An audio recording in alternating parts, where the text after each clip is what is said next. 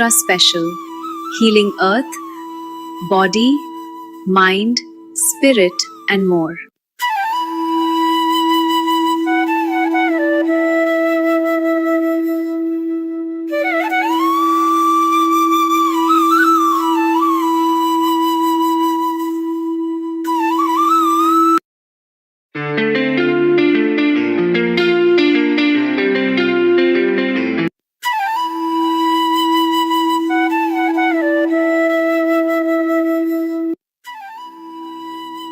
Namaste. Please join us on a free global online episode, Agnihotra Special, Healing Earth, Body, Mind, Spirit, and more.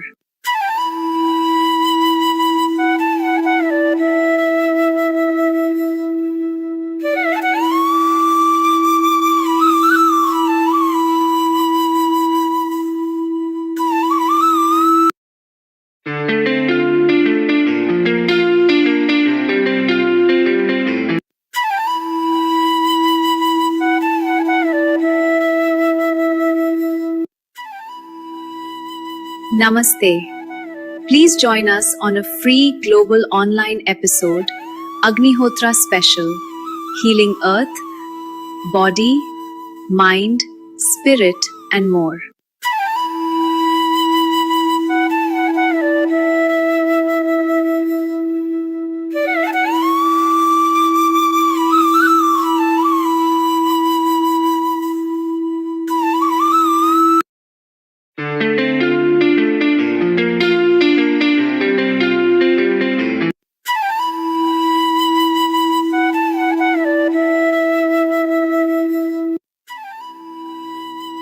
Namaste. Please join us on a free global online episode, Agnihotra Special, Healing Earth, Body, Mind, Spirit, and more.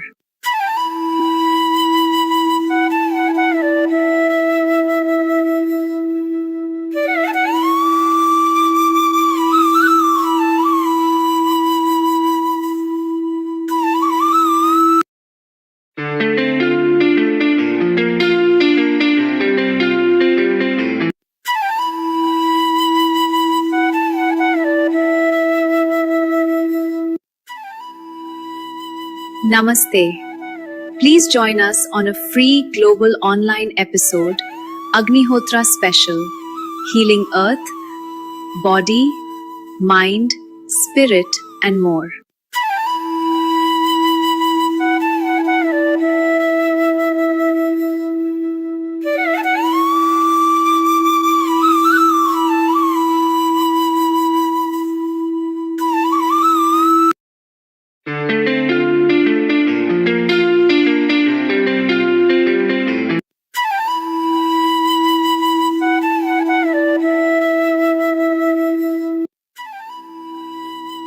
Namaste. Please join us on a free global online episode, Agnihotra Special, Healing Earth, Body, Mind, Spirit, and more.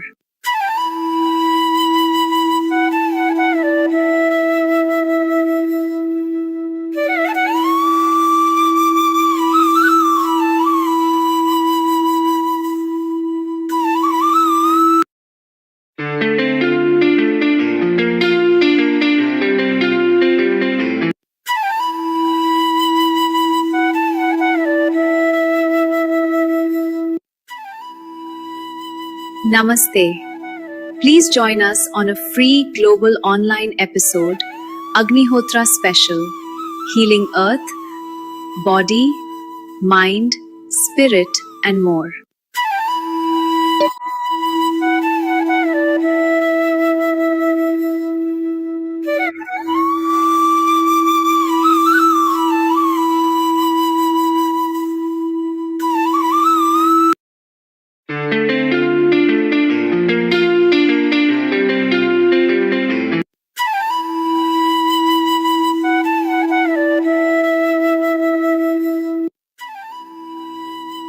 Namaste. Please join us on a free global online episode, Agnihotra Special, Healing Earth, Body, Mind, spirit, and more.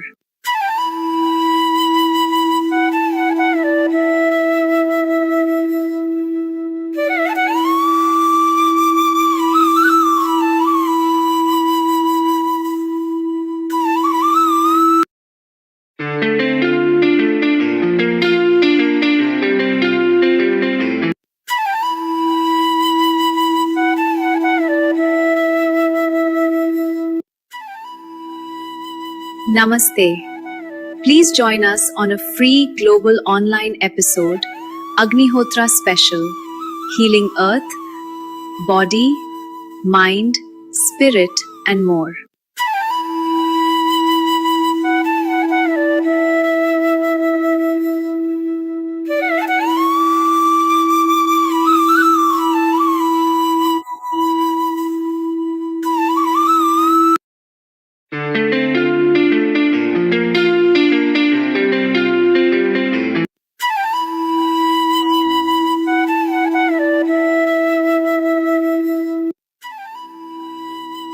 Namaste. Please join us on a free global online episode, Agnihotra Special, Healing Earth, Body, Mind, Spirit, and more.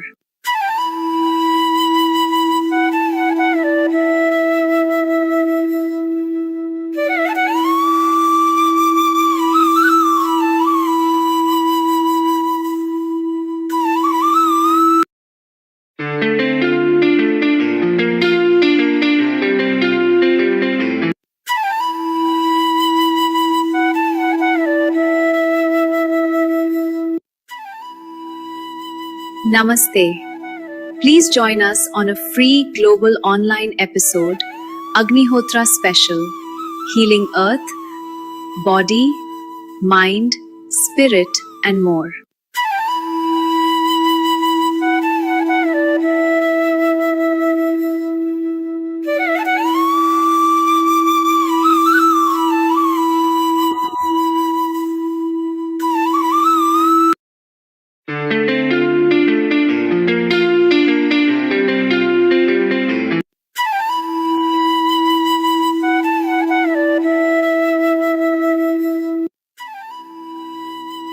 Namaste.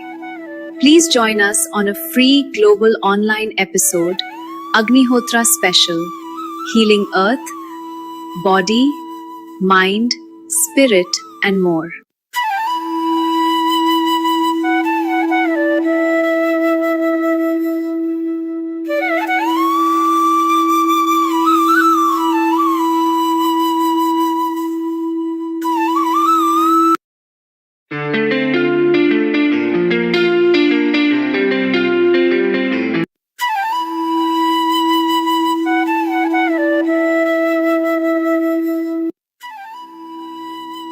Namaste. Please join us on a free global online episode, Agnihotra Special, Healing Earth, Body, Mind, Spirit, and more.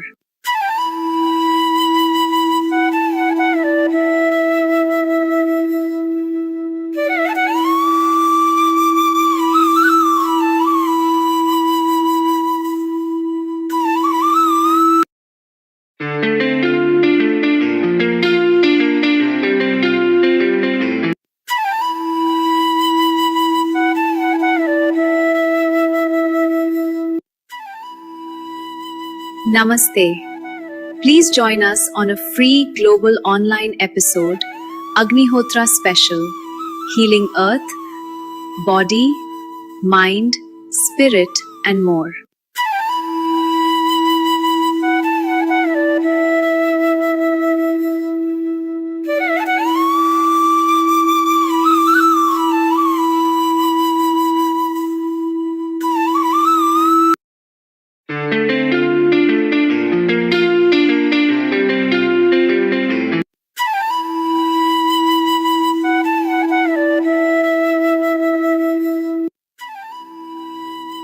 Namaste. Please join us on a free global online episode, Agnihotra Special, Healing Earth, Body, Mind, Spirit, and more.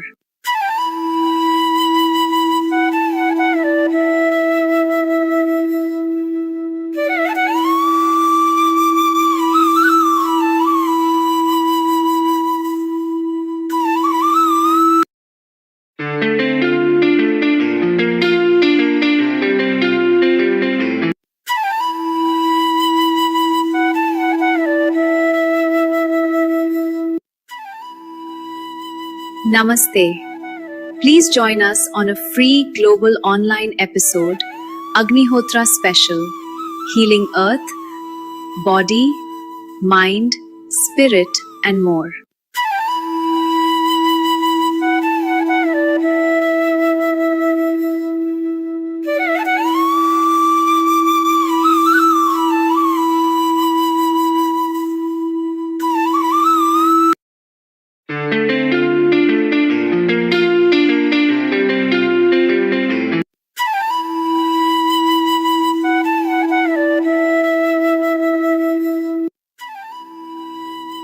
Namaste. Please join us on a free global online episode, Agnihotra Special, Healing Earth, Body, Mind, Spirit, and more.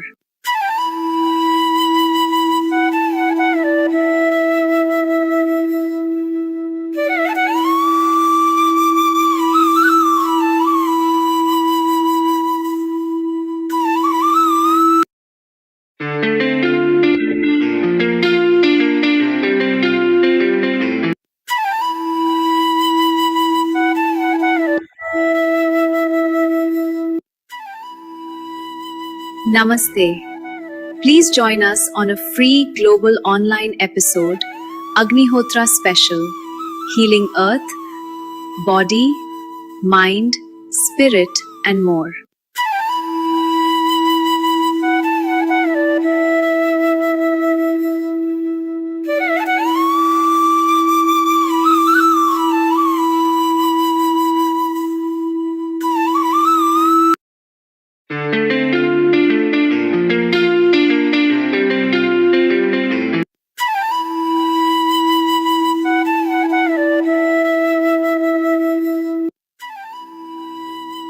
Namaste. Please join us on a free global online episode, Agnihotra Special, Healing Earth, Body, Mind, Spirit, and more.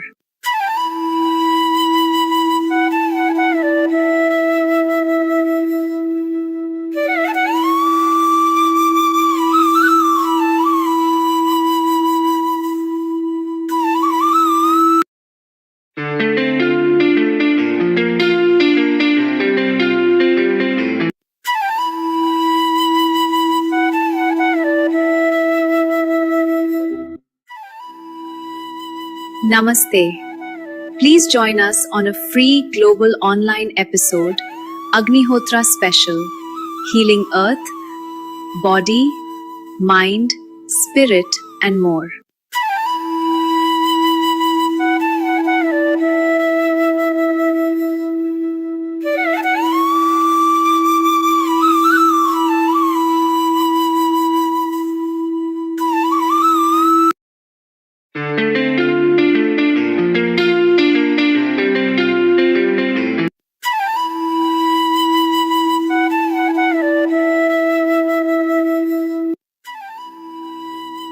Namaste. Please join us on a free global online episode, Agnihotra Special, Healing Earth, Body, Mind, Spirit, and more.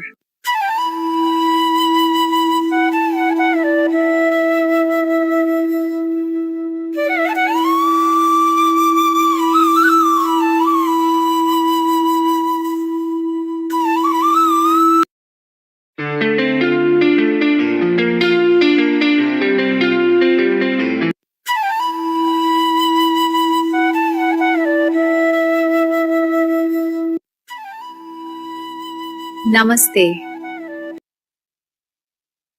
10, 9, 8, 7, 6, 5, 4, 3, 2, 1. Namaste.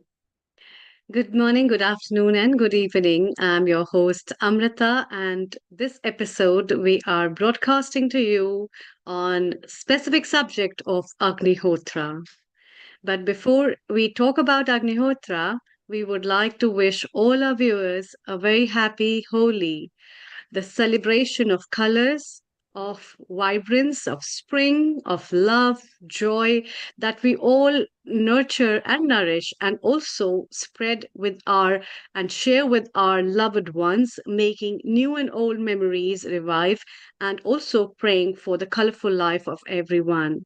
And that is why where today we are in such a big dilemma of a lot of things going on around the globe. Let's have a short Gayatri mantra and also pray for global peace. Joining our hands together with a calm mind, taking a deep breath inside as we all pray for peace and tranquility. Let's chant Om. Om Bhur Swaha Tatsaviturvarenyam Bhargo Devasya Dhimahi Dhiyo Yo Na Prachodaya Om Bhur Swaha Tatsaviturvarenyam Bhargo Devasya Dhimahi Dhiyo Yo Na Prachodaya Om Bhur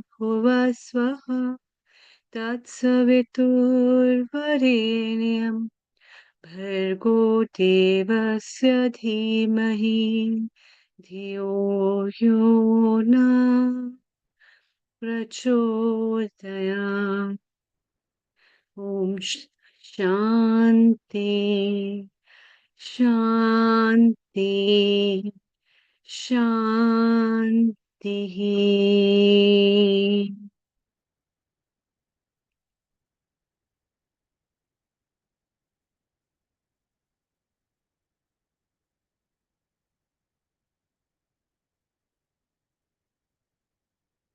Welcome. Agnihotra or Homa therapy, one of the ancient traditional sciences that has been explored many years back, but still has its relevance in today's time. And it's pretty much relevant in many, many ways in today's time. And that's why for today's episode, I very warmly welcome the episode producer of this very Agnihotra episode, Dr. Ulrich Berg. Global Namaste, a very warm welcome and good evening. And along with me, I have our guest panelists who are our resident panelists, Dr. Anukul Goswamiji, as well as Dr. Kailash Parekh, who has joined us from United Kingdom. Very good afternoon and a very warm welcome as well. Global Namaste to everyone. Thank you. Well, namaste to everybody. Dr. Ulrich, you have been practicing Agnihotra in various ways. It is very useful. It's a talk of the town in many countries. People, especially at this time, also require a mental peace as well as a calm mind to be very mindful of what actions do they take. And I think it is very precise to talk about this kind of an episode where it's about some traditions, it's something about knowledge, it's about practices, as well as some wisdom orientation in terms of a wiseful life that we can lead in. So, two words of your wisdom before we take over. We also welcome our founder and director, Neil Kumar from London. Global Namaste and a very good afternoon. A global namaste to you, Amrita, Anukul, Kailash, Lisa, Parvati, with a gang of people over there. Shortly, Ulrich will be inviting them. It's wonderful to have a nice entourage of people over here. And thanks to our producer for this episode, Professor Dr. Ulrich Berg. So wonderful to have you, the way you are connected with people and bringing this Agnihotra live. And so many people are connected to us on YouTube, Facebook, website, and other mediums in a partner channels there as well. thanks to our technical director as well, Nishit. Nishit, if you could bring your video on just for a moment, and we can say hello to you as well. So that will be nice. And yeah, that's Nishit over there. And he's also excited about this, which is beautiful. Oh, And holy background. Yes, I didn't realize I'm going to change my background in a second. Uh-huh. and it's your birthday, Nishit. Was it? Yes, it was. And it's amazing that you've been with us right from the start. Amrita wanted to sing happy birthday to you, and Ulrich and Uncle, everybody wants to wish you a happy birthday. Yes. That is amazing. Birthday to you, happy birthday to you, happy birthday, dear Nishit Bhai, happy birthday to you. May your birthday be filled with a lot of sparkles in the life and with fun, laughter, joy, and health, with loads of wishes and love from all the Healing Our Earth family, as well as all the viewers who have joined us, who have been a part of this. Let's wish our technical director, and a very wonderful soul, a very happy birthday. Happy birthday. Thank you very much. That was a lovely surprise. I'm enjoying the program. This is something new for me. I'm looking forward to exploring what Agnihotra is all about. And not only will you learn what it's about, you will see how different people in a different country merge together to bring that energy. We were talking about energy with Evan and Lisa just earlier in a private room. Today, those who are connected to us will feel the energy. And Amrita, as you said, and we'll mention this again, is the holy time on Wednesday. It's a holy festival, which is a festival of colors that brings laughter and joy and a celebration of love. It's the start of a spring and a new beginning. It's a day to let go and play with colors, make memory with loved ones, and wishing everybody a vibrant and a happy Holi. And today, to start that Holi, we are going to have Agnihotra. So over to you, Professor Dr. Ulrich and Amrita and Lisa. It's all yours. So let's go, go, go. Thank you, Nil Kumar. And with this episode, I also very eagerly wait for Swindy to sing as Parvati and Swindy. Both of them make a very beautiful match, and the lyrics go very well. Written songs and the singing. I look forward to that because the ragas and the music and spirituality with Agnihotra goes hand in hand, isn't it, Dr. Ulrich? Yes. Although, as Neil Kumar said, I don't sing on Sundays, so that's such a pity. I can't join them. No, Otherwise, we I will would ask be. others to sing then. Okay, so maybe we start. Yes, So yes, please go ahead. I wanted to start with showing just a little bit of Agnihotra so that people who have not seen Agnihotra yet have an idea of what we are talking. And then we continue with the people from Pogorania Eco Village. And then Lisa takes over about the healing session. Okay? Yes. Thank you.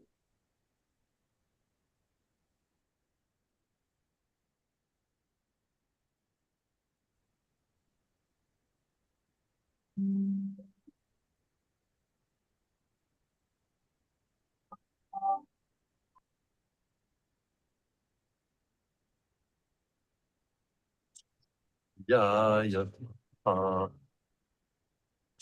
Yaya Dam Namama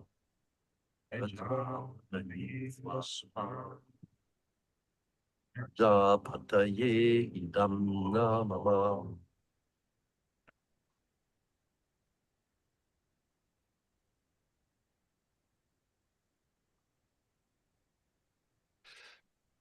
So now I invite the people from Pogo Aranya Eco Village to give short statements about how Agnihotra has had an impact on their lives.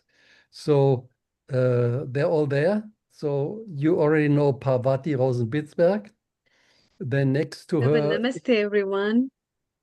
is Suvindi Karina. Then Yes. in the background, it is Rory Maher, Jarek Bitzberg. We don't see her pretty well, only half. It is Asha Johanna Maher. And then in the front, we have Barry Ratner. We will hear more from him later on. So all these are together. It is an eco-village, the only Homa eco-village in Europe at least, exists since quite some time.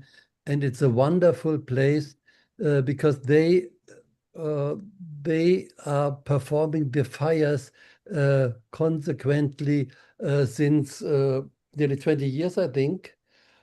And you feel that when you go there. And that is these fires, that is what they keep together. And it's a growing community. Now we are building, because I'm part-time member also, we are building a center of light, a seminar center, so that more people can come, and hopefully that will be finished soon. So now, Wonderful. maybe just go in the sequence as you're sitting there. We planned a sequence. Okay, then go ahead. Hello everybody. My name is Suindi, and I've been living at Bruggeraranya for about 15 years now. And how has Agnihotra impacted my life? Well, it brought me here. And living here is fulfilling a lot of dreams of mine. It's giving me direction, a path, and it keeps me in a state of good action. And that's what I really appreciate about Agnihotra, sunrise and sunset, keeping me in a rhythm with the planet and keeping me in a state of good action, and also helping me to maintain a healthy mental state and emotional state. So it's a benefit to me and it's a benefit to the earth, and that's how it's impacted my life. Wonderful. I'm Parvati Rosenbitzberg, and I'm co-founder of, with Jarek, of Eco Village Bruggeraranya. And it started, we've been here 30 years. So, oh, there's no. Continue. Okay. Yeah, please. Please continue. Oh, okay. Wonderful. Please go ahead. You can still talk. You're still Okay. there. It's just Okay, it was confusing. Okay, so I started Agnihotra about 50 years ago.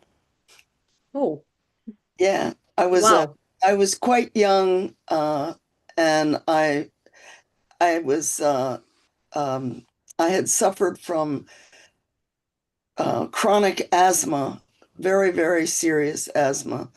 I used to have to be put in the hospital and breathing treatments and shots, and always had to live in a building where I had friends so that they could take me to the hospital. So I started Agnihotra in Baltimore, Maryland, and I was working in a health food store, and it was my first day, and my boss said to me, "Oh, I dreamt of you. Come, it's time for Agnihotra. We do a little fire in my car." She had a little box, travel kit, and I was shocked and terrified because I thought, anytime I'm around fire or smoke, I go into a full asthma attack. And then she gracefully brings me to her car. I couldn't say no. She was my boss. It was my first day. And I go out to the car and I sit down in her Volkswagen little beetle, and she lights this big fire up to the ceiling just about, and she chants these mantras, and I'm just praying that I'm going to be okay. But not only was I okay, but what normally I would breathe, I would have an attack and be taken to the hospital. My breathing slowed down and it changed. And I could breathe for the first time calmly and peacefully. And after the fire went out, I looked at her and I said, I want one of these.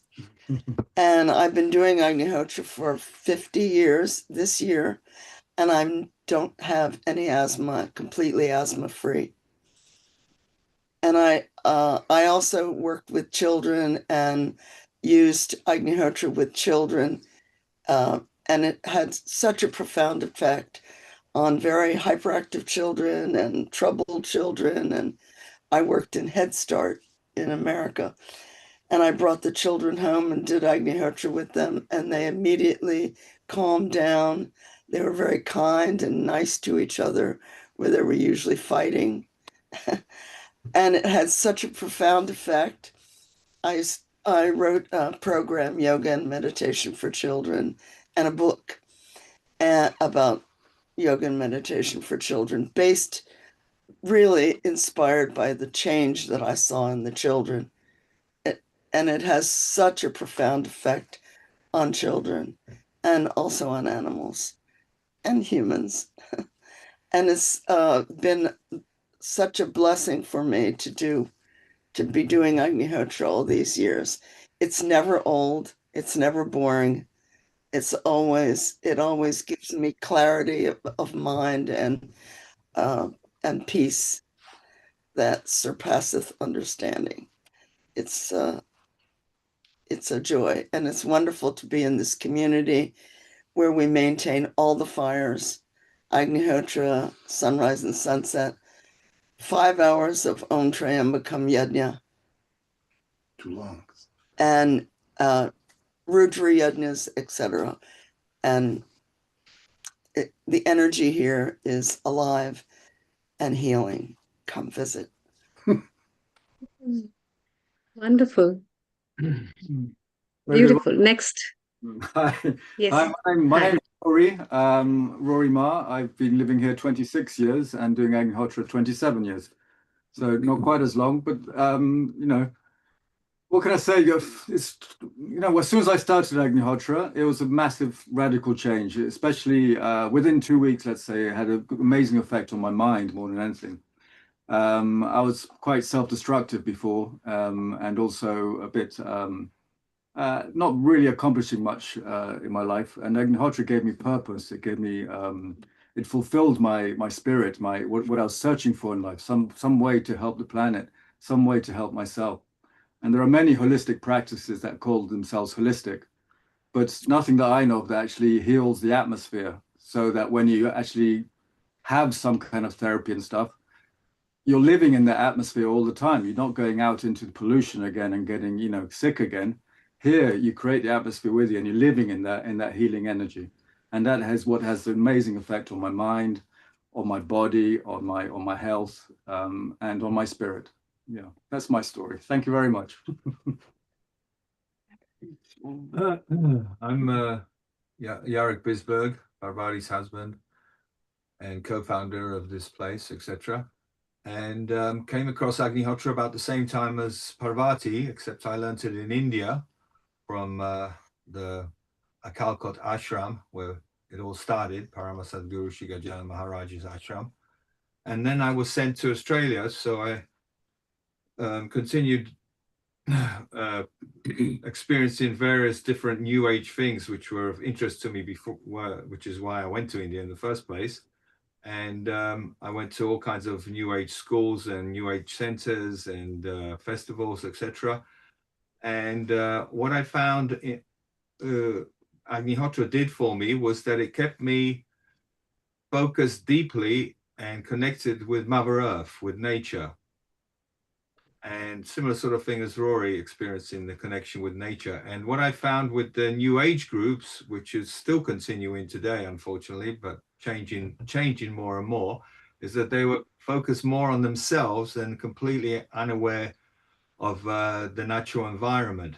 And when I met people who were totally into ecology, like permaculture, etc., and I went to a few ecological meetings and festivals in Australia, it was always the ecologists would never connect with the New Age people. It was always the never the twain shall meet, for various reasons. And Agnihotra, what it does is it connects ecology and spirituality. It did for me, and it does for everyone in the whole world.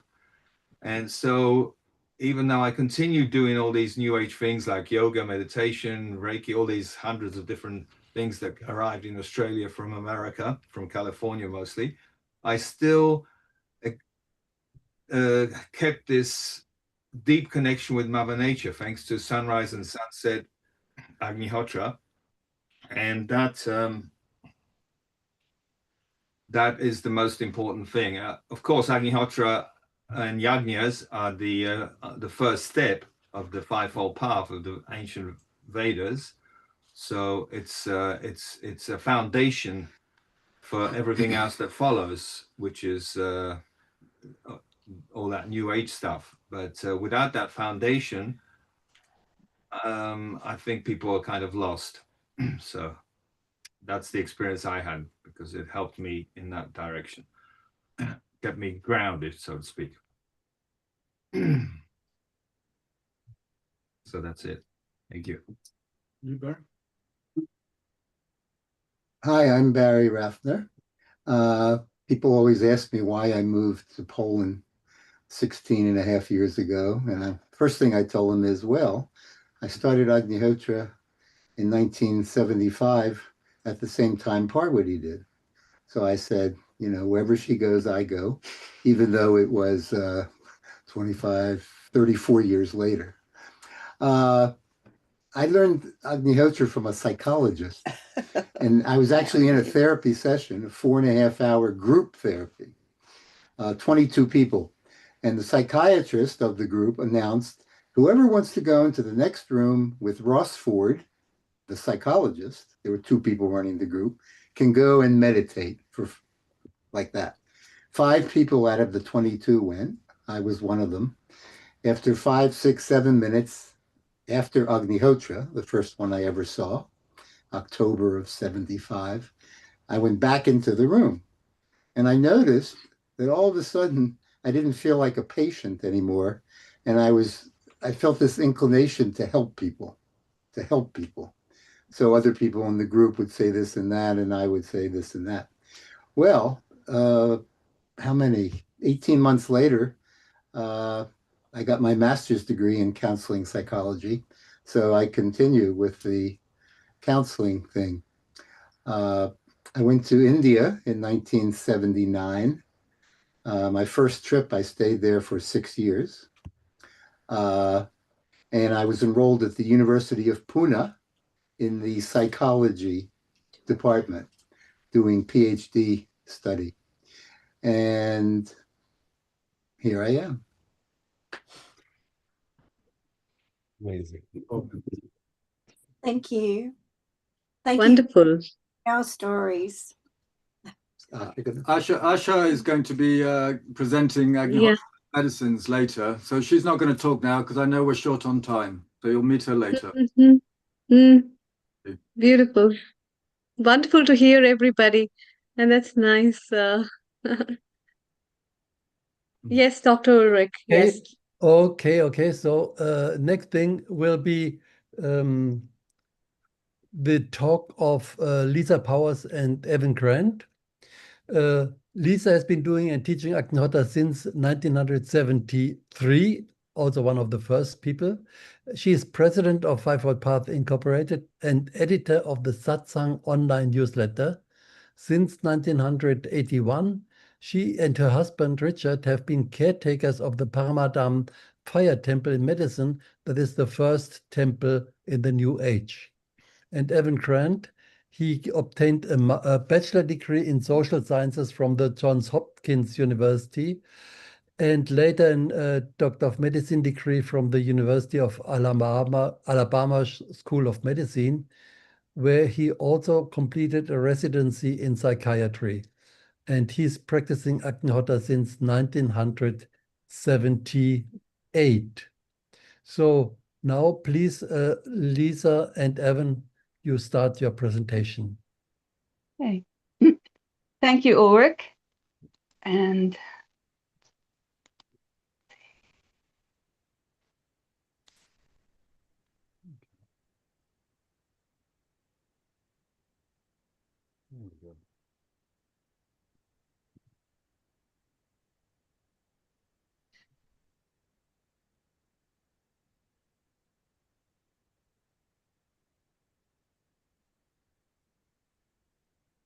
if someone can suggest to me how I get to full screen, I'm sorry, somehow I'm not seeing this. So if you go to the bottom of your taskbar, you will see it, or if you go up and you see the double arrows going across each other, just click them. Yeah, or the slideshow. Oh, right. Yes. Okay. Sorry. Okay. Perfect. Go ahead, please. Okay. Thank you. So in today's program, we'll be talking about Agnihotra. And when we say that, we're referring to a very specific method. There are many things called Agnihotra, but they're not all the same. So the scientific research and the wonderful results we'll be talking about were obtained using this very specific method. Agnihotra is the basic Homa. Homotherapy is the application of the healing effects of Homa. Heal the atmosphere, and the healed atmosphere heals you. That's the main idea in homotherapy. Homotherapy has many different aspects, and you'll be hearing about quite a few of them today.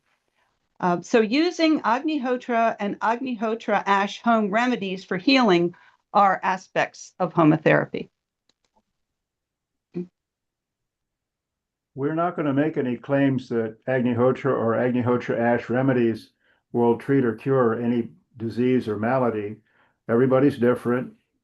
And there are many different types of the same disease. For example, there are many cancers, there's many infections.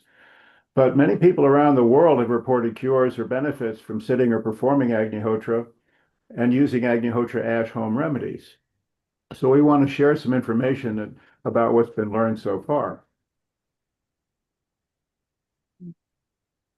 We may not know all the ways in which Agnihotra heals the body due to all the subtle energies involved, but we can consider some aspects.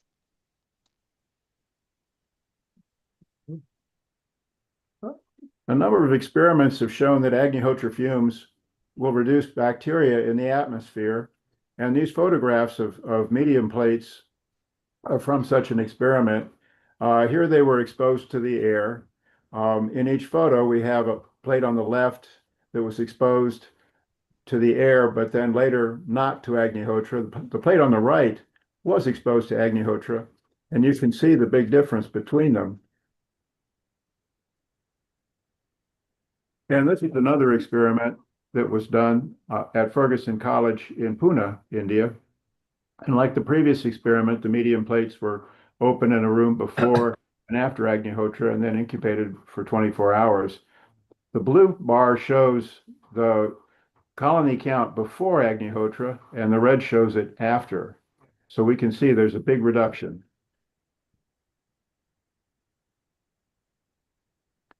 Airborne pollutants can irritate tissues and impair our ability to absorb oxygen that we need to live. Agnihotra has been shown to reduce pollutants and so can reduce their impact on our health. This is a study that looked at the air was sampled at 30 minutes at intervals before and after Agnihotra, and it measured 4 pollutants: sulfur oxide, nitrogen oxide, respirable suspended particulate matter, and suspended particulate matter. And immediately after Agnihotra, we can see a little increase because, of course, something's being burned. But later, there's a large decrease in each of these pollutants from their original baseline.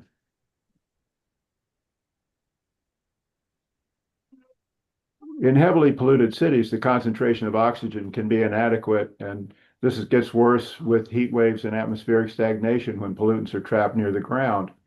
And it's worst in cities with high population density and low vegetation and the heavy use of fossil fuels. And of course, pollution can lead to chronic health issues and fatigue and even reduced cognitive function.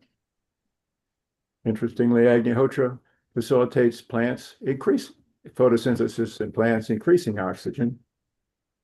This was research done at Banaras Hindu University in Varanasi. And specifically, Agnihotra was found to improve the efficiency of PS2, which is one of the four major protein complexes in photosynthesis, which enables plants to put the oxygen into the atmosphere as a byproduct. And we can see that the leaves on the left are all larger. They have more surface area to collect sunlight, so they have more chloroplasts to make photosynthesis. As we'll be referring to a number of different scientific studies, I wanted to mention that anyone who would like more documentation should get in touch with Dr. Ulrich Burke for this. Many experiments have shown that Agnihotra can be used to purify water. In this one, contaminated water became potable according to World Health Organization standards after treatment with Agnihotra ash. This is so important because according to the World Health Organization, 1 in 4 people globally still lack access to safe drinking water. So here is where this was published, and Dr. Ulrich Burke will be telling us more about this and other research later in today's program. Certainly, it's common knowledge today that stress affects the body. When we have stress, our stomach muscles may tighten, we may get headaches, our sleep may be impaired, and so on. In upcoming portions of this program, you'll be hearing about how Agnihotra reduces tension on the mind. And I love this photo. It was taken in an inner city Baltimore neighborhood, which can be a very high stress environment. And look how calm and peaceful these children are while sitting for Agnihotra.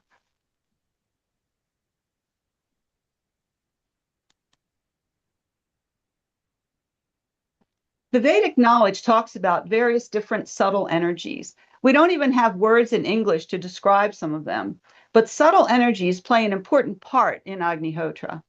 The ancient knowledge says that atmosphere, prana, and mind are connected. Prana is the life energy that connects us to the cosmos. This knowledge says that when we make a change in the atmosphere, we also make a change in prana. Prana and mind are like two sides of the same coin. Due to pollution, the functioning of prana has been disturbed. By purifying the atmosphere, we harmonize the functioning of prana, which automatically affects the mind and gives it a push in the direction of love.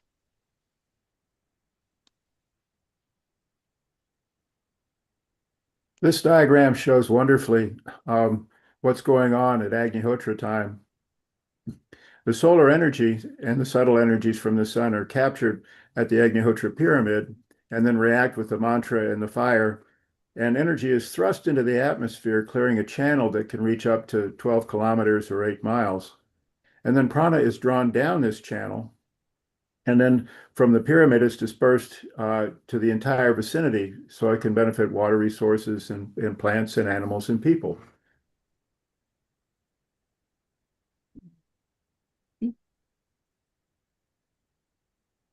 The Vedic knowledge describes different subtle energy bodies or sheaths. One of these is called the Nadi system. The Nadi system is said to correspond to and interpenetrate the nervous system. And the Nadi system is affected by our breathing. We're not always breathing in the same way. Sometimes we breathe through the left nostril, sometimes the right, or sometimes both. The Vedic knowledge says that the way we breathe affects our health. For example, if we have a cold, it's recommended to lie on your right side, so you'll be breathing through the left nostril, and this speeds up healing. If you've eaten a heavy meal, it's recommended to lie on your left side to aid digestion. If we are up at sunrise to do Agnihotra, our breathing will automatically be adjusted, which helps the Nadi system. This is said to lead to better health.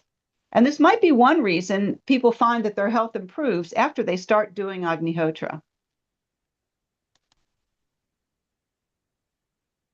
Agnihotra can reduce or help reduce a number of common risk factors for illness. Environmental factors, we've already talked about air pollution and how it can help purify water. But there are reports that it can help to ameliorate the effects of radiation and reduce recorded radiation levels. And of course, it can help with chronic inflammation and chronic stress and anxiety.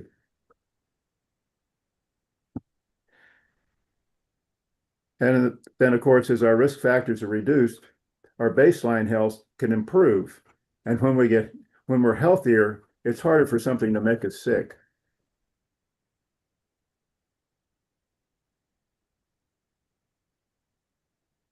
A really wonderful study on HIV virus was done in India some years ago at a home for HIV positive children. And in the study, each child performed his or her own Agnihotra.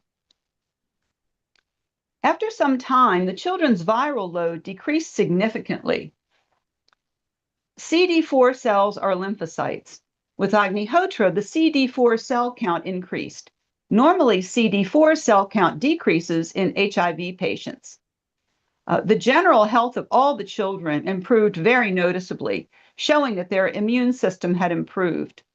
This is an experiment that Dr. Ulrich Burke supervised, and he said that there was a doctor who used to treat these patients, these children, and he was often called out in the middle of the night. A child would come down with a fever or some infection. But after the children had been doing Agnihotra for a while, the times he was called out for those late night calls started decreasing. And the other thing that was noticeable was the children's energy level. Normally, these HIV positive children are lethargic, but after some time of doing Agnihotra, they became more energetic. They were running up and down the stairs. So significant healing had taken place. According to traditional knowledge, Agnihotra and homotherapy can bring all of nature back into harmony. And when we practice Agnihotra regularly, we can see and experience this for ourselves.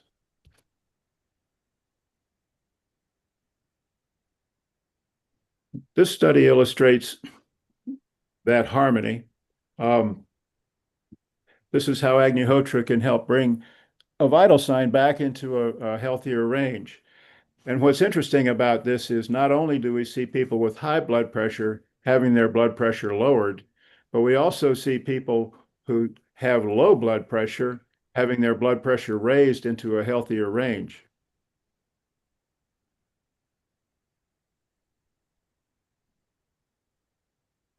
A very interesting study on live blood analysis will now be presented, the slideshow done by Lee Ringma.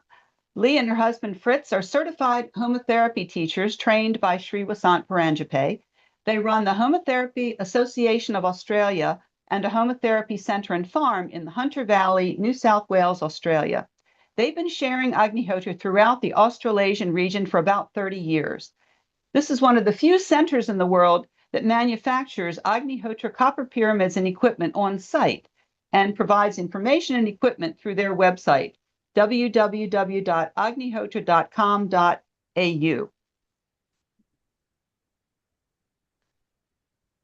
Actually, this presentation was slated to come a little later in the program. I'm just alerting in case people are were looking for it later. Hi, I'd like to share with you how rapidly healing can take place just by sitting for Agnihotra, and how rapidly one can heal just by consuming Agnihotra ash in water, that is, or by itself. I've had many experiences over the 35 years of performing Agnihotra of instant healing of discomfort, instant healing of pain. Live blood analysis with dark field microscopy is actually showing these instant results as detected in the blood. So here is a slide of sticky blood. So sticky blood is clumping blood cells clumping red blood cells. So they're not free flowing. And that means they cannot transport the oxygen and nutrients easily because they're not free flowing. Neither are they separated. When they're separated, then the surface of the cell can deliver more nutrients and oxygen. So the first slide is showing this clumping sticky blood, which indicates dehydration, but also it's a toxic condition. And after just 15 minutes, after consuming water charged with Agnihotra ash, the cells, the red blood cells, are free-flowing once more and normalized, so they can deliver the oxygen and the nutrients. Then slide 3 is again clumping red blood cells or sticky blood. And after the patient was just exposed to Agnihotra, the blood flow has normalized in the right slide. That's pretty remarkable. So this was demonstrated by Dr. Ralph Hertel and an alternative practitioner, Katrin Mogel, in Germany. Similarly, Dr. Villanueva of Calipay Wellness Center in the Philippines in 2023 did this test on a patient. So a patient presents with headache, nausea, and restlessness. And the dark field microscopy in Exhibit A shows sticky blood. The red blood cells are unable to freely transport oxygen and nutrients, and there's also many unhealthy cells. 15 minutes after a glass of purified water, so just a glass of water, the blood hydrates and is more normalized, but 75% of the blood cells have a bullseye. You can see those bullseyes. That indicates parasitized by microorganisms or lacking iron. So 75% of the cells are still compromised. But 15 minutes after consuming purified water, including Agnihotra ash, the cells are completely free-flowing and 90% of the cells are healthy. And the patient actually notes absence of the above symptoms of headache, nausea, and restlessness. So just 15 minutes and you can see this beautiful healing taking place and clearly shown in live blood analysis. So the conclusion that we must come to is that Agnihotra and Agnihotra medicinal ash show a remarkably fast healing effect on the condition of the blood. But of course, we invite more experiments to be done. Thank you.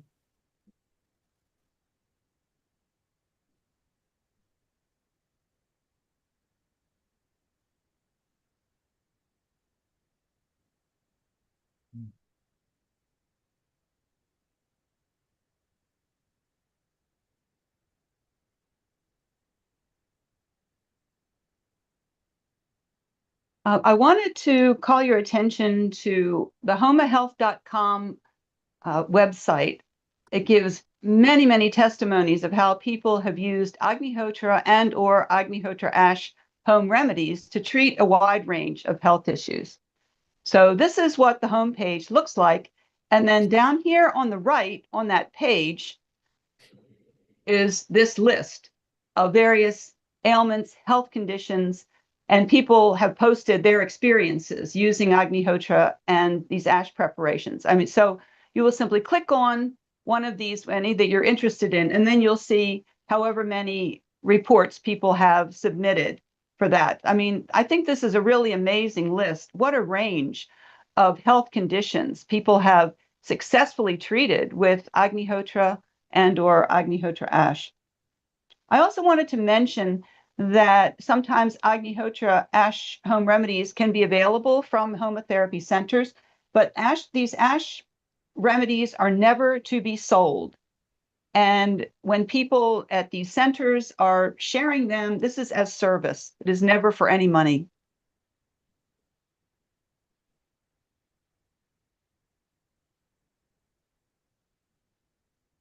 I wanted to share one of my favorite experiences that I saw of a person healing using Agnihotra. Last summer, I met this lady.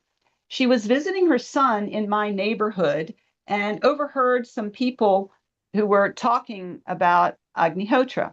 This lady had suffered from horrific pain after having had shingles. It was truly unbearable. She, as you can see from what's on the slide, she saw 18 different doctors. She tried countless alternative treatments. She tried prescribed medications. She tried over-the-counter, just everything imaginable. I can't even think how much time, energy, and money she must have spent trying to get relief for such horrible pain. And she told me that for the previous 7 months before I met her, she just vegetated. She just barely survived because the pain was so severe. She didn't want to take some of the stronger meds, on an ongoing basis because they just left her so doped up, then she wouldn't do anything anyway. To get a little relief, she would walk. That somewhat reduced the pain. And she would even at 3 a.m. go and walk her dogs just to reduce the pain a little bit. So she spent her nights walking and unable to sleep. So she overheard someone at her son's house talking about Agnihotra, and she said she wanted to learn about this. So that day, they contacted me, and I met with her. And at evening Agnihotra, we each did a fire, and I told her, we'll just sit as long as it's comfortable. I mean, this lady is in horrific pain. I don't know how long she can sit. So we did our fires, and we sat quietly for a few minutes. And she told me that for part of that time, she was pain-free. So naturally, she really wanted to pursue this. So after 2 weeks of either doing Agnihotra herself or sitting for Agnihotra when someone else was doing it, the pain went from what she called a level 10 down to a level 3 or 4, which for her is bearable. She's a very active lady, and she credits Agnihotra with giving her her life back.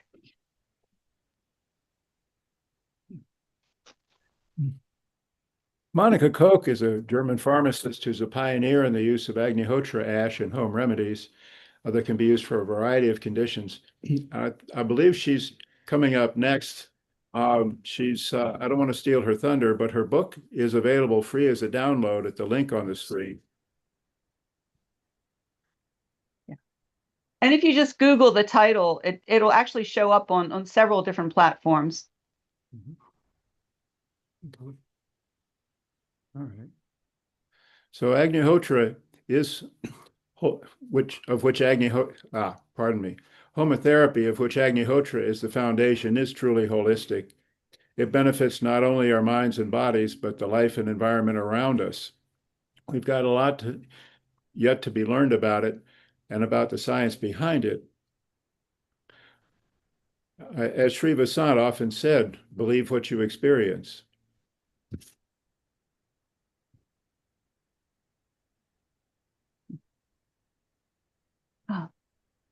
Okay, next, as Evan mentioned, we'll have Monica Koch, and she's a German pharmacist who learned Agnihotra in 1974 from Sri Vasant Paranjape. And after experiencing the great healing power of Agnihotra fire and the Agnihotra ash, she developed easy methods for people to use their own Agnihotra fire and their own Agnihotra ash to improve their health. Welcome, Monica.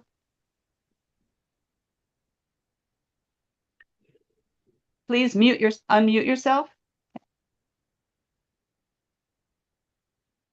Monika, du musst dich laut stellen. Ja. Ja, jetzt? Okay. Und einen guten Tag von mir. Ich sollte dich ja Deutsch begrüßen. Ja. Hörst du mich jetzt? Ja, ja. Good. Hello, namaste to all friends. I'm very happy to share details about this beautiful fire, Agnihotra, and about the resulting Agnihotra ash. I quickly noticed the great healing power of the fire itself, as well as also of the according ash. And as I'm pharmacist, it was, of course, interesting for me And a special interesting point is that everybody can perform this himself at home. That means you need not to go wherever, but you can help yourself. First, do the Agnihotra fire and sit with it, because this great healing power of the fire itself is so beautiful, as Parvati already has told, with the asthma and many other problems. So already the fire itself creates this extreme healing power. And this healing power is afterwards locked in the Agnihotra ash. So you can take this ash like a medicine substance with you and do your own folk medicines. This means you help yourself and can prepare your own inhalation, your own cream, your own powder, and whatever is needed according to some problems of the body. You can adjust the needed help. So the really beauty of this Agnihotra and the Agnihotra ash is you have not to go anywhere, you have not to ask anybody. You only perform and can help yourself.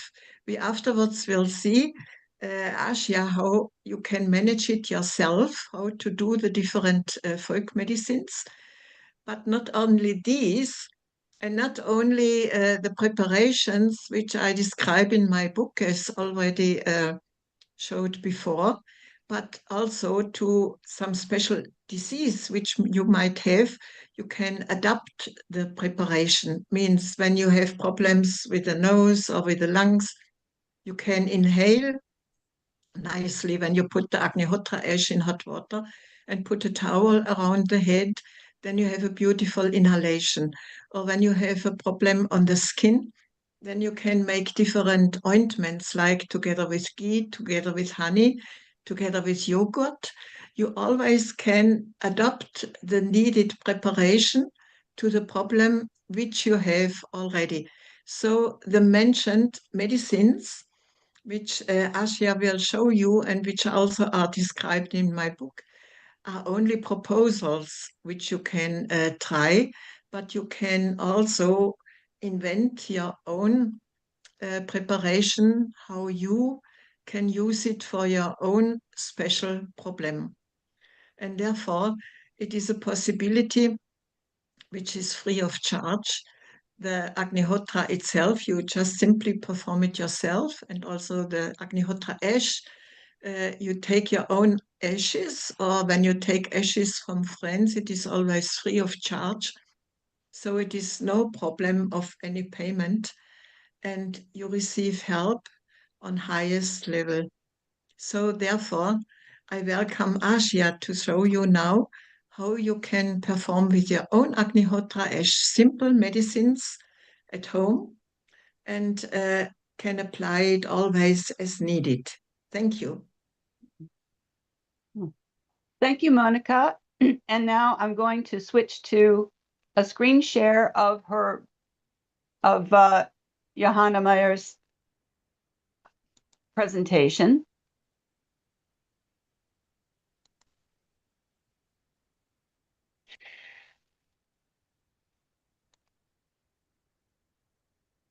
Hi, my name is Joanna Maher. I live in Poland in Eco Village Brugorania and Homa Center. And today I would like to talk to you about Agnihotra ash as a remedy for healing and for health. So you already know how the process of Agnihotra looks like, and you know that a lot of healing energy comes during Agnihotra. And it's important to know that that energy also gets locked in the ash, and that's what we can use also after Agnihotra. So you probably also found out already that Agnihotra ash is used in many different ways, like in farming, gardening, is used in the water resources to cleanse the water, purify. It's used to neutralize radioactivity and pollution. And today I'll focus on that is also used for health. And I will present a few simple techniques that you can prepare very easily at home and help yourself with your health and help your family.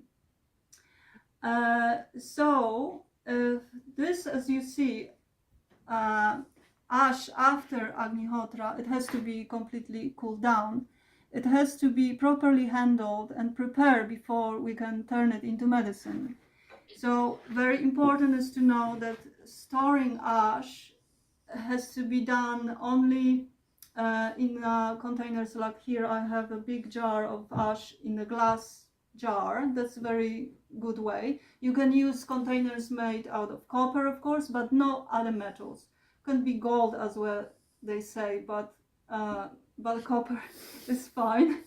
And could be ceramic as well, could be wood, but then you have to make sure the ash is really cooled down.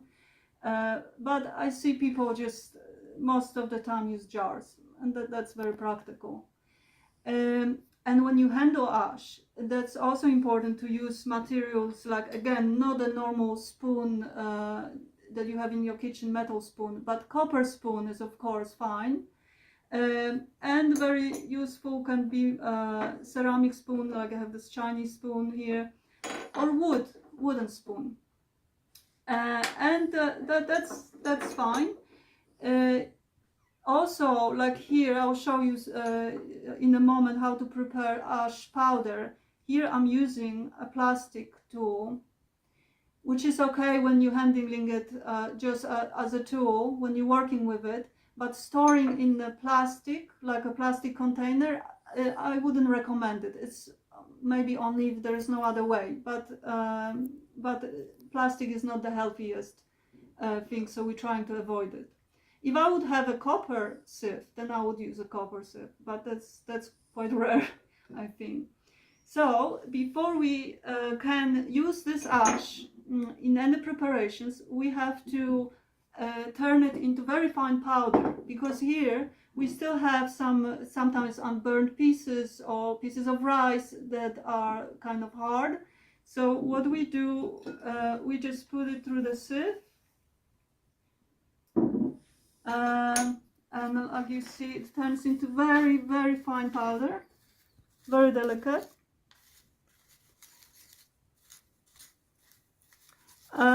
And this thing we can use safely. What's left behind on the sieve also can be used. For example, you can put it in your compost pile if you have a garden. You can still put it in a river that maybe is nearby you, and you help the river. So don't throw away anything. It's all useful. So let's say this is our ash. And what do we do with that?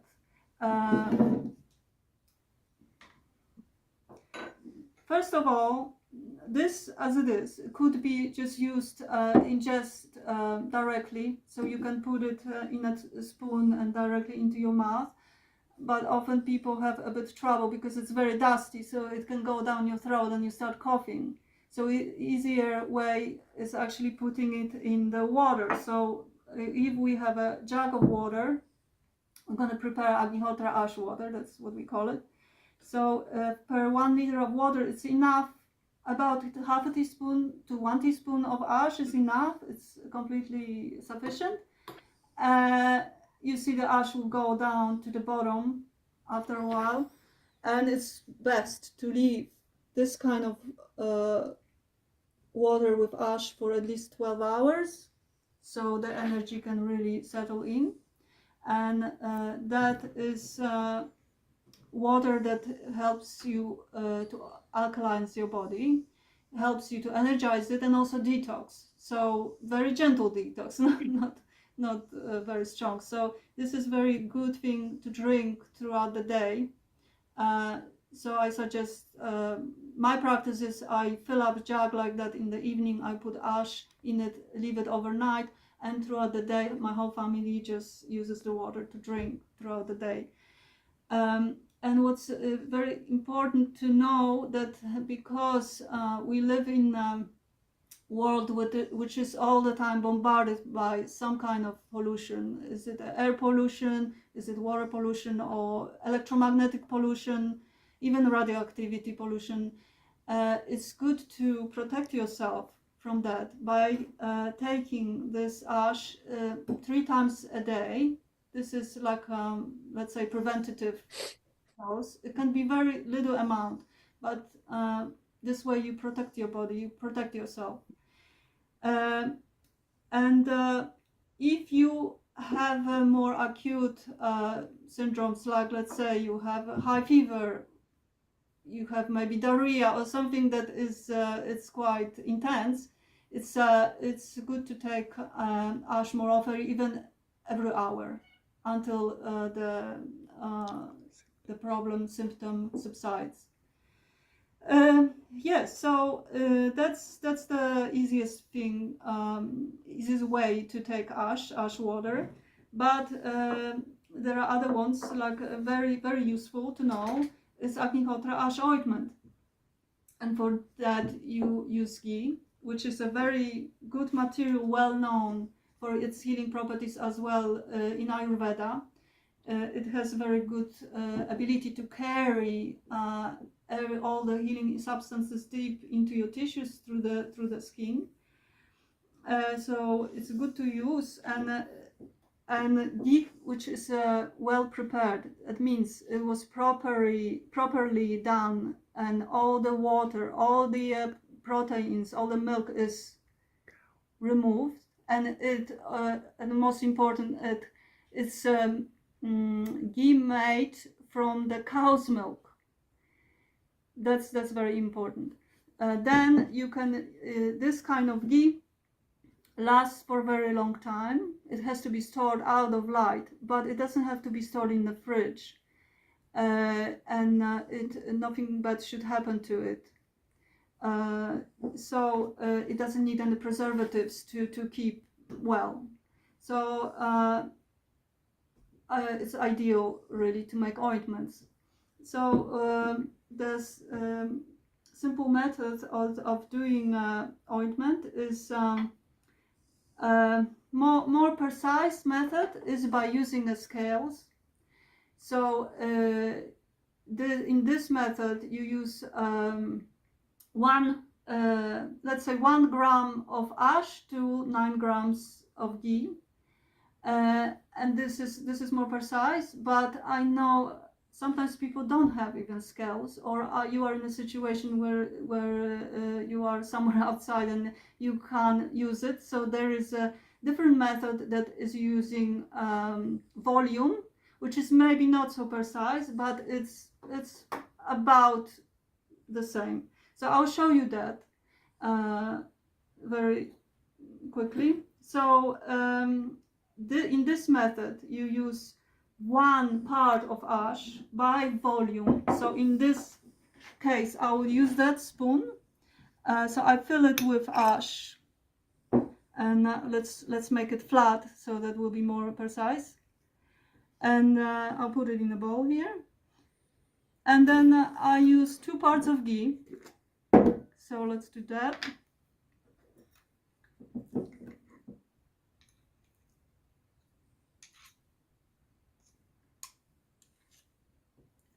I'm trying to be as exact as possible, but that will be roughly similar. So that's 1. And the second one.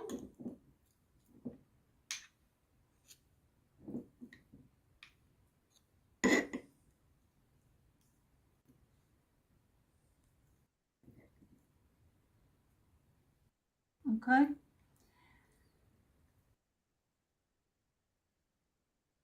And what's left is to just simply mix it.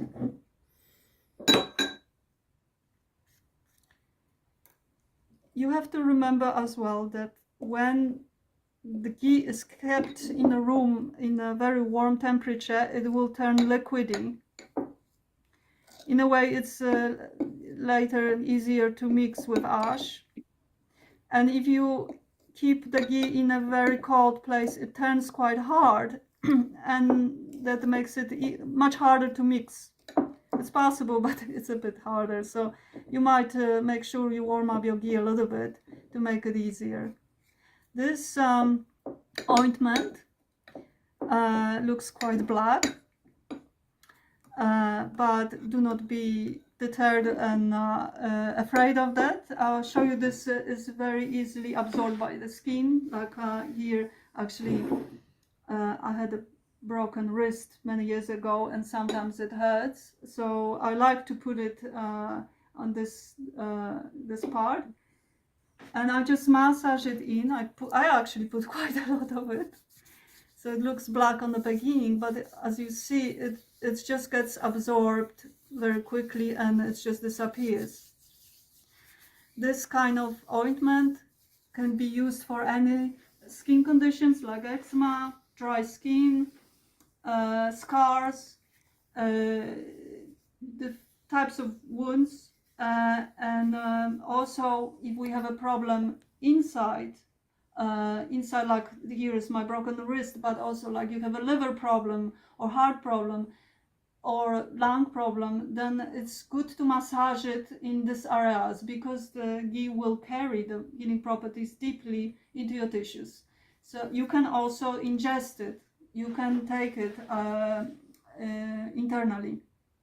It's completely safe, and it also helps you boost your immunity. It's good for your liver, for your kidneys, so for your heart. So you can do it. It's also very recommended when you have a problem with lungs or some kind of respiratory infection. Massaging it into your lungs here on the chest and also on your back is very helpful. And you can do it a few times a day until you feel better. So this is very, as you see, very simple, but can be very helpful, and anyone can do it really. So I really recommend it. I have a lot of different experiences with my family at home. So just to tell you an example is like my son had some eczema on his hands, and because I also make some herbal remedies that you can combine with ash, but I remembered that calendula is very good for skin problems. So I gave him some medicated ghee with calendula, which didn't have ash actually. And he used it, it helped a little bit, but didn't remove it completely. And then I, of course, thought I have to boost it a bit, so I put it ash, and really within one day the skin improved so much that basically it disappeared. So the power of Agnihotra ash is quite big. And there's many stories like that. Many you can read about that online. You can read in a book. There is a wonderful book written by Monika Koch, and in that book she's describing exactly all different kind of ash remedies that you can prepare at home. She explains Agnihotra and the whole process, and gives you a lot of ideas how else you can use Agnihotra ash. So I recommend it. I learned a lot of things from that book, and it's very useful. So thank you so much for listening, and I hope you will make a use of Agnihotra ash.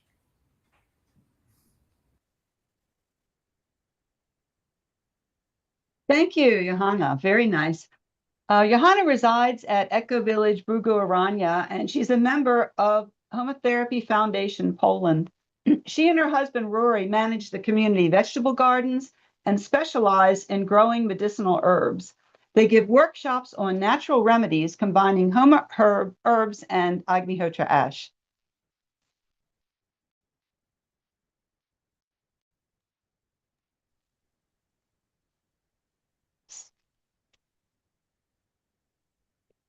That was wonderful. I think we got so much insight on there. Some things that even I didn't know. Let's ask our resident panelist, Surgeon Anukul, if he has got any comments. And before we move on, Lisa. Anukul, so far, Eco Village, Monica, Lisa, Evan bringing psychotherapy, so much to learn and so much to explore with people. Your comments, please. Absolutely. I think the more I hear about Agnihotra, the more amazed I get with how much effect it has. We don't even know exactly how it really works.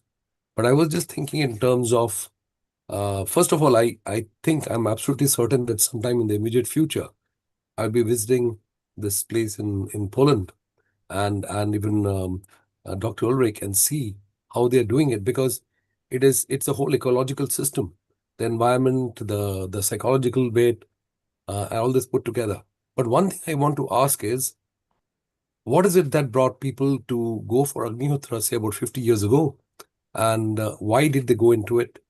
And it's a well-known system otherwise, but very much hidden in those books, but not widely practiced. So what exactly made them go into it, and why did they go for it?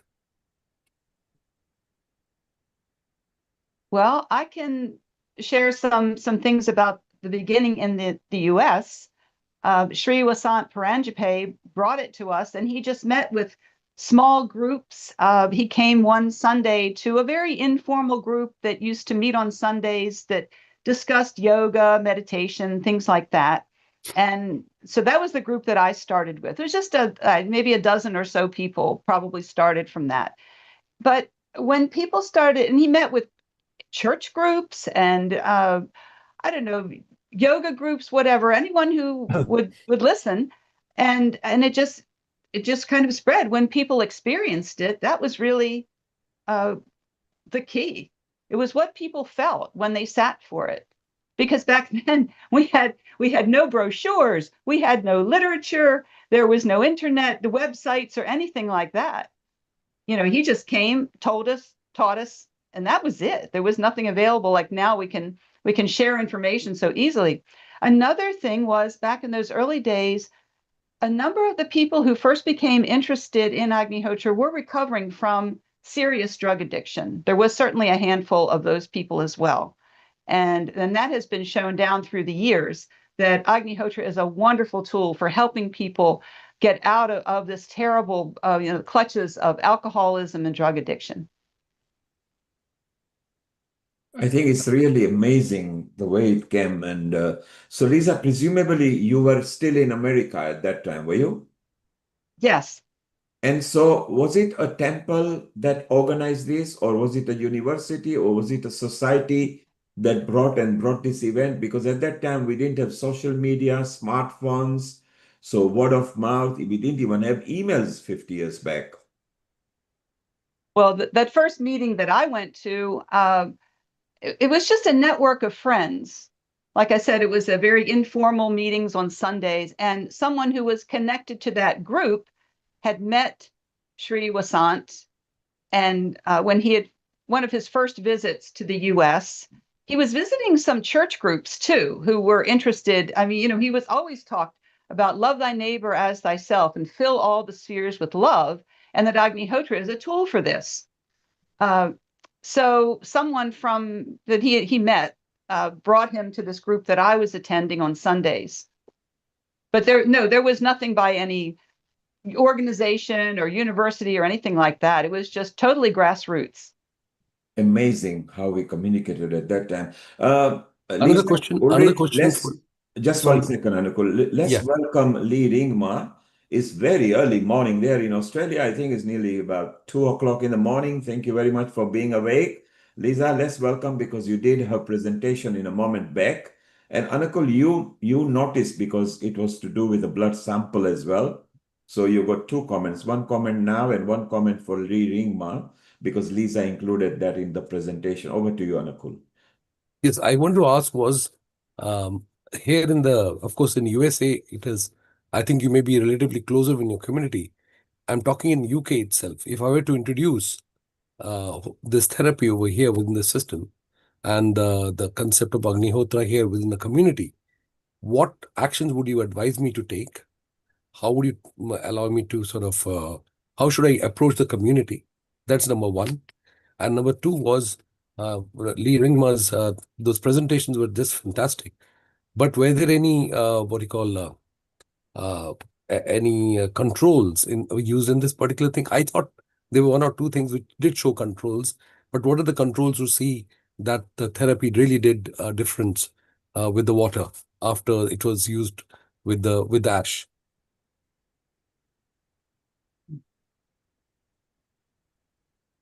Lisa, are Okay. you answering first? Okay, well, since he asked first the question about introducing it in UK,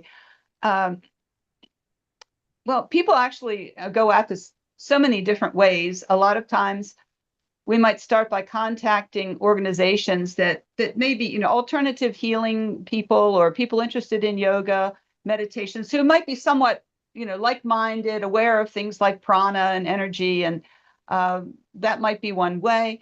But really, any opportunity for people to experience it. The most powerful teacher for Agnihotra is when we can show it and people sit for it and they feel it. You know, there's so many times when I've taught Agnihotra and I might give it, you know, a discussion, a talk, but what really matters is what the people feel. They can forget what they hear, but they're going to remember what they felt.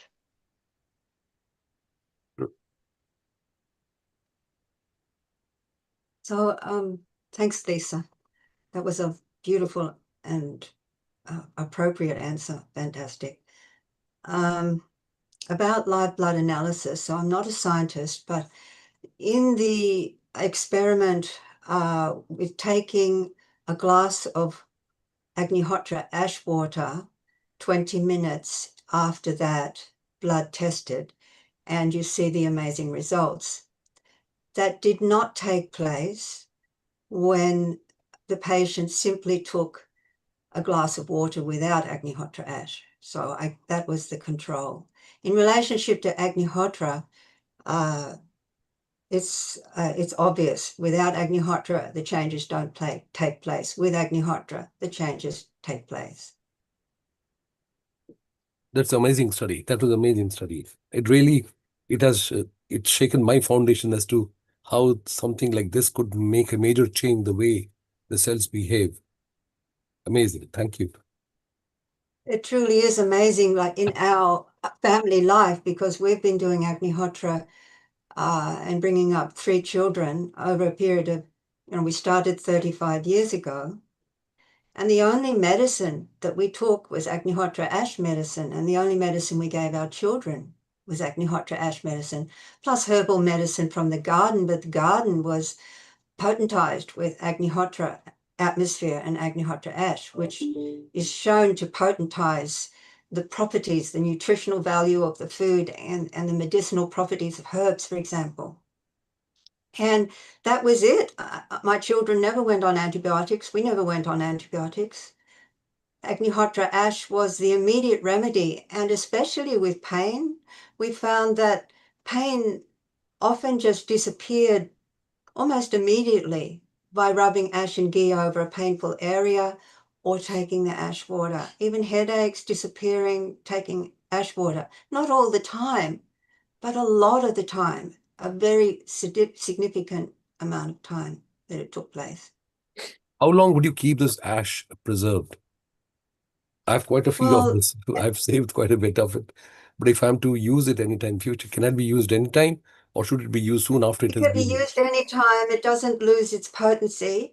It needs to be stored in a proper vessel, not in stainless steel, for example, and not in plastic. It needs to be stored either in copper or glass or ceramic, and with a lid.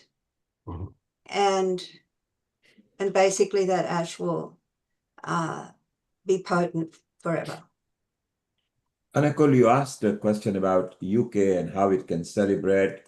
So something that Ulrich knows, so there is a big festival taking place this year in United Kingdom, which will be the biggest of the big of the Agnihotra, will be called Soma Yagna, which will be here. Ulrich already knows. I'm going to feed him more information later when things are more finalized and people can even get an opportunity to do the Havan and the thing. So this is taking place in United Kingdom. It will be the first time over here and will be the biggest for the Europe. So it will be wonderful. And yes, it's a very good idea to bring the entourage from Germany, Poland, USA, in UK to do. As you know, UK was one of the first countries to practice, whether it's Diwali or Navratri or Agnihotra or Havan.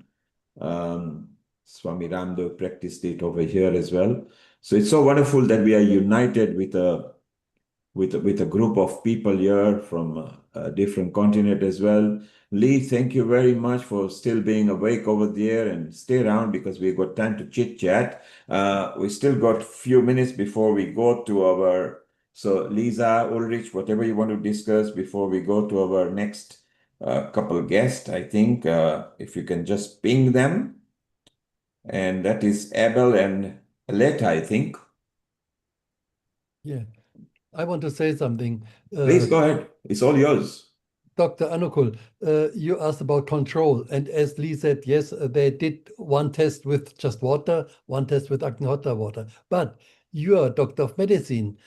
We will be happy to send you some proper Agnihotra ash, because we have some rules to do it strictly, exactly. And you could do these tests yourself. Very easy. Just take Agnihotra, take water, pure water, put Agnihotra ash, let it sit there overnight. That is best. And then you can sieve it, doesn't matter. The particles are not necessary. And then you give it some patients to drink, or you can even drink yourself and make the blood analysis before and after. Very simple thing.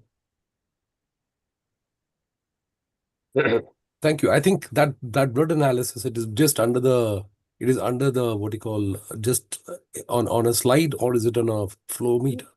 It's on the slide, but the dark field microscope. You need a dark field microscope. That's right. Kailash, you got your hand up. If you could unmute and ask your question and landscape your video, please. Yeah, sorry. Can you hear me? Yes, we can hear you. Go ahead. Yeah. Well, first of all, thank you so much. This knowledge is absolutely empowering. I've been suffering with lots of, in the past few years with a blood condition, and basically what you just said to me has empowered me, which I really want to use this now, because I've been on so many antibiotics and things, so many side effects. And somebody who's from a non kind of obviously Hindu background, bringing this knowledge to us, it means so much. And I really want to really start practice. So one question I wanted to ask is, this ash, is it through like you have to do a yagna with certain mantras? How do I collect this ash? If you can just please enlighten me on that. We will have a presentation on the exact method a little later. Yeah. Lisa and Tom will give a presentation after some time, and there it is explained exactly, because it's not any Homa ash. There are many Homas, and about these effects we do not know. Our whatever we say is about this one exact Agnihotra done at sunrise, sunset, copper pyramid of fixed size and shape, only cow dung, cow's ghee, some rice, 2 mantras, nothing else. So that has to be exact. This is why, but just wait a little bit. After, I think, 1 hour or so, we will have this presentation, and then Lisa and Tom will explain exactly how this is done, okay? Thank you very much. Thank you. Appreciate it. Thank you. Amrita, you've been watching at the back. Isn't it wonderful that we went to Eco Village, which is a beautiful place for those who want to know about it. It's there on the internet. There are picture gallery as well. It's so beautiful. I think they're also planning to expand the Eco Village as well, which looks very beautiful, and we'll bring it up on the screen again. And Kailash already is happy that she feels that she can use the Agnihotra differently. Anukul has learned a bit different. Your comments, Amrita? Thank you, Neil Kumar. Thank you, everyone. Actually, it is really very exciting for me as well. And brings a lot of things that I can connect with my own stream and profession. So, where we talk about, I come from the field of Ayurveda. And from the field of Ayurveda, there had been a lot of uh, textual narrative references where Homa is one of the treatment modalities for many diseases. And this homotherapy, how do we do it, in what way it is performed, the role of mantras with the Agni, as well as the use of different kind of woods and the trees that have been recommended, apart from just the cow dung or the cow ghee, and how to work on the sustainable things, has got a complete domain of where we can explore so many things. And I rather feel very happy that Dr. Ulrich has already taken it to such a vast potential where so much of research is going on and people are now getting aware about all these things, because this kind of treatment modalities are not just personalized treatment modalities. This is, first of all, a non-pharmacological thing, which is not with any side effects. Secondly, it is ecologically very stable. So, on the basis of sustainability, environment sustenance, mental ground sustenance, physical treatment, as well as spiritual enhancement, these kind of treatments are specially categorized under Deva Vyapashra Chikitsa, which means that a treatment that is done with the help of blessings and seeking some blessings from the superior power, which increases the sattva, which is a part of that increases the purity of mind. And purity of mind is very much related with the cognition and the cognitive skill enhancement, in which mindfulness, your clarity, your purity, is a very big ground to increase the oja and the prana of an individual. And this is how the treatment were lined up at that time by the people who were working in these naturopathies and therapies worldwide. And I think this kind of homotherapies is not just from an Indian ground. It existed in so many cultures, and it's still existing in so many tribal places where people practice these things in social way, in cultural way, as well as in personal way. That's my comment. Thank you. So, Yes, Dr. Anukul.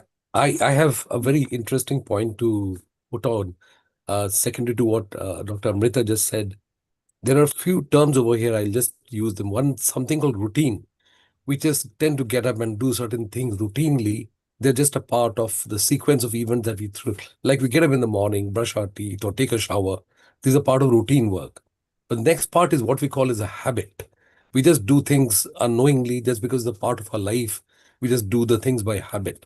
But one of the third things is called ritual. That is spirit plus a ritualistic part, in which you tend to focus your attention on whatever you're doing.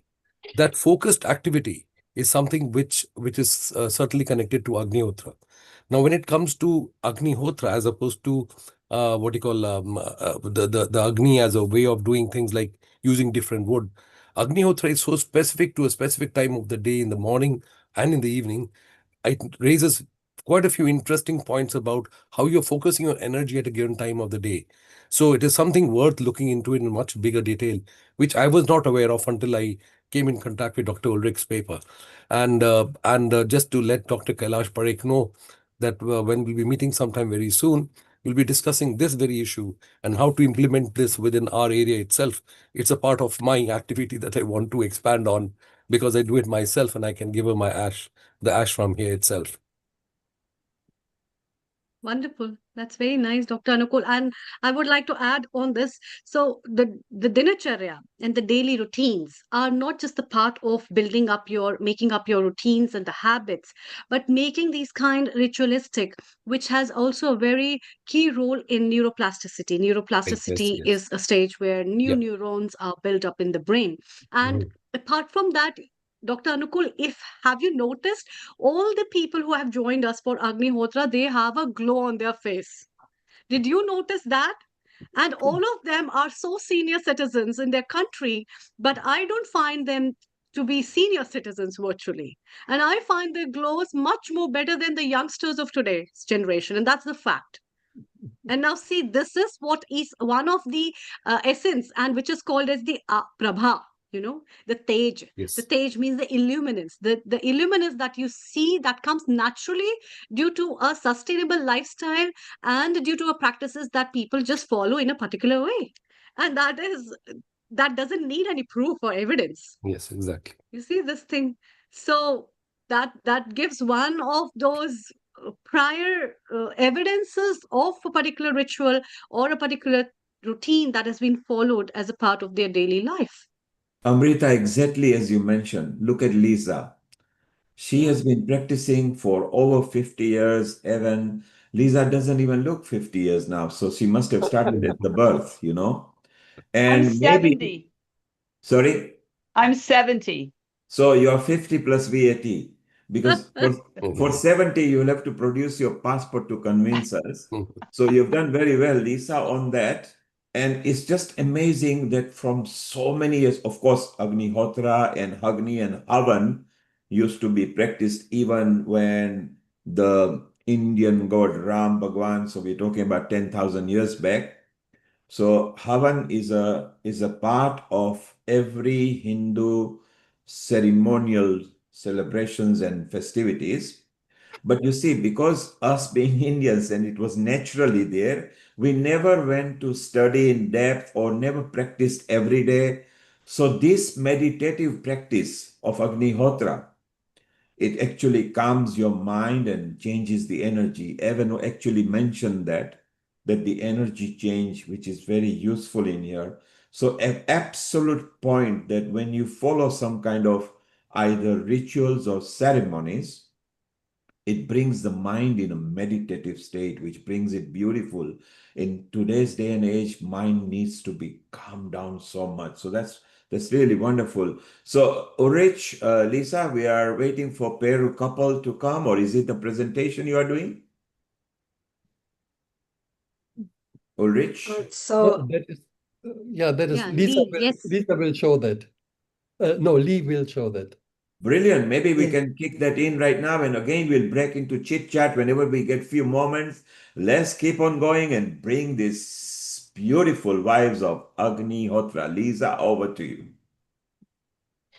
So, my name is Lee Ringmar of Homotherapy Association of Australia, and I'll be interviewing Abel Hernandez and Aleta Macan, homotherapy colleagues in South America. This is actually recorded because they couldn't come on at this time, and plus I thought I couldn't either, but here I am. So it's recorded. I'll have to go into screen share. Now, Abel and Aleta will be sharing their amazing experience about introducing homotherapy to a drug de-addiction live-in clinic in Colombia. So I'll go into screen share now and show you this video. Yes, please go ahead. And of course, I think they're both residing into Peru, which is good. So we've got South America people with us as well. So we've covered every continent except Africa on this episode. Go ahead, please keep on sharing. I'm just talking. Yes, beautiful. Hello, everyone. My name is Lee Ringmar. Hello, Lee. And beside me is Abel Hernandez and Aleta Macan. And Abel and Aleta are homotherapy teachers in South America. They also teach abroad, and they're absolutely prolific in spreading Agnihotra and homotherapy through South America. I would say they've just about created a revolution there, with so many people performing Agnihotra and homotherapy for their well-being. And in particular, this tonight's subject is healing the mind.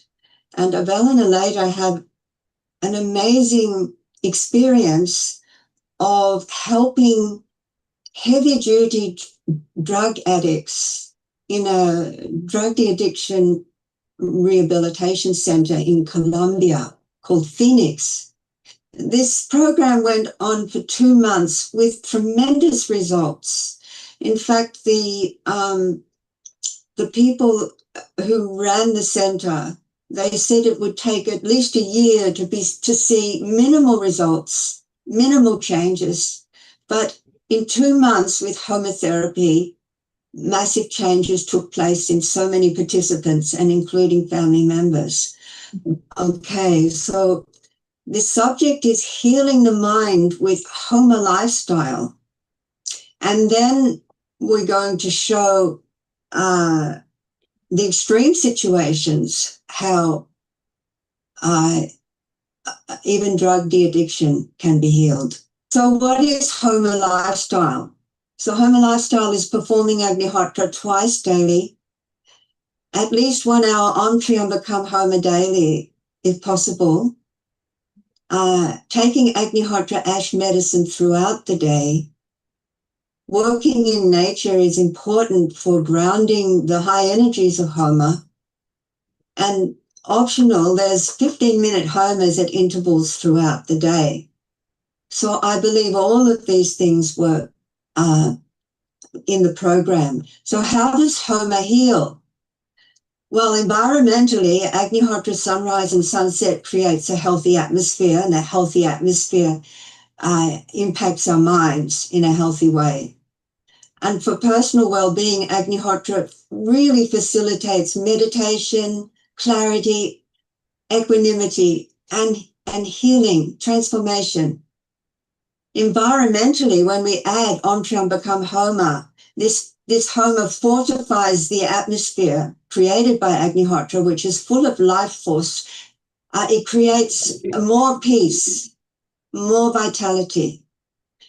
And for personal well-being, many people perform Om Triambakam Homa as a great aid in transforming the issues, in purifying the mind. Everybody needs to perform Agnihotra. This is basically enough.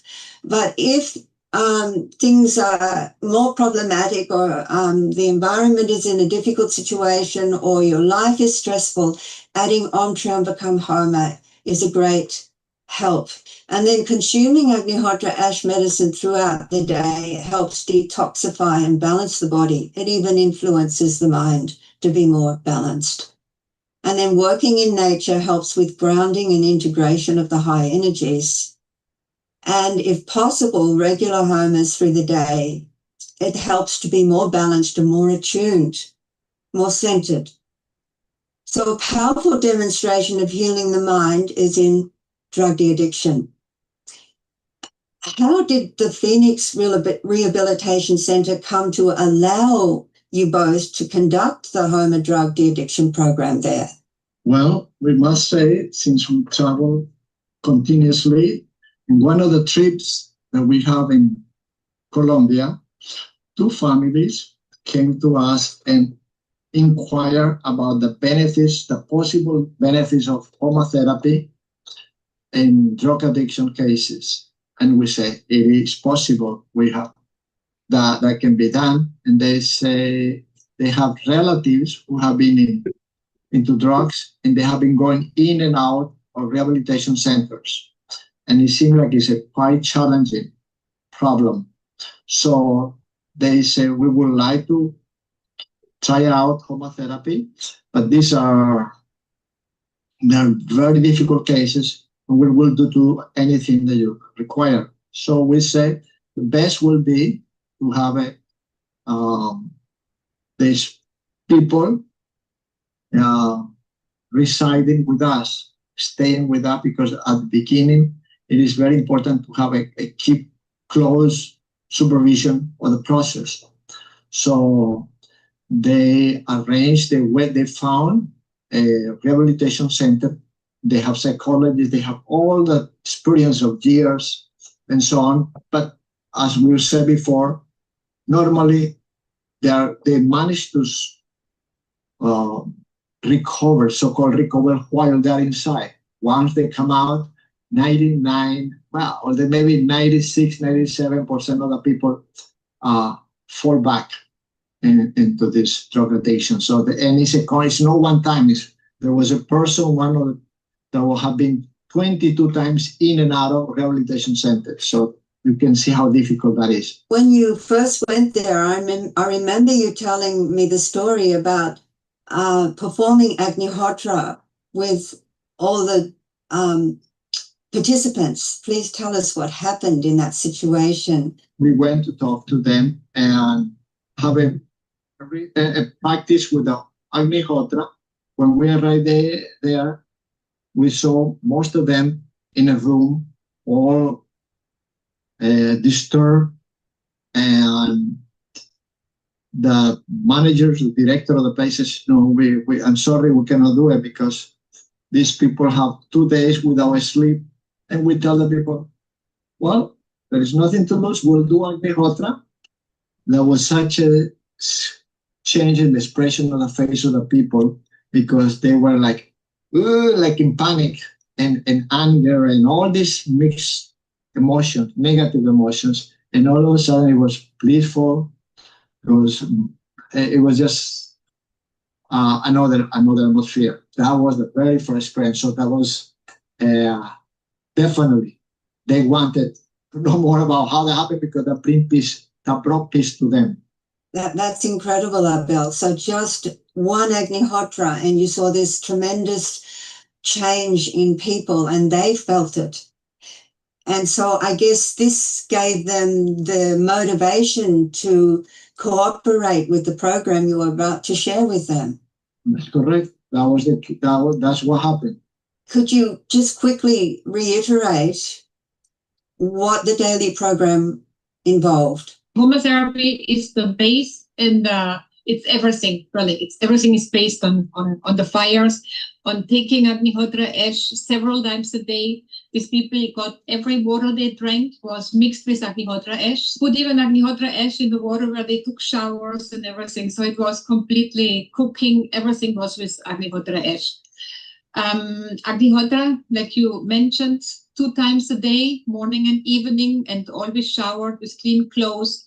The Triambakam was performed by each of the participants at least 30 minutes. Yeah, so we got to several hours a day.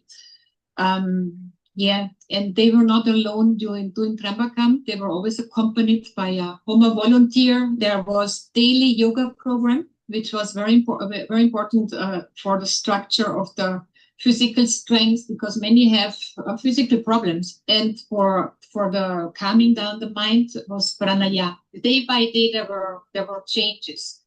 From 3 to 5 usually, 3 o'clock meditation and Verite Homa.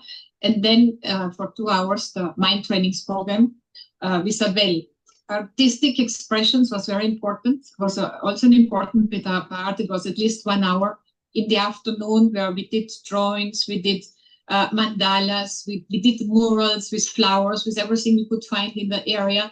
And you could see how with the days passing by, how the people got open. They really formed like families. They're so expressive, so creative. They're very loving to each other. In the beginning, it was not like this, but very, very quickly, the whole atmosphere changed. It just changed. There was so much love in the air. And there was also the hug therapist that was after the evening at Agnihotra, man with man, woman with woman. That was also very important because many of them feel completely excluded. They don't feel even sometimes like human beings. So that was very important also. The other thing was also very important was the work, the physical work, because it does also expel toxins, from the body when the people sweat and do things. And we created a garden from nothing. There was just a meadow.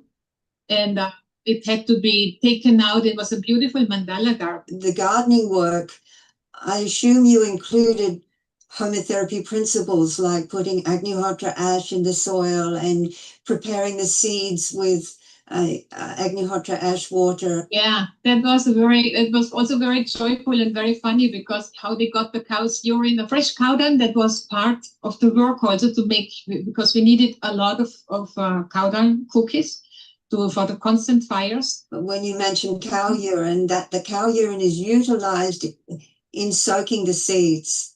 So the seeds are soaked in cow urine with a bit of Agnihotra ash as well.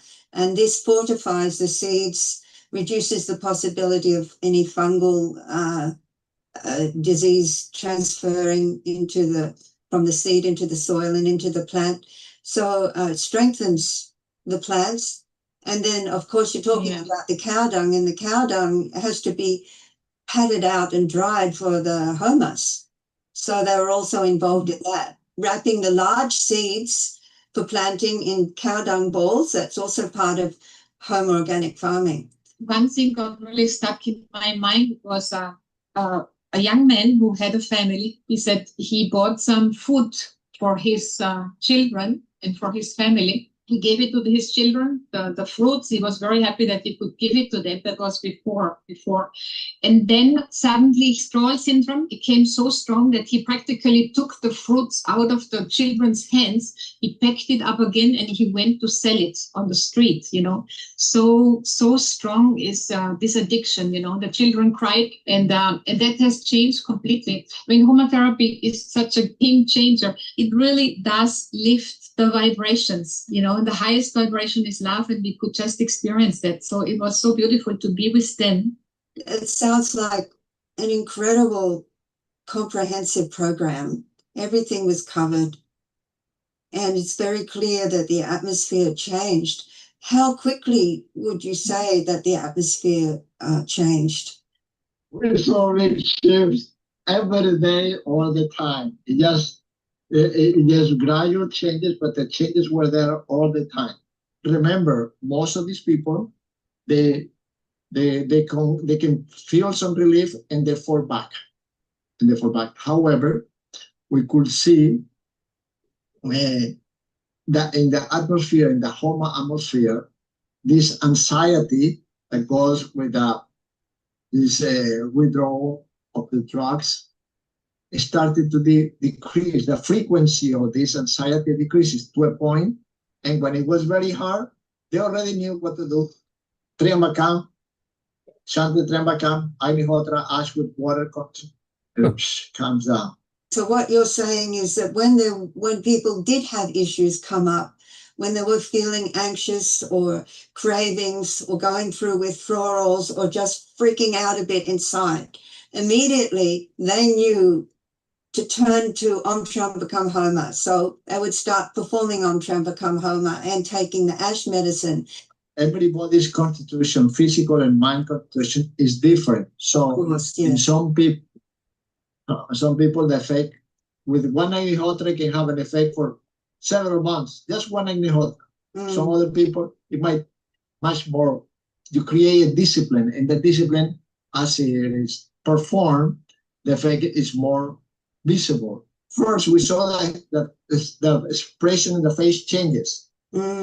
Changes the expression, and then the way it moves, the person, and then the way it talks. Gradually, is a modification, is a transformation, is an alchemy. I would like to go back into share screen because I have a testimonial from one of the participants, which will highlight what you and Aleta have been talking about. So this is Carlos Andres, and he was 28, and he'd been involved in homotherapy for 22 days. He had been on cocaine every day for 13 years, and he started cocaine when he was 15.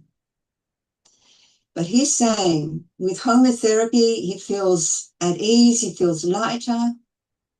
The addiction that is normally like a terrible weight in his life, that's even killing him, that's falling away. And with homotherapy, he feels extremely calm, and his anxiety is gone, and he doesn't feel the need to consume drugs. So this is only after 22 days, which is extraordinary. And then Carlos continues. So this is what he did. He participates in all the homas through the day. Agnihotra, Viruti Homa at 10 o'clock, Viruti Homa with Gayatri at 12 noon, Agnihotra sunset, Triambakam Homa at 9 o'clock at night, and 30 minutes of personal Om Trambakam Homa. And he says we keep ourselves busy with other activities which are later outlined.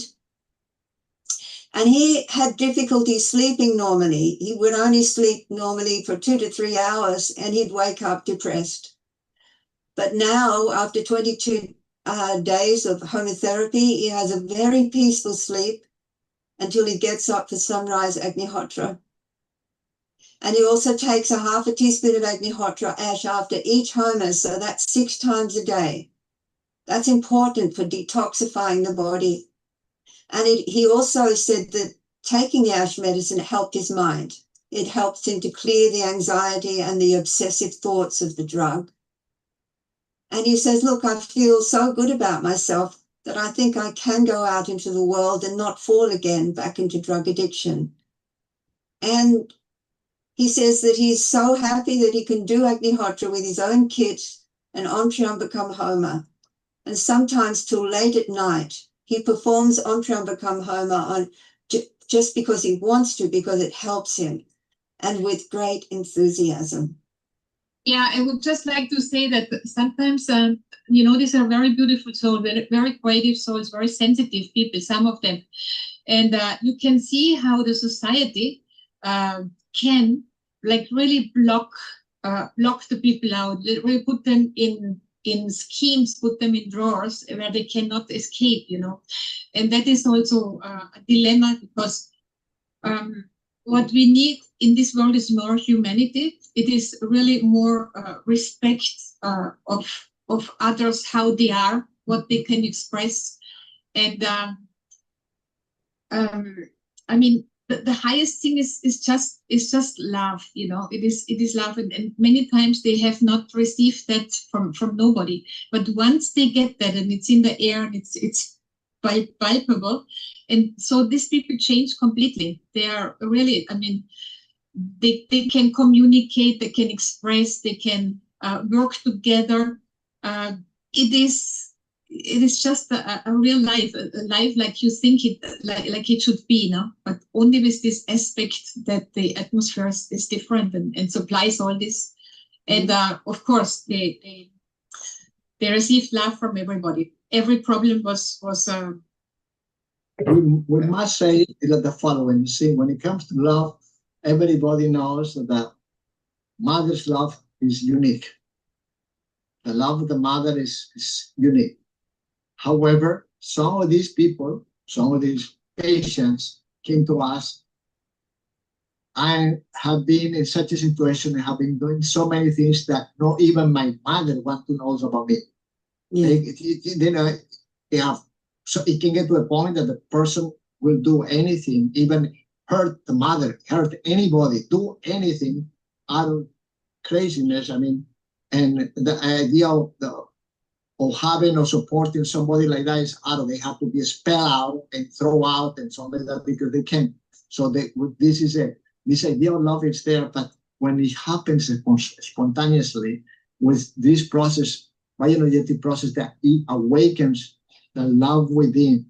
We always hear this: love the neighbor as you love thyself. If you don't love yourself, you don't love anybody. Yes. Okay, you can talk about love and God and all that. So this process, this indirectly, it can touch the mind and the heart, and it can awaken this love, and the love that you start feeling toward the self start expressing toward others. Anyway, this is just some perspectives. I would like to reiterate, it's so very true what you are both saying. So our Agnihotra teacher, Sri Vasant, he would also always say, heal the atmosphere with Agnihotra and homotherapy. Heal the atmosphere and the atmosphere will heal us. So this is what's being offered to the world. The atmosphere is in an extremely polluted and distorted and disturbed condition now on our planet. And that impacts all of us, and especially the mind. So if we transform the atmosphere with Agnihotra and Om Trambakam Homa, then we have this atmosphere that automatically is conducive to happiness, to a centered mind. And once the mind is centered, the heart is more available to just be what it is, which is love. So here we have a method, homotherapy, mainly Agnihotra, sunrise, sunset, that transforms the atmosphere, which in turn transforms consciousness. But not only that, it transforms the environment. So it's helpful for growing healthy food because the environment fills with life force. So it's dealing with the inner transformation, the mind, and the outer transformation, which is our physical planet, which needs so much help. And as you can see with drug addiction, if these people can go through such transformation in just 20 days, and if they can then have the fortitude and the strength and the willpower to continue Agnihotra and Onchambakam in their homes, in their life afterwards, then they continue with this, remaining in this healthy state, and they contribute to that for their family members and their communities. And then when all these homobiospheres join up around the world, we have a healthy planet. All right, we have to wrap up now, but I want to express my tremendous gratitude to you both. And to you, you're a beautiful interviewer. Thank you so much. Well, God bless you, and let's keep the fires burning.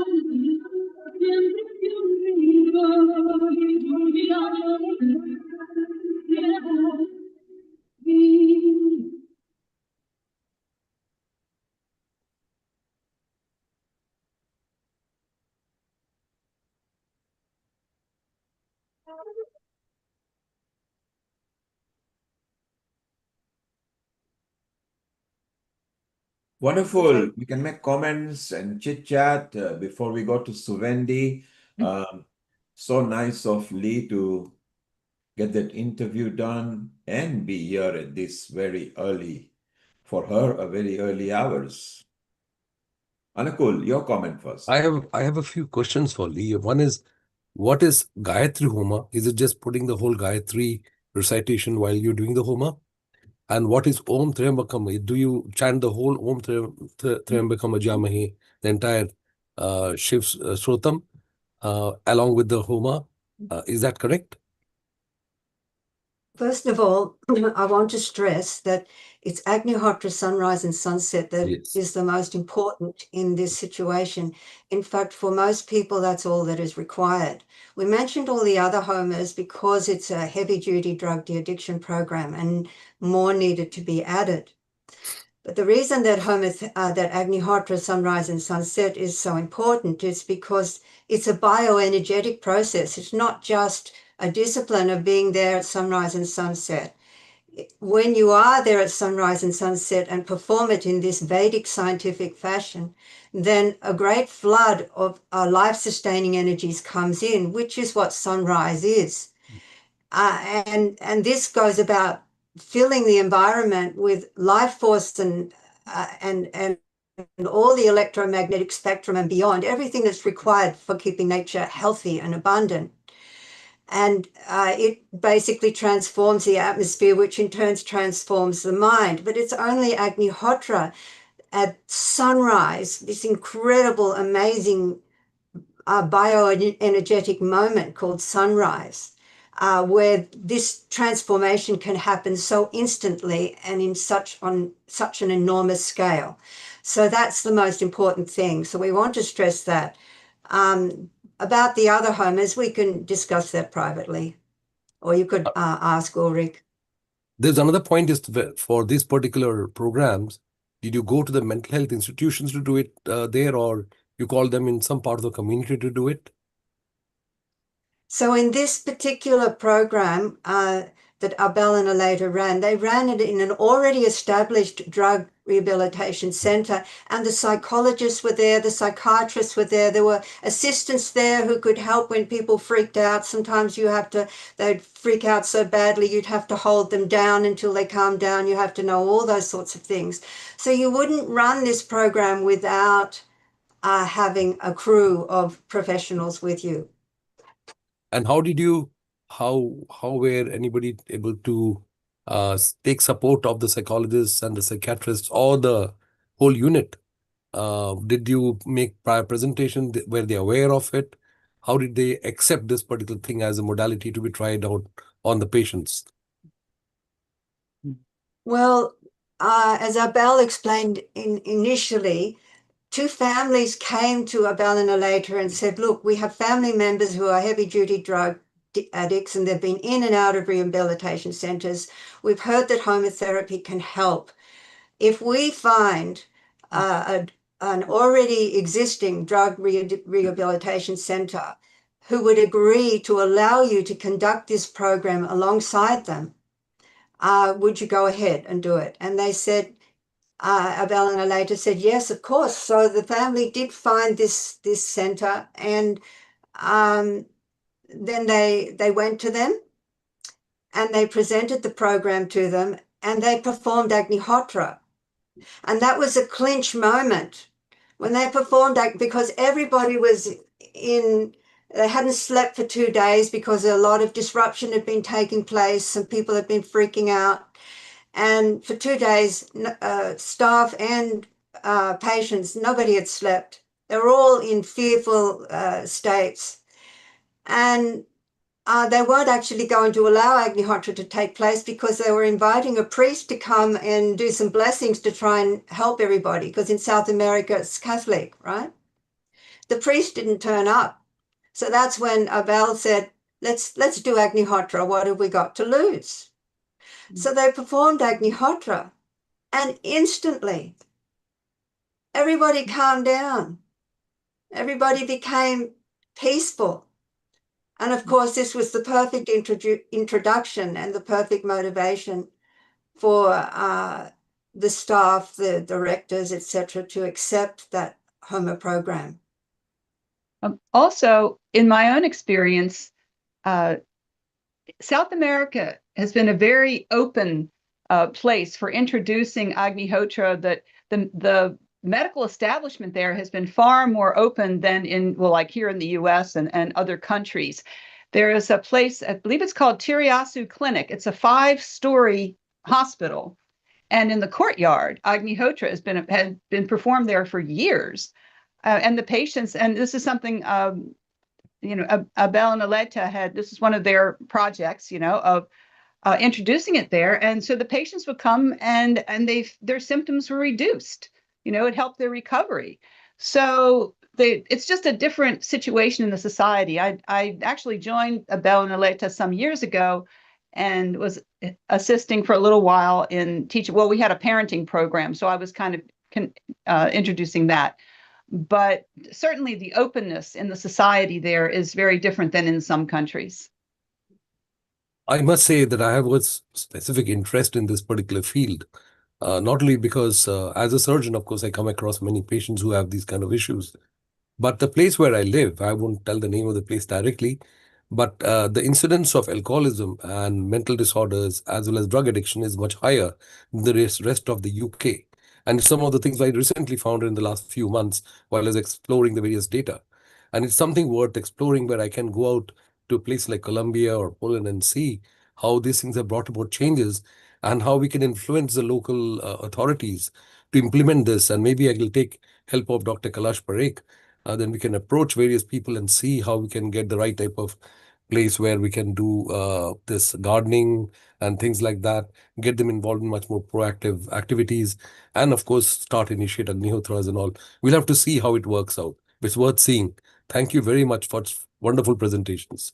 And Lisa, because you had a testimony there, and I'm sure there are more testimonies there, if you could collate them, and let's try to create, if we can find a hybrid way of putting testimony and a mild scientific way of proving that Agnihotra actually helps these facets, because that is what is required. Then more authorities, societies can be convinced and say this is for a benefit of the society to create a better community. So do keep in touch with the team, Lisa, because it's Lee, please do keep in touch. And if you are awake at this hour, that means Agnihotra works for you as well. And you are keeping fit and smiling like Lisa and Ulrich, where it's coming in the evening time. So it's so beautiful. So let's move on. Ulrich, shall we? Now we are a little longer than I had expected. The people in Pugarania, how much time left till evening Agnihotra? Because we wanted to show evening Agnihotra over there. It is within maybe 8 or 10 minutes. Sure. Anybody there? Because I we to have can the see song. Karina here. Yes, hello.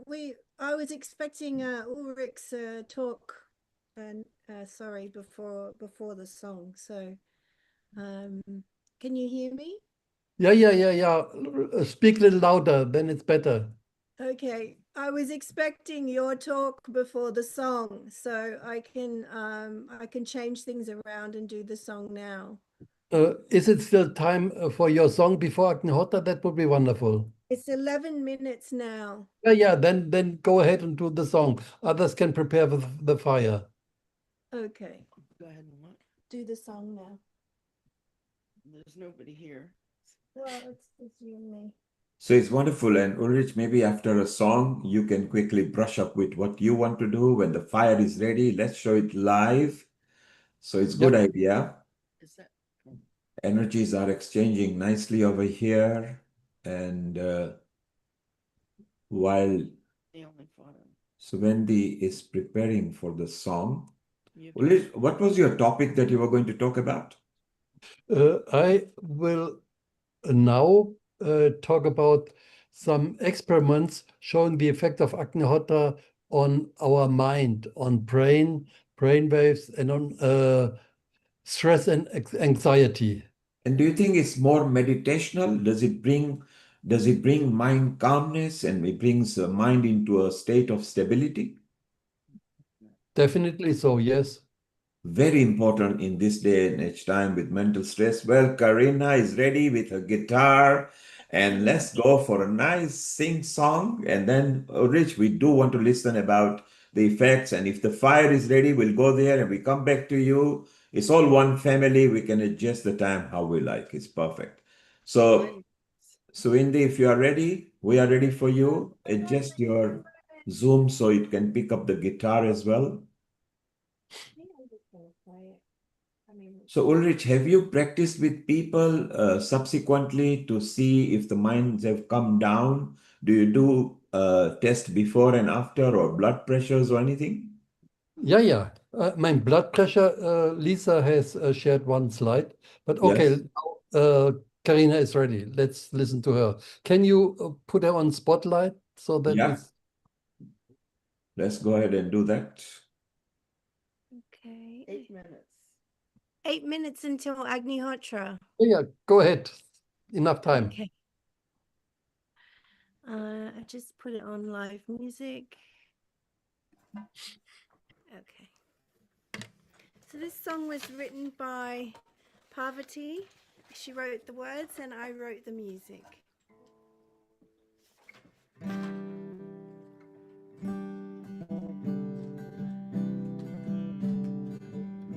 Can you hear that? Can you hear it okay? Yeah. Okay. Go ahead. All right.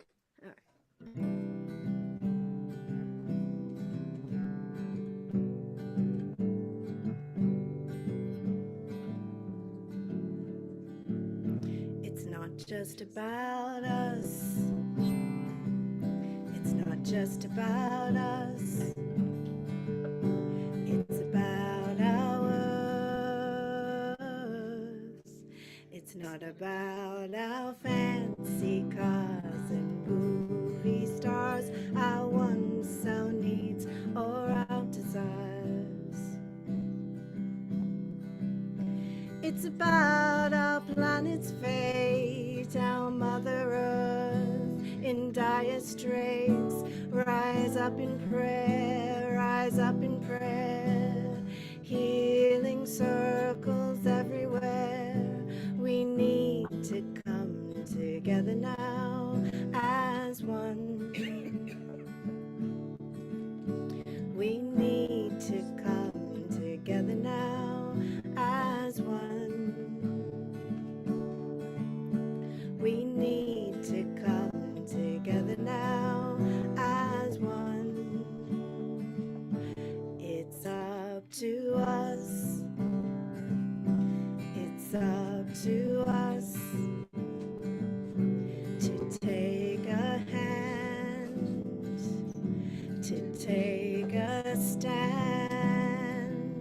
It's not about our fancy cars and movie stars, our wants, our dreams, or our desires. Rise, sorry, rise up in, rise up in prayer, rise up in prayer. Healing circles everywhere.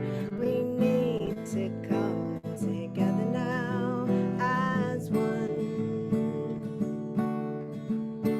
We need to come together now as one.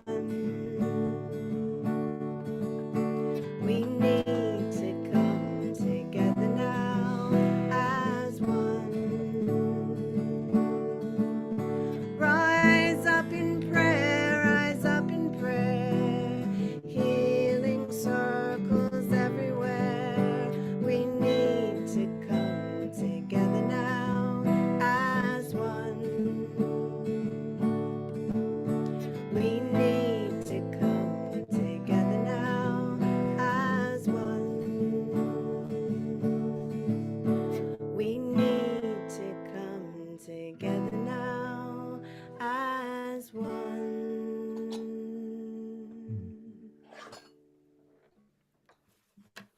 Beautiful. Okay, sorry, it was a bit interrupted, but sorry about that. I'm just on the spot. Now we have 4 minutes and 52 seconds until Agnihotra in Brugorania in Poland. And here we have Parvati setting up for Agnihotra and Rory. Okay. Can you set the camera so that we see both fires? Yeah, I can. It's in 4 minutes and 27 seconds, so I don't think, I think maybe we can just show a little bit of the process. I'm just removing the broken grains of rice because we only use whole grains. Broken grains have a different energetic value. And you can see we're using Polish cow dung made here at Brugorania. And from our Homa cows, born and raised in home atmosphere. and nothing's better. Parvati's putting ghee on the cow dung. And Karina, can you increase your microphone output so we can hear you more clearly? Okay. If you go to your sound setting and just put your microphone maximum, please. Maximum, okay. Yes, so we can hear you, and or try to bring the instrument nearer, all of you. Okay. Both the things, please. Carry on. I don't see any volume. Let me see if I can do. Audio. Okay, audio settings. Microphone. Okay. Is that better? Yeah. Yeah. Yes. Okay. And you've got the effects on. So switch the effects on. Otherwise, we'll get the echo while you're playing the guitar and singing. Yeah. You have Okay, so I have to change. I have to change the audio settings to noise. just switch off Okay. the effects. Otherwise, we'll get the feedback. Okay. Now now it should be normal. Loud and clear, much better. Go ahead. Okay. So. Okay, so now it is 2 minutes and 15 seconds until Agnihotra. So Rory started to light the fire and Parvati as well. Can you see both fires in? Can you see both fires now? Yeah. Okay. So so we've got a countdown now that we can see with oh, I can't really see. Okay. We have the Agnihotra Buddy app, which Ulrich can tell you about. And we've got 1 minute, 37 seconds. Are you in a cabin or is this a log cabin? Where are you? We're upstairs in the main foundation house where we teach Agnihotra. It's a log house. Wow, beautiful. So you also get some heat as well. Yeah. So at the exact time, we'll start singing the evening Agnihotra mantra, which is quite short. And then after that, we just stay a moment of silence while the fire burns, while the flames burn. Beautiful. Just 1 minute left now. Is that right? yes. Yeah. Normally we sit for 15, 20 minutes or however long, Brilliant. but for this purpose. I think after 5 minutes, we continue with the program. Sure. And I'm praying for peace in the world.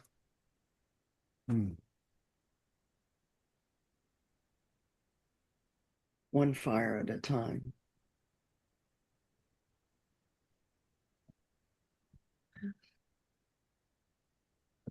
You do the countdown, Rory, because Okay. 10 seconds. 5, 4, 3, 2, 1.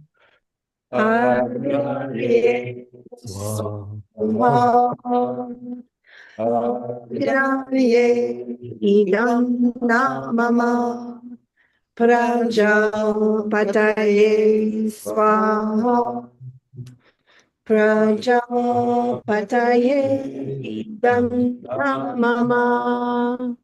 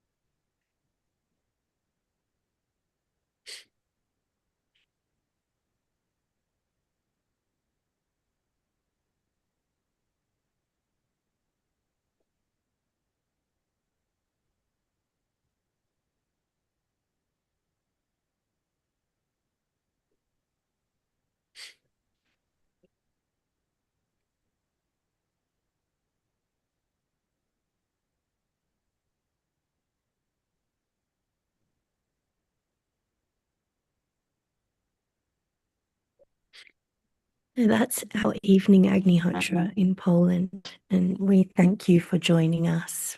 Usually we meditate for, try to meditate for 10-15 minutes, but I'm sure that there's some more program to go on with. So, oh yeah, we also do Agnihotra here at the Eco Village in a shala in the garden, and also a temple, which is in the orchard, and all of our individual houses. So, and we also have the healing temple, Agnihotra healing temple. It's wonderful. We witnessed a live Agnihotra session over there. So, Ulrich, let's do something before we move to Barry and Henry. We still got some time. If over the next 7-8 minutes, could you just tell us about the benefits you were discussing, which is so beautiful, because it will help people. And I think it was the results that you had collected on the brain waves and the chakras. Is that right? Yeah. I mean, I prepared a presentation for that. I can do that now. Yes, please go ahead. Do that. And then it's okay. We'll extend the time for Barry and Henry. So please go ahead, because these are very important matters. Go ahead, please. Thank you. Hi. Thank you, Karina. Wendy, all of you. It's so wonderful. We loved it. Thank you, Karina. Thanks a lot. Yeah, so now we're going to go for the Ulrich's presentation, where he has got a presentation for the brain waves and the chakras, which will help. Are you okay, Ulrich? You're ready to share? Yeah. If you go to the bottom taskbar with the green button. No, that is not a problem. The problem is that I had my presentation. So no problem, Ulrich. Find it. We can go to Henry and Barry, and we do after that, whichever way suits you.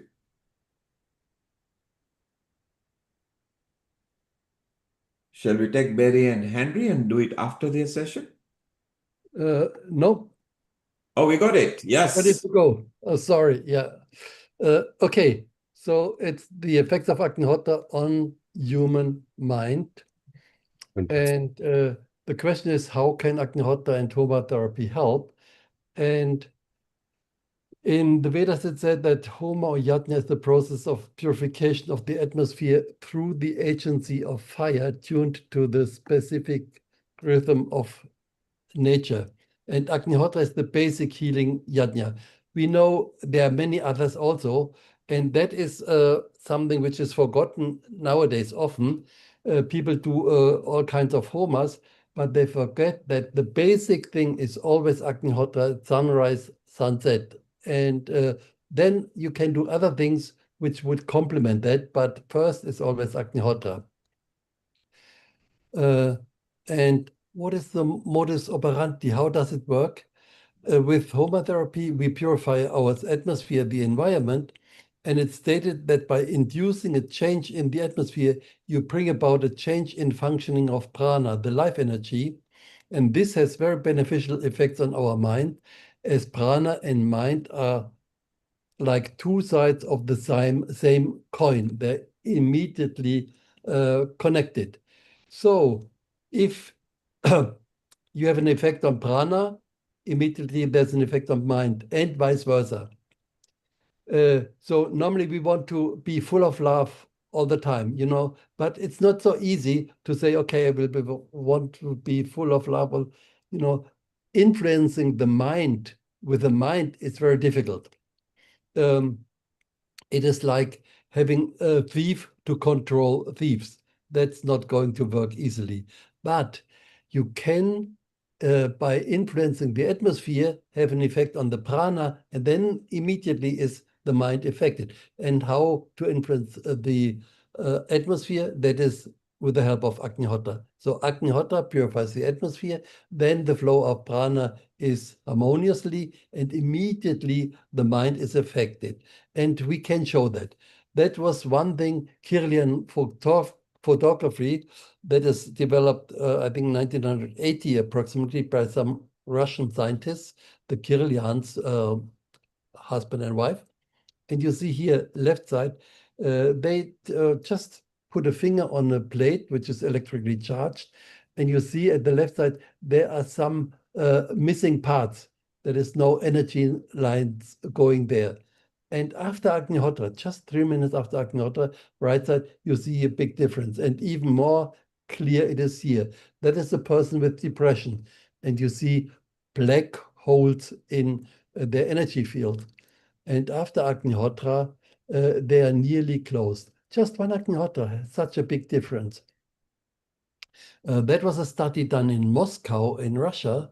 Anxiety and depression were with a questionnaire were taken, and you see the red bars are anxiety before, and the white are anxiety after. And you see red to white, there's a big difference, a big reduction in anxiety. And depression, the black bars are depression before, and the green bars are depression after. You see a big difference again. That was done with a questionnaire. A study in Santiago, Chile, was even more interesting. That was done at a medical university, and these people, students of medicine, before a very difficult test exam, they were quite stressed. They measured the stress level of 100 students. All of them were at the higher end. And then they took 30 of these students, which had the highest stress levels. They made 2 groups, one with Agnihotra, one for control. And then they invited these students, both groups, for a Tai Chi lesson. But they did not tell the students that in one of the group, Agnihotra was done in the next room. The students did not know. They just came for Tai Chi. And yes, Tai Chi helped. So you see here, before the Tai Chi, the stress level was 100% high stress with all the students. And after Tai Chi, only it went down to 41%. But after Tai Chi plus Agnihotra, it went down to 8.4%. That is, these students where Agnihotra was performed in next room, had such a lower stress level. And then I told to the scientists, you should actually have a test where these students not only have Agnihotra in next room, but where they experience Agnihotra, and even better when they perform Agnihotra themselves. It is possible. I talked to some psychology professor who is expert in designing such studies, because you have to somehow exclude the placebo effect. It is possible, but it has not been done yet. And here, the same thing, the stress level before and after, they tested the saliva. So the level of saliva was getting down from 30 to 22 with only Tai Chi, and from 29 to 17 with Tai Chi and Agnihotra.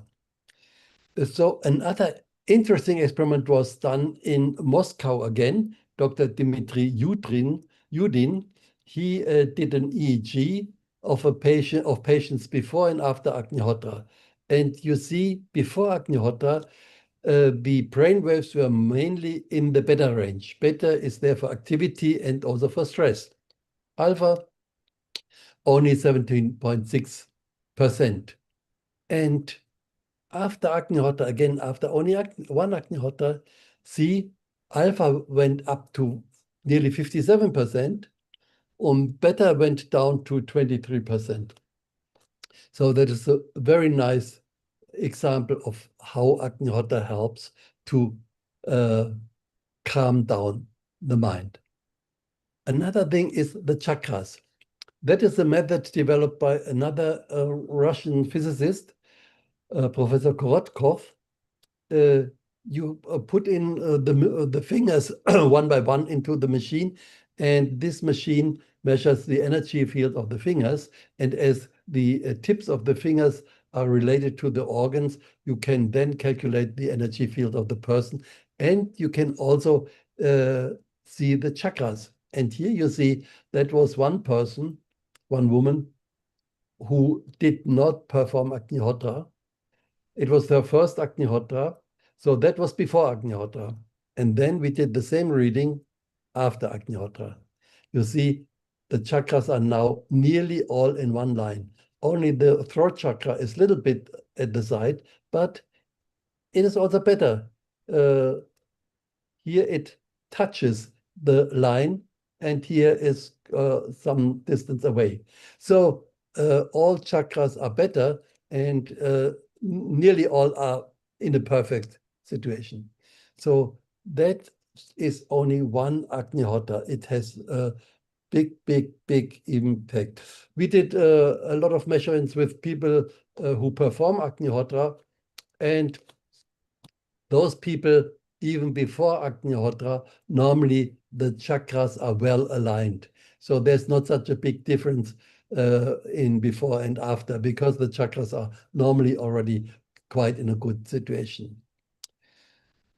Okay, now, of course, that was already mentioned before. Agnihotra reduces stress, calms our mind, and that leads to more peaceful families, neighborhoods, and finally to a peaceful society. We start on an individual level, but if more and more people are doing that, then it has a big impact on all. Thank you.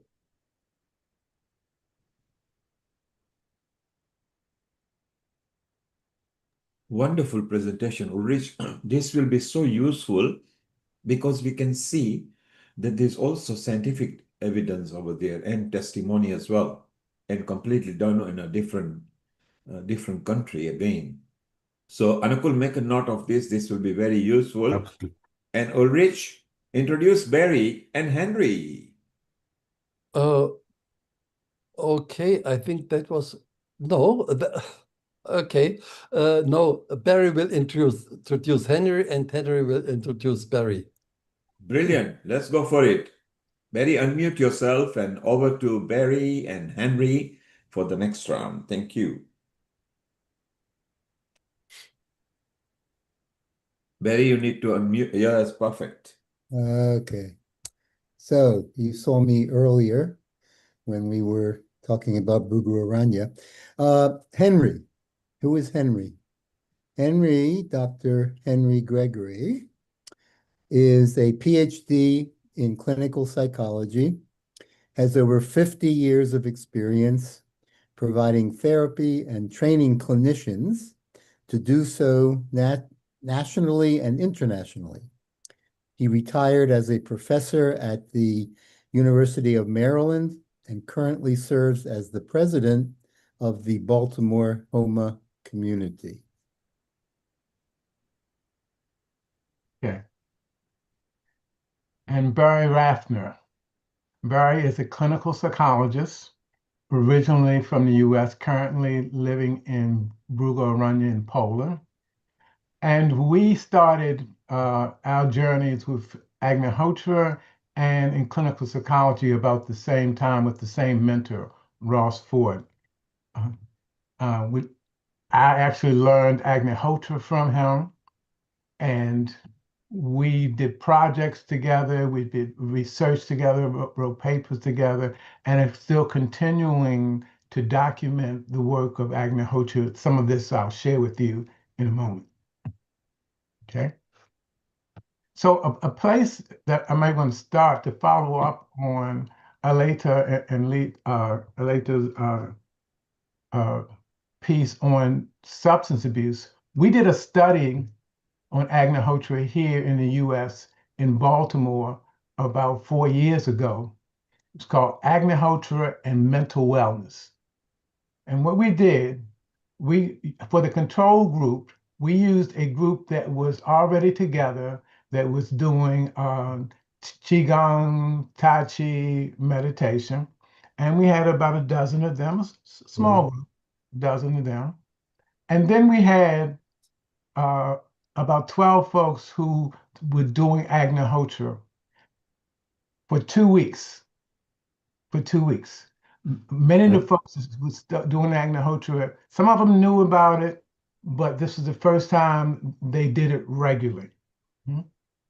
And we gave them two scales. One was the Beck's depression scale, and the other was a mental wellness scale that we developed. And what we found after we did the pre and post tests, that there was a significant difference in the Beck's depression scale for the people who did Agnihotra for those 2 weeks.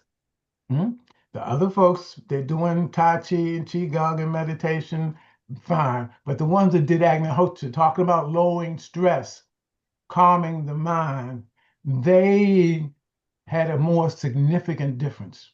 That study is actually published in academia for anybody who might be interested in it. So part of what Barry and I are going to go over real quickly is some of the components of homotherapy, homopsychotherapy. What do we focus on? And as Barry claimed, it's 5, 6, and 7. Number 5 starts with Agnihotra, purification of the atmosphere. Now that can manifest 3 different ways. It can manifest as the client and the therapist doing Agnihotra together. It can manifest as just the therapist doing Agnihotra, or it can manifest as the client coming to some place where Agnihotra is done regularly. I see a lot of clients privately in my home, and it's very rarely that somebody doesn't come in for the first time and comment on how peaceful it feels. Because there's going to be a shift in the atmosphere with Agnihotra. And we see purification as part of the main part of therapy. All crises are opportunities for cleansing, for purification, for us getting clear about what's working and what's not working, and doing some house cleaning like that. So number 1 is purification, preferably with Agnihotra in the fire. Number 2 is Dana. In the song, it says, nothing belongs to any of us. Nothing belongs, we are all caretakers. So when we can shift folks out of that material mindset of thinking external validation is what's important, to looking more internally and seeing that whatever assets one has, materially or otherwise, are to be shared in a responsible way. That helps to give the client a sense of purpose, a sense of value, to see deeper into his or her life than just assessing it or judging it by its material acquisition. The third one, Tapa is to me kind of the core. Any achievement in life requires some level of Tapa, self-discipline. Either you say you're going to study more and get up earlier, save money, not talk as much. It's going to require some discipline for any and every achievement that we make. And it's a science and it's an art. And as homotherapists, as we help people to calm mind, one of the things we want to do is help them to make some decisions about what habits they want to shift and begin that process. And the process works better if it's done gradually, because if you do it all at one time, it shifts back all at one time. Barry, you trying to get in? I can. I was going to wait till Swadhyaya, but I can come up with karma. To give a bit of an overview, we talk about the fivefold path.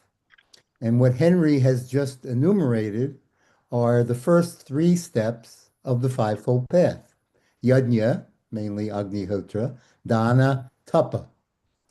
And, sometimes people, they start Agnihotra, and after 2 weeks or 2 months or 2 years, they wonder why they haven't reached enlightenment yet, right?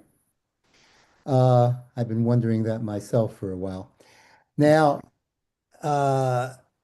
that's where the other four aspects of the fivefold path come in. I've heard it said, actually, that Agnihotra is 40% of the fivefold path, and that the other four are each 15%. So that still makes Agnihotra more than double in importance.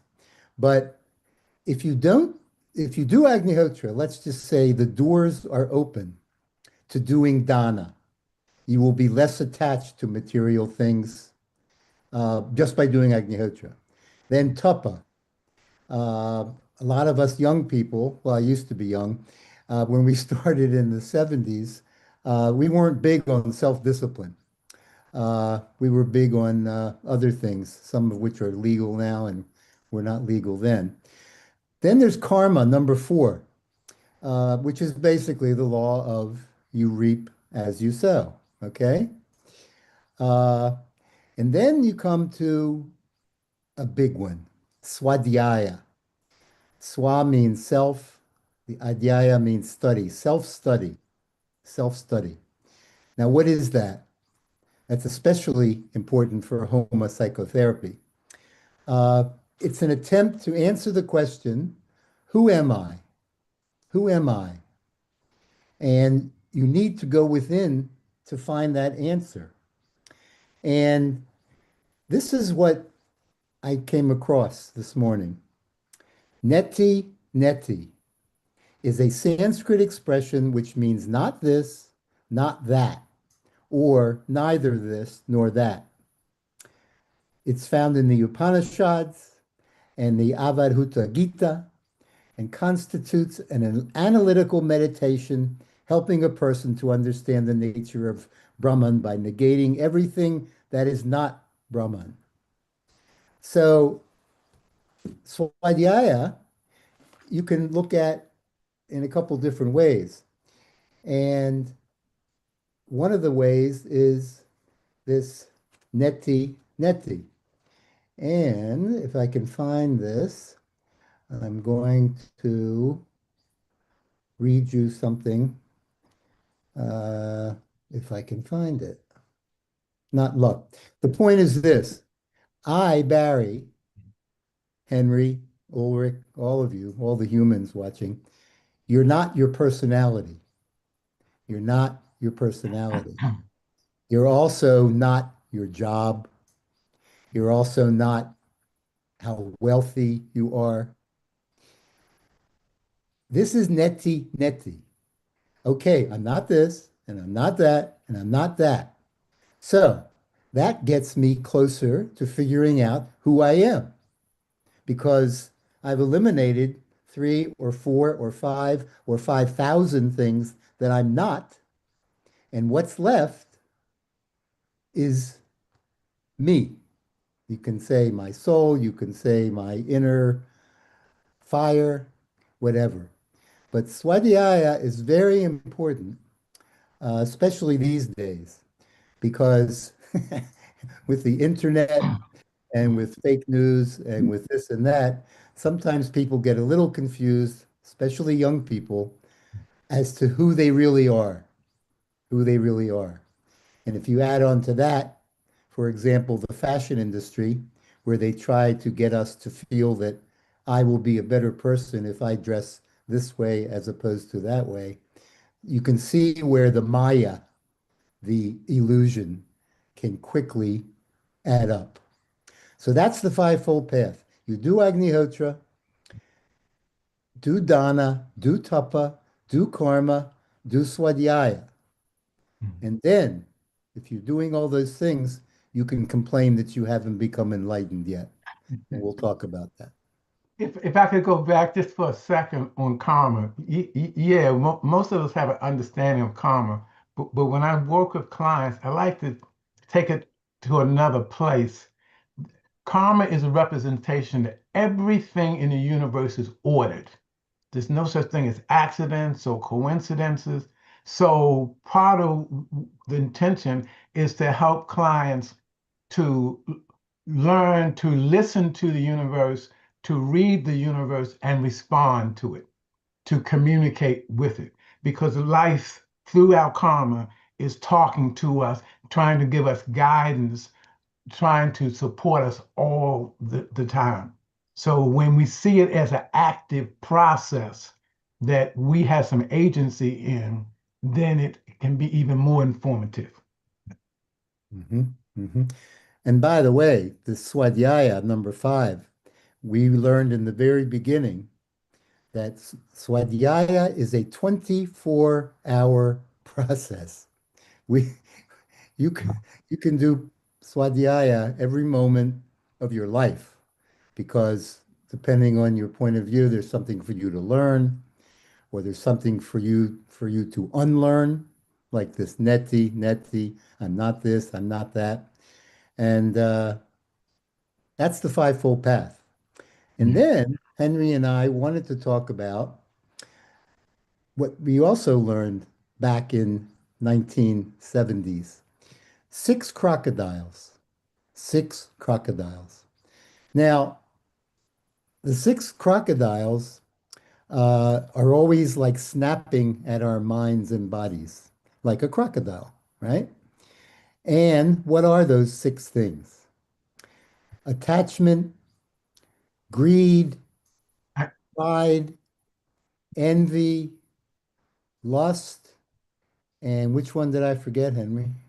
Well, you started off anger, lust, greed, pride, envy, and attachment. Okay. And I don't think you can forget anger, because to me, anger is the most toxic energy on the planet. If you allow somebody to make you angry enough, long enough, no matter how righteous your anger, it's going to create self-destruction. It's going to create. So these are the challenges that all of us have to deal with one way or another. Yep. So our choice, and again, what you focus on is what you empower. So in a lot of traditional, how should I say, psychotherapy in the West, it's so much pathologically oriented. It's really looking at what's wrong with people. But from this homotherapy piece, although we want to be aware of what the challenges are to deal with them, what we want to focus on is what's right with you, what your strengths are, what your capabilities are. Because it starts with the assumption that everybody is born with what they need for their mission in life. So that takes us to what we call the 7 rules of thumb. The first one is single pointedness. Today they call it mindfulness, doing one thing at a time. As Barry was indicating, most of us are overstimulated in society today. And I don't know about all over the world, but in America, the research says the average person sees 4 to 10,000 commercials every day. 4 to 10,000 attempts to get in our heads, influence how we think, how we spend our time, energy, money, and all of that. So our job is to focus our minds. The mind can go deeper and get off the surface and get to the deeper, states of being if it's focused on one thing at a time.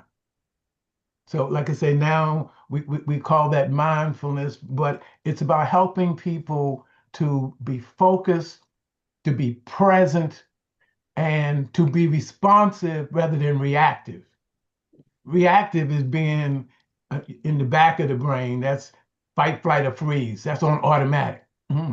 But responsive is when I take a deep breath and when I settle and allow my energy to come up into the prefrontal cortex, then I can ask myself, what's the consequence? Do I really need to do this? Is this going to be helpful? That's where real thinking takes place. So there's a difference between being reactive and responsive. Then if we go to the second piece is that no fault finding. We're looking at what people's strengths are, capabilities, aspirations. We're looking at what makes them unique. I mean, part of what's happening in our society today is so much is about putting everybody in the box and judging everybody about how they fit in the box. But this starts with the assumption that everybody has something unique to contribute.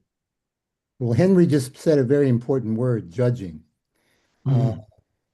This is a problem. Judging is connected with expectation, which is also a problem.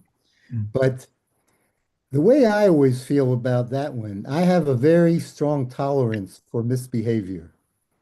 One of the reasons is, before I came to Poland in 2009, I worked for 10 years in the jails and prisons of Los Angeles County, California. And I've heard everything, seen half of the things, heard everything. And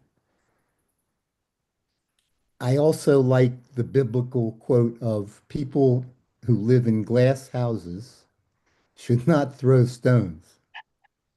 So, throwing stones is judging. Throwing stones is judging. And I haven't met anyone yet who hasn't spent some time living in a glass house, who have their own. It's like this. I saw a poster once in India. It was an American poster, but it said this: if you're wondering whether your work here is finished on this planet, if you're here, it's not. If you're here, it's not finished. So, I worked with depression and I worked with addiction also.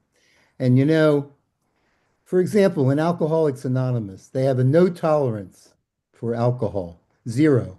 You stay clean. You haven't had any substance that affects the mind, alters the mind, you might say, like that. So they aren't perfect, but they strive for perfection.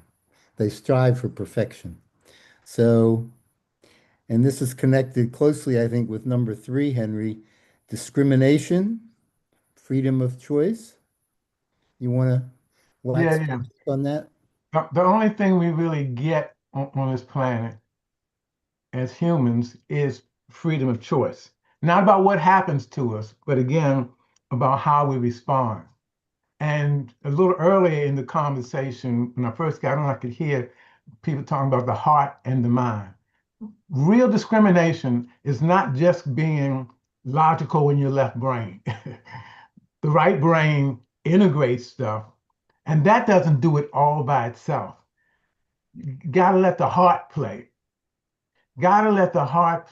So it's, you had the cognitive part, you have the emotional part. Sri Vasant used to say, emotions are messengers. And we do better when we receive the message and then we can release the emotions. Because if we don't deal with the emotions are going to deal with us one way or another. So it's the cognitive part, it's the affective part, and the gut, the intuition. All 3 of them moving together for our decision making. As our frequency rises, as we settle more, we may get more downloads. Don't know where it came from, but the voice, that still small voice within, will give us some direction. And when we follow through with that and listen to that, it gets stronger, and we maintain more contact. So we make better decisions there. So that discrimination is integrating all of those faculties. The one that I think is one of the most powerful ones, though, is non-attachment. Non-attachment. In society, so much in society now is about outcomes, achievements, and all of that. What I can, what I have, and what people call me, and all of that. We attach to all those things. But what this says is we do better when we're not attached. We make better decisions. We're calmer. We are more connected to our source when we're not attached to outcomes. When we're more focused on the process, trusting the process. Yeah, we have our goal, but we do our best to live in our highest values, be the best versions of ourselves, and accept that whatever comes out of that is what is divine will. And idam namama, not my will, but thy will. Now, in case anybody's wondering, why should we go to all this trouble? You know, we've talked all day about how simple Agnihotra is, and it is, and it is, and it's like magic as far as I'm concerned. But these other things, Ulrich talked about prana and mind being like two sides of the same coin. Now, in the very beginning, Sri Vasant said, is anyone in this room happy all the time? And no one could say yes. Then the next question was, have you even heard of somebody who's happy all the time? Same answer, no. Now, training the mind to react with love under all circumstances is probably a key to being happy. Because as Aleta said in the de-addiction video before, if you're feeling love, I'm pretty sure you're not going to be angry, and you're not going to be attached, and you're not going to be full of pride. And lust shouldn't be a problem either, because we're talking love as in real love, as in divine love. And if we're really going to love thy neighbor as thyself, yes, we have to practice swadhyaya, self-study, and to try to be as positive as possible. And I'll read 5, 6, and 7, and then Henry can speak on them. Number 5 of these 7 thumbs, what are they called? Thumbs of what? 7 rules of thumb. 7 rules of thumb. Number 5 is think something good. Number 6 is say something good. And number 7 is do something good. I see that as an act of faith. Again, if we're focusing on what's wrong all the time and what's not happening, we are energizing that. But if we're focusing on what is good in our thoughts, in our speech, and in our actions, then we are raising the vibration. But let me go back just to one thing said too. Agnihotra will not do the work for you. It will provide the opportunity to do the work. As Sri Vasant said, it is a tool. It is a tool. But we still have to make informed decisions about how we focus, what we do, and what we don't do. And that's what the rest of this is about.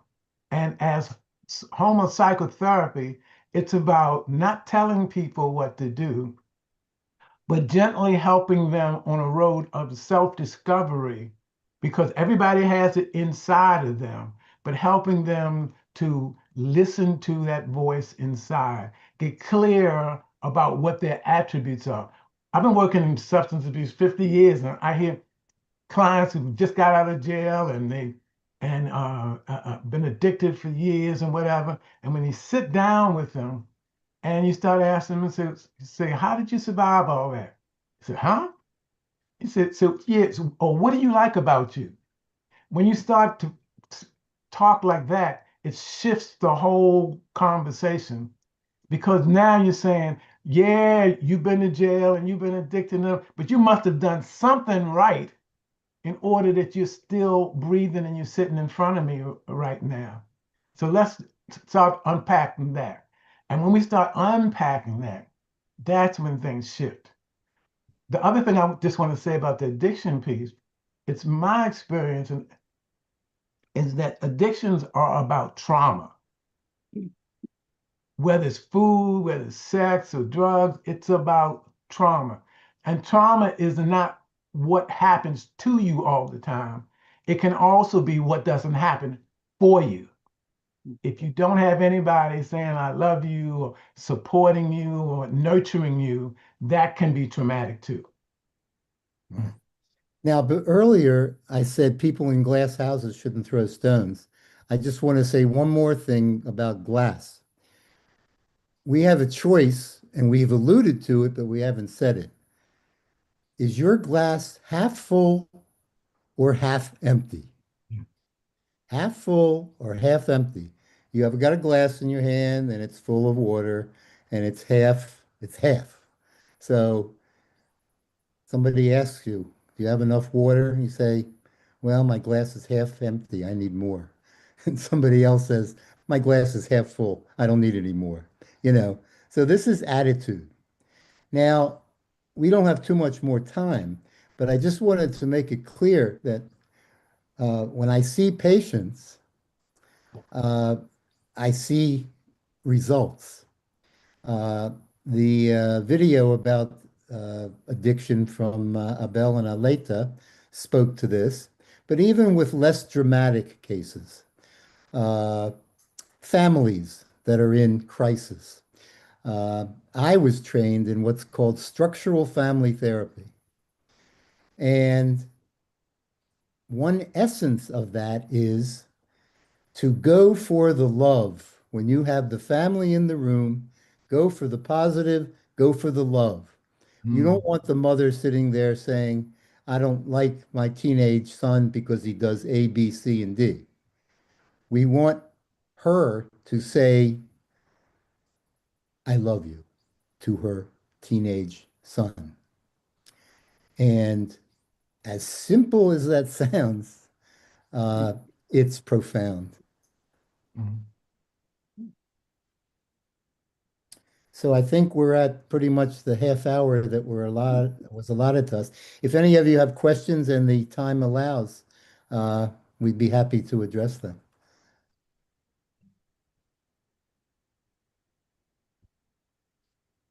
Yes, sir. I guess you had discussed the concept of 1980. There is a Upanishad in the name of Drik Drishya Viveka.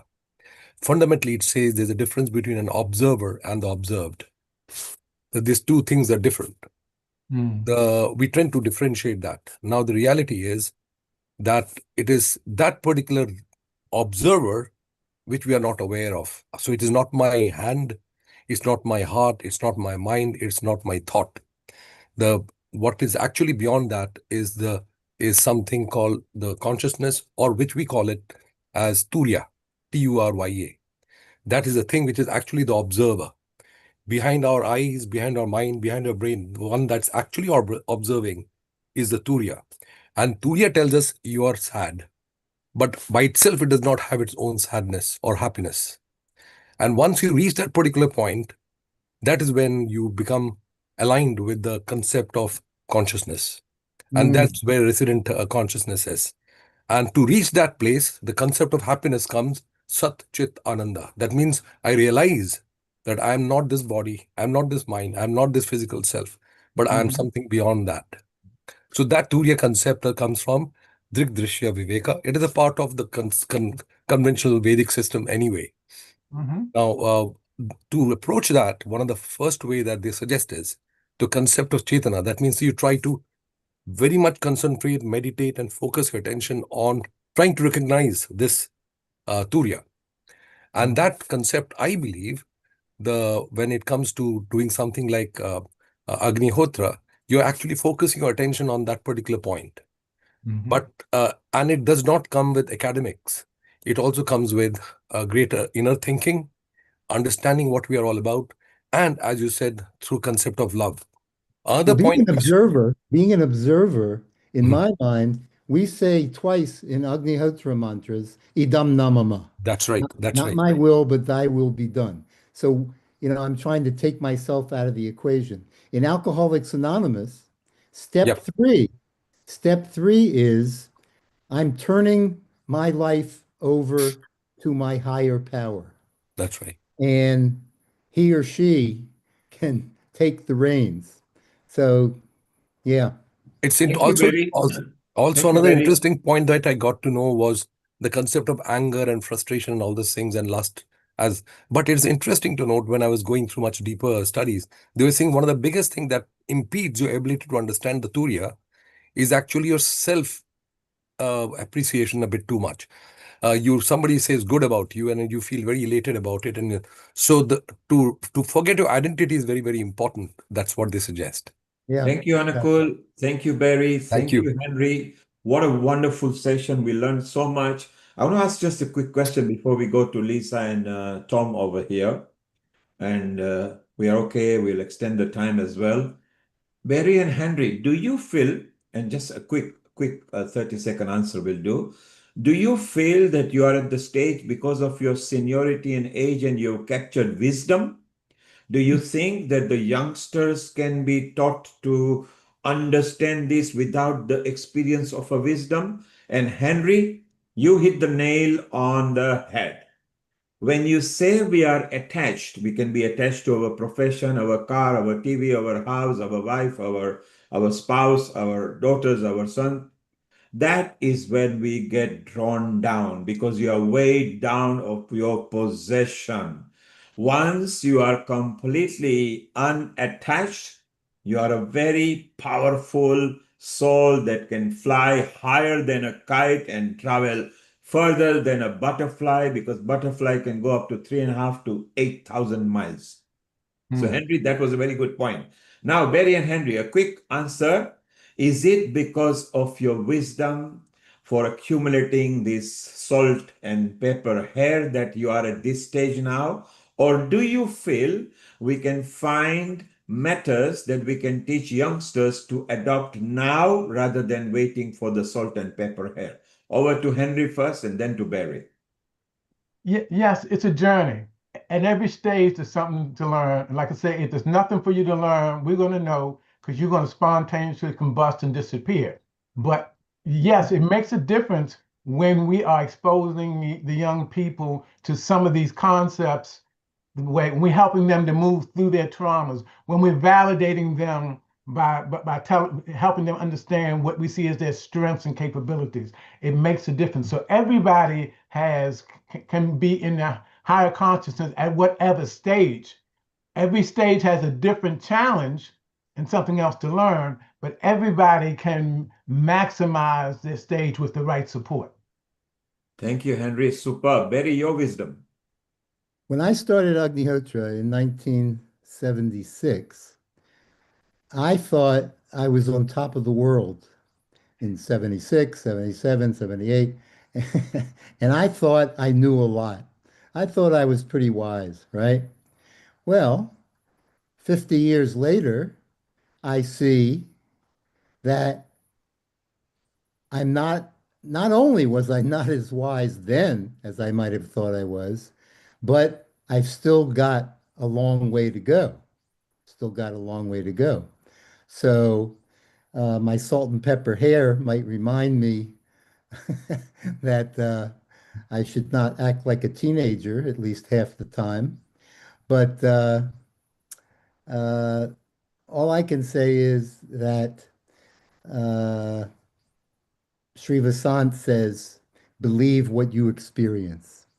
And if you're older, by definition, you will have had more experience than someone who is younger. So to that extent, yes. Thank you. Thank you, Barry. Lisa, Tom, don't worry. We are going, because your subject is also very important, introduction to Agnihotra, because it's in a gentle way. Those who are new or about to learn, they will get some idea. But while I've got you there, Lisa, because you've been practicing for 50 years, and Ulrich, you are there as well. Same question to both of you. How can we instill these points and the youngster can still our knowledge rather than wait till they turn 50, 40, 60, 70, 80? Lisa, first to you for a quick answer, and then Ulrich. Okay. Well, I was 18 when I started Agnihotra. So I was a young person, and then, and certainly immediately received benefits. And then, getting married, raising 3 children, trying to incorporate these teachings, truth, nonviolence, forgiveness, self-discipline, and so on. This was, we certainly strived to set the example, but also to instruct as well. So to whatever extent, at every age, there are different ways in which these teachings can be applied. So really, there's something for any person to learn at any age. How beautiful. And Lisa is an example. She started at 18. We will give her age away. She's 70. And she believes in what she does because she's still carrying on. And now she has got so much wisdom. Shortly, Lisa and Thomas is going to give us a bit of introduction so we can all zoom into Agnihotra. Professor Dr. Ulrich, when did you start practicing? And ever since you started till now, what wisdom have you accumulated that we can steal from you? Over to you. Oh my God. Yeah, I was 30 years old, very young then. I was a hippie, but also a teacher at the university. So I had also at some point a clear mind. I don't know what to say. But what I see is that young people, and I meet a lot of students because I go to so many conferences, and the young people are very much open for this kind of knowledge. And many contact me, and also many are interested to do research. And that is my way to teach. It is through science, because that is what nowadays most people accept. And there is, and that has changed the last 10 years. Definitely, it has changed a lot. So there's a lot of response which I get now in these conferences, in my talks, and so on. So that is quite positive. And yeah. Wow, superb. So let's take a pledge, all of us, both from the Sata and Healing Our Earth, that let us empower the youth of today to preserve the past and shape the future. And together we will bring and nurture them and create better, harmonious, loving, united community. Lisa, Thomas, welcome once again, and bring the introduction to Agnihotra in a nice, cool way. Thank you. Actually, Tom, I don't know that anybody introduced you earlier, so I'll introduce Tom. So he was introduced to Agnihotra in the early 1970s, and in 1977 he became a part of Agnihotra Press, which was a printing company back in the early days of Agnihotra spreading here in the U.S. That was a business that was set up to earn money to support the work. So since then, Tom has certainly been doing Agnihotra daily. He's a certified homotherapy teacher, and he has helped maintain a property in a suburb of Baltimore where Agnihotra and other homas have been done for more than 40 years. Thank you. And I also just wanted to contribute something about the young people. I think a lot of them come in with a lot more knowledge and wisdom than we did when we were young. So teaching them Agnihotra, I think, is a little bit easier because I think they're a little more evolved. And also today we have so many wonderful ways to spread this knowledge. The social media and so forth. It's a two-edged sword, but let's make the best use of these tools. Use them for good purpose. Okay. So as I mentioned earlier, when we say Agnihotra, we're referring to a very specific method because there are different things called Agnihotra. They're not all the same. The results that we'll be talking about and the scientific research was all based on this particular method.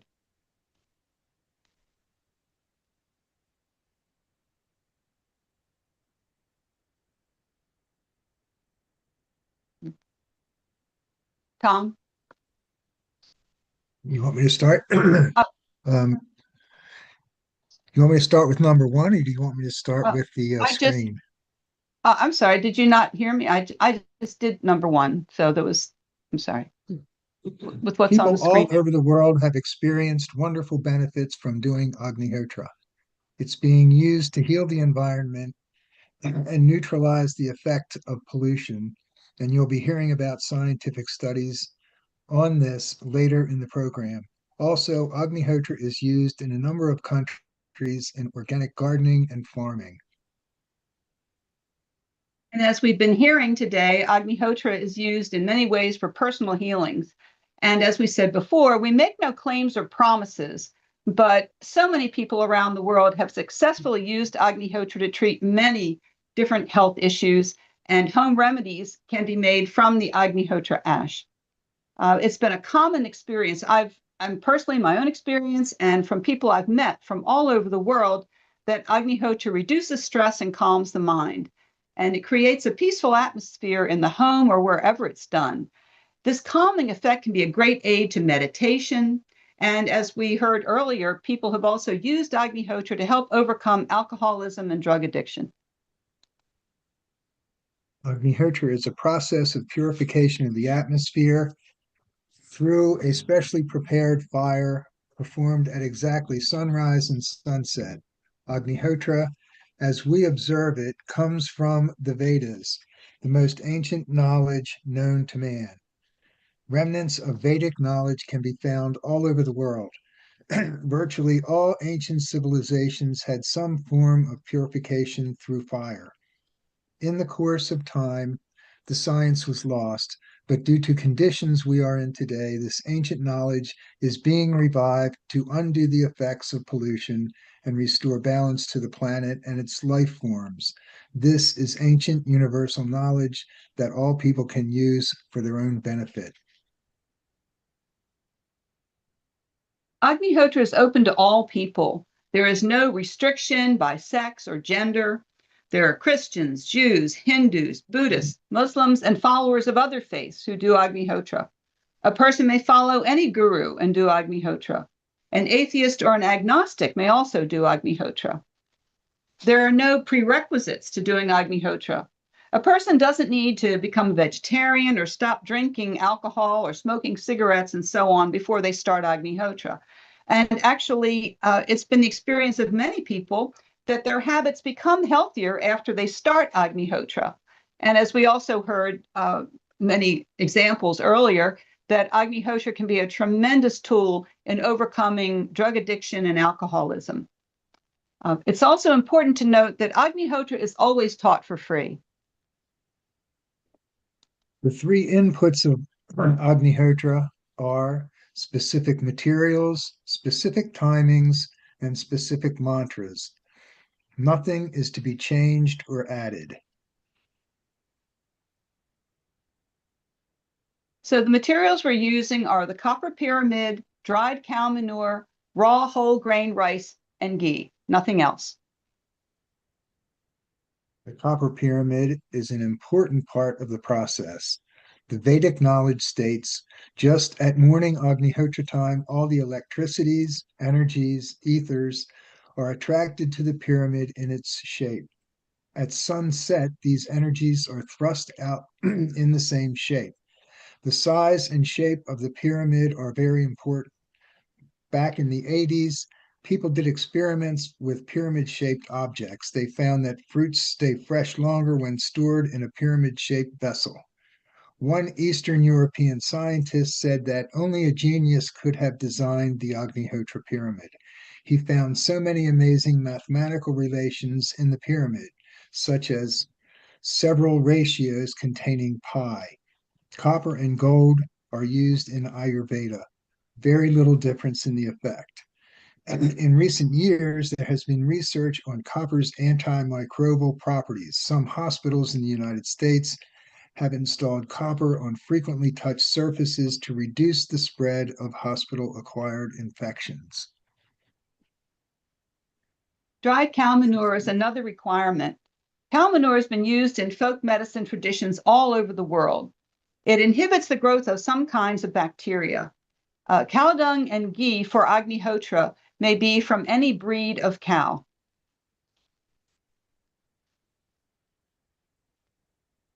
Whole grain, unpolished rice is another essential ingredient.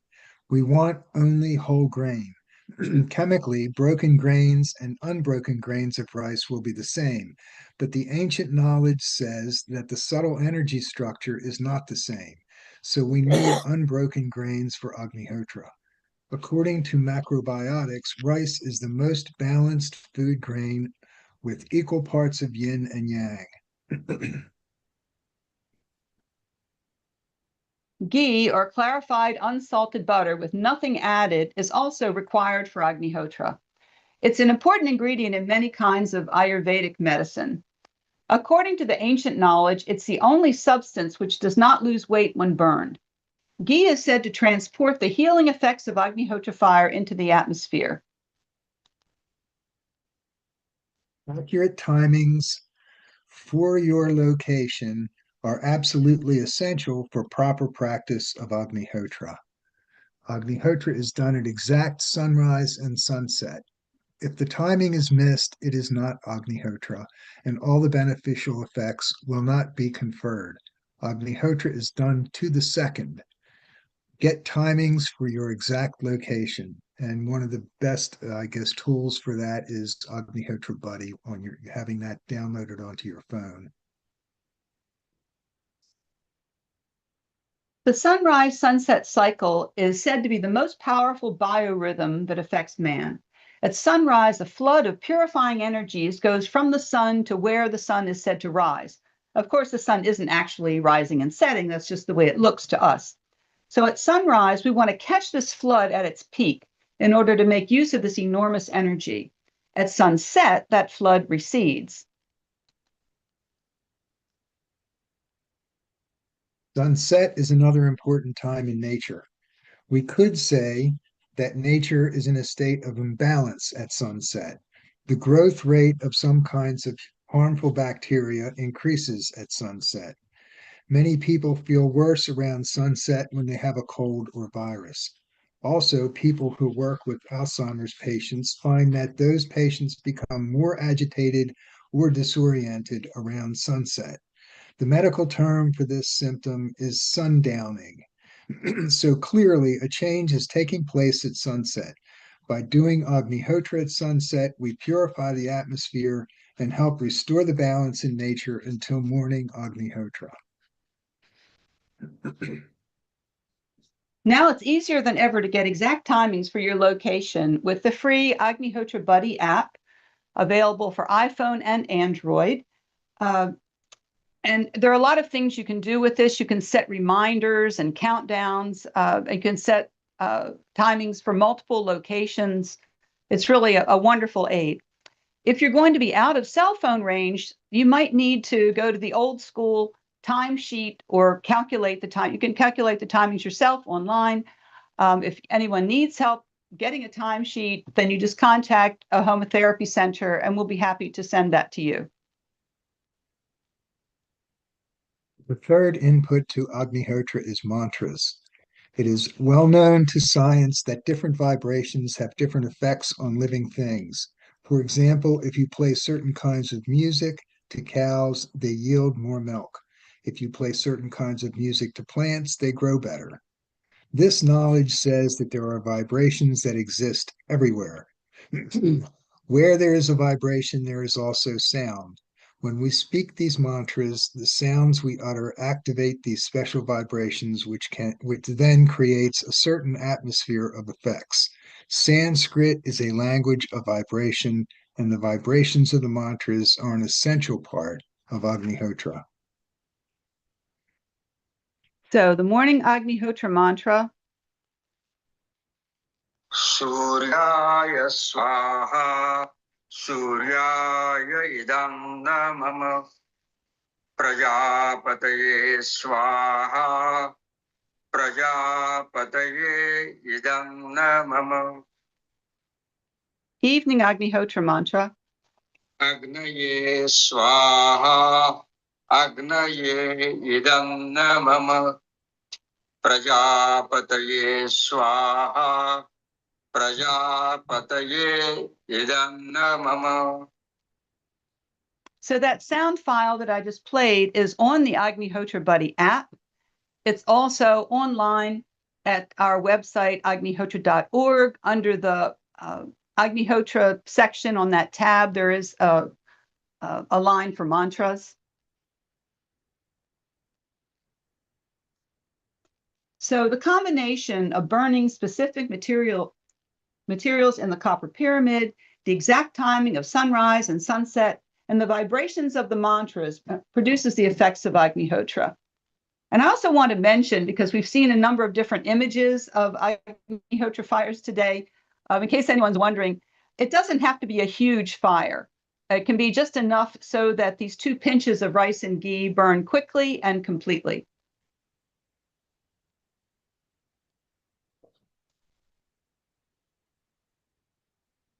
We can't fully explain everything that takes place in Agnihotra, but this diagram gives an idea. We have energy coming from the sun to the copper pyramid, which is receiving and transmitting subtle energies. A channel is created in the atmosphere. It is said reaching up to 12 kilometers or 8 miles, bringing down prana energy. Prana is the life energy that connects us to the cosmos. Energy is thrust out to the plants, animals, humans, all life forms, and water resources. We could say that all kingdoms of nature are represented in Agnihotra. Copper represents the mineral kingdom, rice the plant kingdom, ghee and cow dung represent the animal kingdom, man is the performer, and fire is the connecting link to subtler levels. Sri Vasant Paranjape taught that the human body is like a transformer, which transforms high energy from the universe to a level which is then available to all of nature, such as the plant kingdom and the animal kingdom. Only humans can do that. So only humans can do Agnihotra and perform this service for all of nature. People often ask how Agnihotra can affect the mind. This ancient knowledge says that atmosphere, prana, and mind are connected. When we make a change in the atmosphere, we make a change in prana. Prana and mind are like 2 sides of the same coin. Due to pollution, the functioning of prana has been disturbed. By purifying the atmosphere, we harmonize the function of prana, which automatically affects the mind and gives it a push in the direction of love. So for more information, here is our website here in the US. This is the international portal, homotherapy.org. And if you go there, you can find listings of different centers and contacts in different countries. Earlier in the presentation we gave at the beginning of the program, I showed the homahealth.com website, which lists many different testimonies from people showing how they used Agnihotra and or Agnihotra ash home remedies to deal with different health problems. Homafarming.com gives many reports of how Homa farming has been used in organic agriculture to grow absolutely top produce, top quality and quantity. Agnihotra is the foundation of Homa farming. There's also an online WhatsApp Agnihotra community. I also wanted to mention that since several of us here today were taught Agnihotra by Sri Vasant Paranjape, the books that he wrote are available online as ebooks from Amazon.com. So now they're available everywhere. Some Homa centers may have some hard copies, some are out of print, but at least they are available now online. And I just wanted to add one more thing, that I've been doing Agnihotra for 52 years, and in all that time, I've never found a better way to help the environment and support my own health and well-being than by doing Agnihotra. So for me, this small investment of time and effort has yielded huge benefits. Thank you.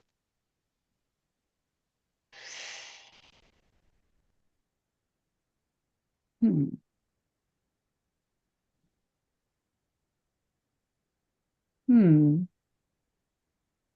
looking for the end share screen. Okay, here we go. Thank you. What a wonderful presentation, and it is so beautiful. And in a moment, we are going to go to our professor, Dr. Ulrich, and he's going to talk about environment and farming, which is another subject. And just for those people who wanted to know what Lisa was talking about, her website, agnihotra.org. It's a beautiful website, and here it comes. From here, you will be able to go to Homa Therapy and other websites that she mentioned. And this is a wonderful, it's very simple, agnihotra.org. You can join the satsang, you can know what festivals are taking place or what courses you can join. And there is so much information here. So this is wonderful, agnihotra.org. Well done, Lisa. Well done, Tom. Wonderful information, and it's easy for people to dive into it. Thank you. Stay around because we'll still have a chit chat at the top end. Let's move on with Professor Dr. Ulrich. He's going to tell us a bit about farming and environment. Over to you, Professor Ulrich. Okay, thank you. By the way, I'm not a professor. Doctor is okay, but I'm not a professor. For us, you are a professor. You come with so much information. Okay. Yeah. Wait. Going to show a presentation as well. Yeah, I have a presentation, and it will be very nice. And before I had it, Oh, while Ulrich is getting his presentation up on screen, I did want to mention that through agnihotra.org, people often contact us and we make arrangements to teach people. I have a monthly Agnihotra Zoom meeting, and because sometimes people don't have an Agnihotra contact in their area, so they can come to the Zoom meeting, they can learn how to do Agnihotra, and they can even just order supplies and get started. If possible, we do try to connect people to a contact in their area. Brilliant. So once again, visit the website, connect to them, and it's beautiful. While Ulrich has got something exciting lined up for us, healing the environment, healing planet Earth, and healing humanity. Just the healing our Earth way. Over to you. Ulrich, excuse me, is Yarek on? He's on tape, right? He's not live. yeah. Okay, thank you. Okay, I was already introduced. So that is something which I found recently here in India. Science of ICAR, the Indian Council of Agricultural Research, the top institute for agricultural research here in India, they have found that the nutrition has gone down by 45%, but the content of toxins has come up by 1,400%. That was after the Green Revolution. So that shows how really bad the situation is nowadays. And that, of course, has serious effects on our health. And according to information from the World Health Organization, already now 20 to 25% of all deaths are due to environmental pollution. The Cornell University in a study even said it's 40%. Okay, whatever statistic is correct, it's a lot. And this problem was definitely not there when thousands and thousands of years ago Ayurveda was received by the rishis. So that is a big problem also for Ayurvedic doctors. How can Agnihotra help? So Tom and Lisa just showed how it is to be performed. What's the effect? Agnihotra purifies the environment, the atmosphere, water resources, and soil, and thus brings all nature back to harmony. And let's first look at the atmosphere. Modern science normally speaks only of soil analysis and water analysis, but not so much about the atmosphere. But ancient science of homotherapy, and by the way, also biodynamic farming, they say that more than 75% of the nutrition to plants and soil come through the atmosphere. So if the atmosphere is polluted, this may not happen as nature has planned it. But if you make the atmosphere more nutritious and fragrant by Homa, there will be a type of protective coating to the plants, and diseases, fungi, pests, and so on do not thrive. The plant's capacity to breathe increases, and the toxic effect of choking to death due to atmospheric toxins is eliminated. You remember there was one slide which Lisa and Evan showed in the morning, in the earlier session, about the photosynthesis activity. You know, that shows, yeah, if in Agnihotra atmosphere, photosynthesis activity is more because the atmosphere is purified. This slide already has been shown. That is the bacterial count before Agnihotra and after Agnihotra.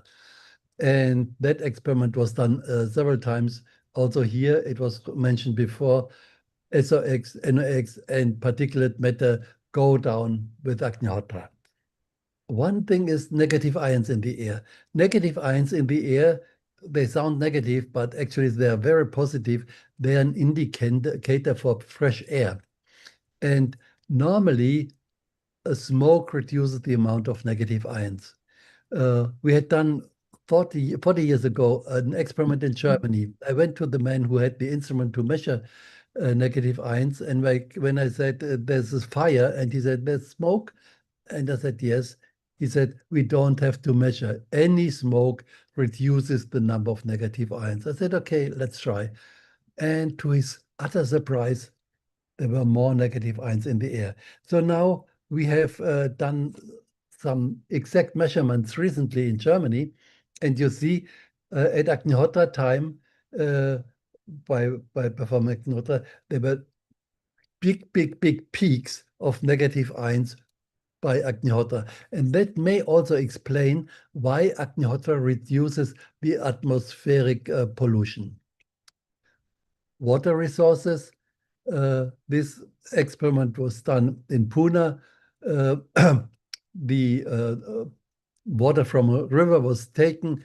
It went through some column of Agnihotra ash, and all parameters of Agnihotra of water quality improved, especially the bacterial count, less 93%, 98% less. So, but also big water bodies like the Narmada River, that is Agnihotra, that is our Agnihotra place in Maheshwar, and the Narmada is quite big at that time, and also that water quality improved. You see here, they tested the water quality upstream and downstream, and the second last row is Maheshwar Homotherapy Goshala, and there the water quality is much better, even fulfills the criteria of World Health Organization for drinking water.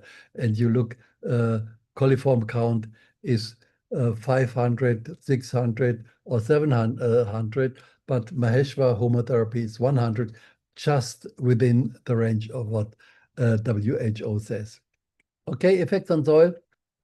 One thing is, I want to read one quote more than 3,000 years old, in Sanskrit written. Upon this handful of soil, our survival depends. Husband it, and it will grow our food, our fuel, and our shelter, and surround us with beauty. Abuse it, and the soil will collapse and die, taking humanity with it.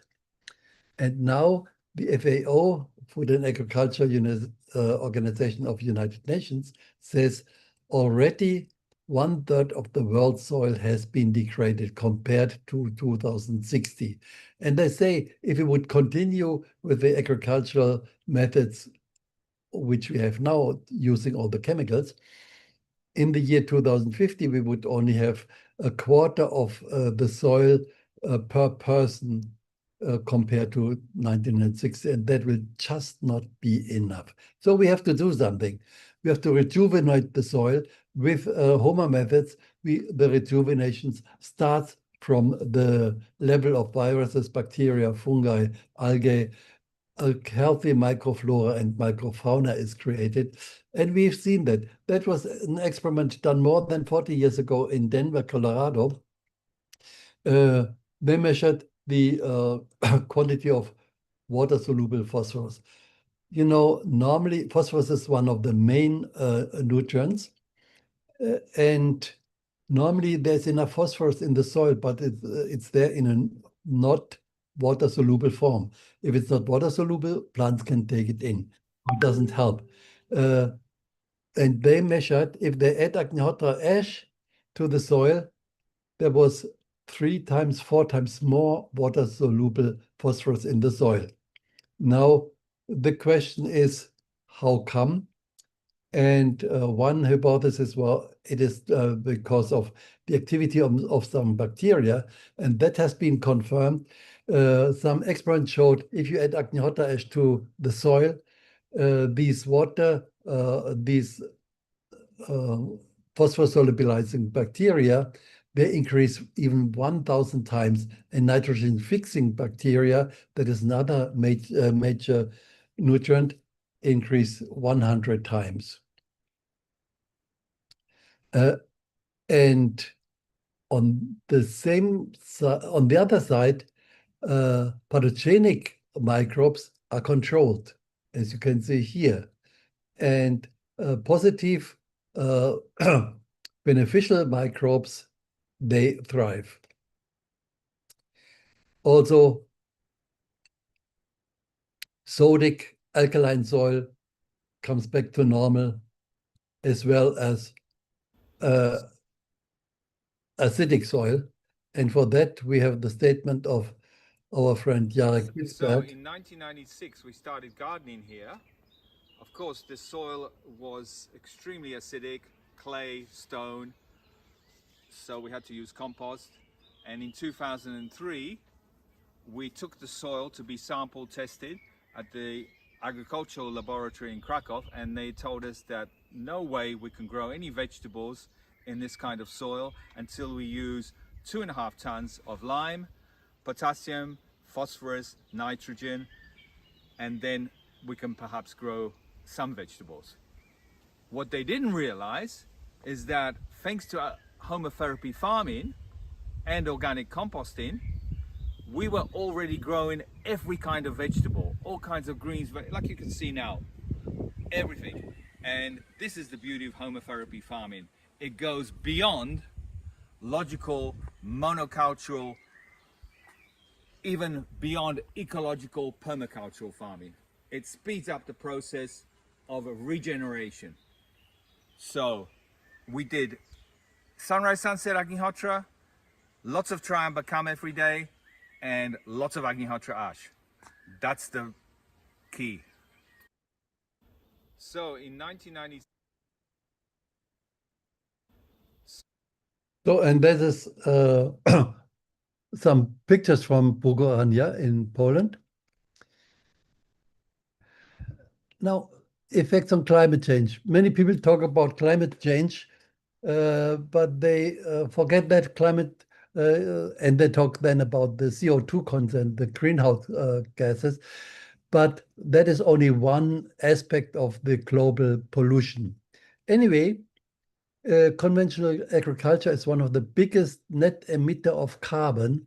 Approximately 20 to 25% of all greenhouse gases are produced by the modern food system. And one important factor is the degradation of the land, which releases large amount of carbon to the atmosphere. And that has a big effect on the carbon cycle of the planet. Now, in India, for example, the soil organic carbon is less than 1%, often only 1.5%. On our Homa farms, we have 10%, 12%, 15%. And if this method could be used on larger scale, we could even sequester the carbon content, the CO2 from the air, and store it in the soil. And in the soil, it makes productive, healthy soil. So it really has a very good effect there. And the problem of the greenhouse gases would be solved. Also, radioactive radiation can be reduced. That was, after Chernobyl, one experience of our friend Karin Heschel from Austria. They had a farm products were measured, controlled for radioactivity by the officials. Only then they could sell something. And on their farm, there was no higher radioactivity as opposed to all other farms. And then later, after Fukushima, some scientists from Japan came to Kiev to the Academy of Sciences Institute of Physics, and I happened to be there at the time. And they brought radioactive rice from Fukushima because in Kiev they had developed a nice instrument to measure radioactivity. Okay, I said, nice. And I suggested, soak this rice in Agnihotra ash water. They did that, and within 1 week, the radiation came down to a normal background level. So all the radioactivity was wiped out by just soaking the rice in Agnihotra ash water. Here you see how they did it. So that was a great result. We had hoped that we could do some follow-up study, but that somehow did not work. And one example that is also quite, it was big. The biggest industrial disaster worldwide took place in Bhopal in 1984. MIC gas leaked, and it was a great catastrophe. Tens of thousands of people got sick, and thousands died. And those people where Agnihotra was performed in the house, nothing happened to them. It was in the middle of the night, so they couldn't perform Agnihotra, but they started, when they felt something is wrong, they started to perform Trambakam fire. And then they formed groups of people who came together, and these people got also healed. Then they prepared Agnihotra eye drops. That is one of the methods which Monica is describing in her books. And so that gave these people relief. None of the people where Agnihotra was performed regularly got even injured. Forget about dying. And so many people died. It was really terrible. Some time ago, I met one scientist on a conference, and she was from Bhopal. She was a child at that time. And she says, corpses, dead bodies were piled up in the streets because it was so many. They couldn't handle that. Home organic farming. We have one farmer in Karnataka in South India who has wonderful results. Like in the West, in the East too, in Karnataka, India, an organic farmer practicing Agnihotra is getting superlative results with Homa farming. I used to practice a lot in organic farming. After I started Homa therapy, I reduced the practice, a lot of things which I used to do earlier. It's only Homa therapy and is doing Agnihotra, and only water is given, that also very less water. But the wonderful part is the soil has improved a lot. So that is on farm level, but also in cities, you can do something, as we can see here. Like in the West, in the East too, in Karnataka. Like in the West. Nah.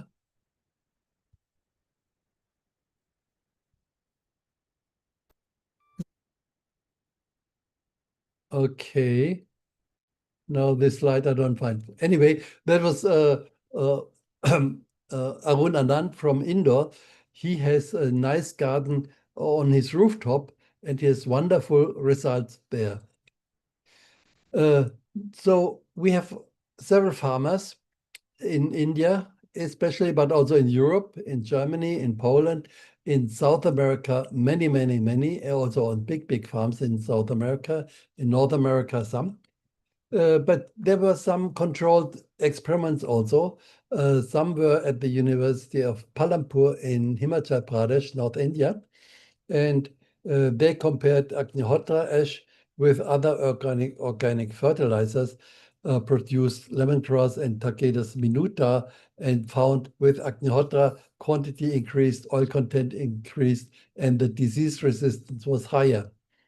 Then there was one very extensive study in Dharwad Agricultural University, Karnataka. They had 4 MSc theses. They studied tomatoes, cabbage, soybeans, and okra. And the parameters studied were the yield, pests and diseases, and the quality nutrient content. And the result was wonderful. There was a reduction of pests and diseases, an increased nutritional value. And this nutritional value is very important for our health. And you remember one of the first slides which I showed at the beginning, they said that the nutrient content has gone down by 40%. Now with Agnihotra, it comes up again. And also the yields are higher. And here you see some figures for the yields. And that is very important because higher yields also mean higher profit. And that has been confirmed by a PhD study recently done in Mysore University, Karnataka also. And the result was that 225 organic farms, Homa organic farms, compared to 225 conventional farms. And the result was the profit. Most conventional farms, the farmers had, say, less than 15,000 rupees per acre per season. Most of them were in the range between 16 and 20,000 rupees per acre and season. But the farmers with Agnihotra, they didn't even start with that. Most of them had 26 to 30,000 rupees per acre and season. So that shows big increase in the profit. And that is very important because many farmers actually want to shift from the chemical farming to organic farming, but they are afraid that they would lose their profit, their income, and they're not rich farmers, so they could not afford that. But this shows if they go to organic and use Agnihotra methods, Homa organic farming methods, then their income even increases. So they're on the safer side. So that means with Homa organic farming, we can reconcile ecology and economy and thus achieve sustainable development from village level and thus guarantee global food security. You remember Earlier I mentioned in the year 2050, if we would not do some changes, we would only have 25% of the usable land per person, and that was not enough to feed the growing number of people. So with this method, we can achieve global food security. Now comes our... And Mr. Anand, a retired engineer from Indore, India, has a plush rooftop garden thanks to Agnihotra. I make Agnihotra ash water, which is sprayed on the plants, which gives them a special energy. And it's a totally different thing when you spray Agnihotra water, the plants start growing and they start growing much better than otherwise. And Mr. So, with home organic farming, we are healing our environment and thus produce healthy food and helping for a healthy lifestyle. And it is said, let the food be our medicine. And that originally it was said in Ayurveda.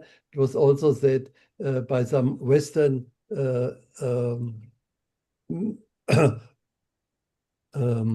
teachers of medicine. And as conclusion, it is said that many thousands years back, there was a Vedic time on this planet when in each and every household, Agnihotra was performed at sunrise and sunset. This was a golden era of peace and prosperity all over. And maybe we can establish such a golden era again on planet Earth when more and more people worldwide start performing Agnihotra. The following graph shows how sunrise and sunset move around the planet, as would all the Agnihotra fires move around. And then local effects of Agnihotra yajnas would merge together and create a global effect. Already now it is being done on all the continents. And here you see how this is. This is the line of sunrise. So you see always there's some point on the planet where you have sunrise, and there are other points where you have sunset. So there are two lines of sunrise, sunset moving around the planet. And if more and more people perform Agnihotra, that would also mean there were two lines of Agnihotra fires moving around the planet Earth. So all the time, Agnihotra would be performed somewhere, and these energies would then come together. That's it. Thank you. Wonderful. Ulrich, you brought some insight to Agnihotra, some testimony and scientific proofs. Again, they will be so useful that we need to start publishing, adopting, and letting people know. So it will be very beautiful while we're waiting for Dennis and Gillian, who are going to break into mantras and sing songs. Let's have an open chit chat about Agnihotra and how it affects people's life. I like, Ulrich, you brought us stats that 45% of the nutrients are lost in the food. Yeah. And I feel it's more than that, but 45% is quite a lot because half of it is gone. Number one. Number two, and that's assuming that quite a few of them have retained even a half, some that have completely left with the modified and foods and all those things, particularly in the processed food where we're losing out. Then 1400% toxin increase. I mean, 1400% is phenomenal. Actually, the body, I don't know, I think maybe our body are also adapted to using it. So it is important that people realize that either we change our attitude and life now before it's too late, or we are not going to leave a good earth for our kiddies and the youngsters and the generation to come.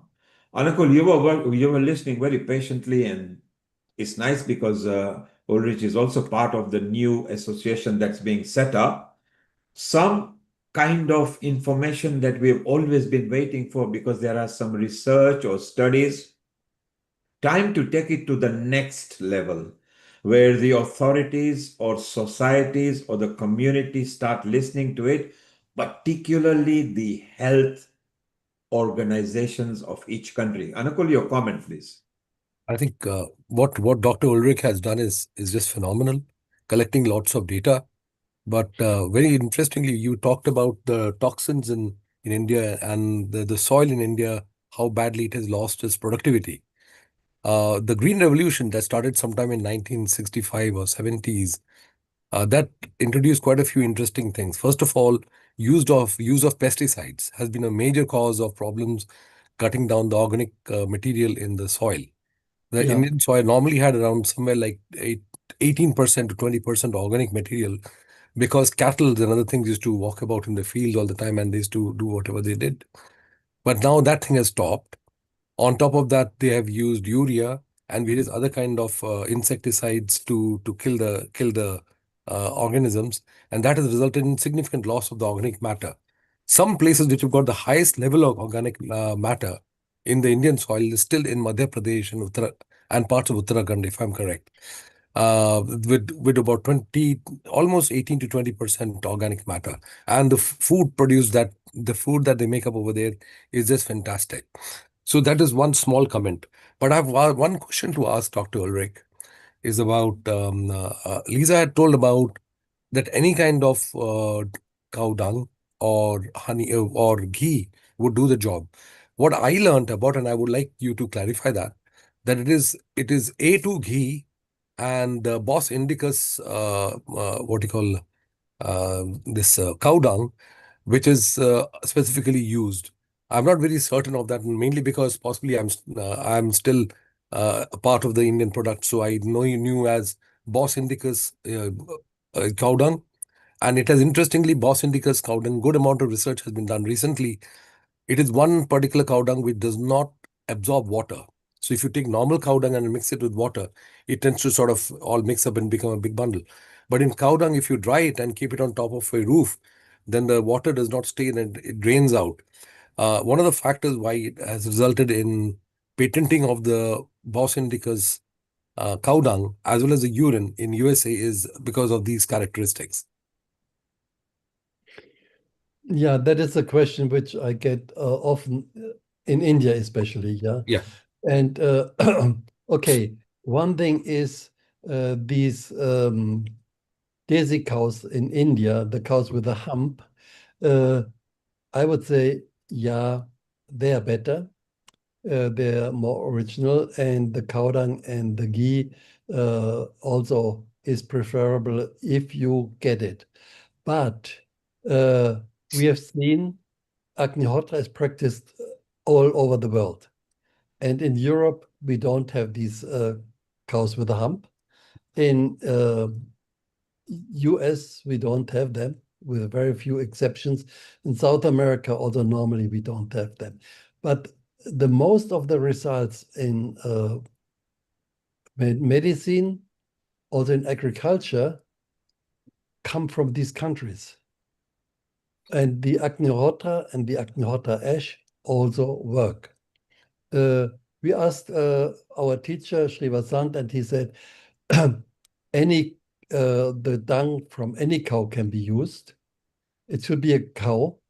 And even the dung of cows which live in Agnihotra atmosphere, this dung is better than if you have cows with hump which are not in Agnihotra atmosphere.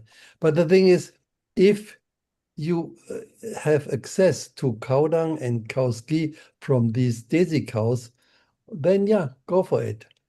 And but the bigger problem, especially here in India, is, or maybe in general in Asia, is it is difficult to get pure cow dung and pure cow's ghee because most farmers, they have both cows and buffaloes. And I think last year or 2 years ago, there was a big analysis of ghee in it was published in Times of India, I think, and they analyzed all the major brands, including the one very known brand from Haridwar, I don't want to mention name. And it showed, although, that label always says pure cow's ghee. None of them was pure. And also I understand it's not a bad intent of these people. It's nearly impossible because they don't have millions of cows. So that they collect the milk from many, many, many farmers. And they can't control that. It's not possible. So what we always tell people, go to a dairy farm where you are sure that they only have cows. Then you can be sure the cow dung is okay and the ghee will be okay. So that is a very important point. Thank you, Ulrich, for not mentioning any names or a company because we can't, because they're not here to defend, but you're very right that Yeah, what you and get also in they are my friends. I mean, they are really nice people. They do great work. They do great research work. But okay, they do amazing work. I know them yeah, very well because it was me who made them famous in the world in yeah, 2006. you told me. However, bearing that in mind, as you say, they do fantastic work, as do others. Purity comes from a natural farms. The Swedish cows actually produce so much good products. Up in India, sometimes the cows end up even eating newspaper and anything they can find. Oh, So, terrible. so it's depending where you are and everything. But you are very right that there is a room for improving the products, and you brought some very good statistics there. People are asking on the social media with our partner channels that will this be recorded? So those who are listening, whatever medium you are watching from, at the end of the episode will become a recorded version. It will stay there on a Facebook. After 30 days, it's removed. If you are on a YouTube, it's permanently there. You can watch it at your leisure, fast forward it, move it, learn, pause it, and capture whatever you like. And also the person who has invited you will also send the link again in case you want to share it with the people. I want to ask, we've got a bit of time, so I just want to ask to everybody on a quick fire round. So it can just be a 30-second answer. I particularly want to ask one question. How has Agnihotra impacted your life for each one of you? In a 30 seconds. So we start with Evan first. Oh, briefly, long ago and far away, when I was at Agnihotra Press, we had a Om Trambakam fire that went on 24 hours a day, 7 days a week. It went on for years, and I was fortunate enough to participate in that. And I quickly discovered that if the fire is at the center of my life, everything else will take care of itself. So I'll never quit. Brilliant, Evan. Never quit. Keep on going. It's brought the youth in it. Look at you. You're fit. All faculties working. So it's beautiful. Barry, let's come to you. You've got vast experience as well. How is it? Okay, I just want to say one thing quick about this cow dung. What was disturbing was we would hear from people, more so in India, that I can't do Agnihotra now because I can't get Desai cow dung or Desai cow's ghee. And Busy, not Desi. busy. And we wanted to just tell them, as Ulrich pointed out, any cow dung will do. And one should not miss Agnihotra because they can't get ghee or dung from those particular cows. What has Agnihotra done with me? I was going to say something interesting. Can you come back to me after Sure. the other? Barry, think of it. It's very important. Then we go to smiling Monica. Guten Abend, Monica. And how has it impacted you?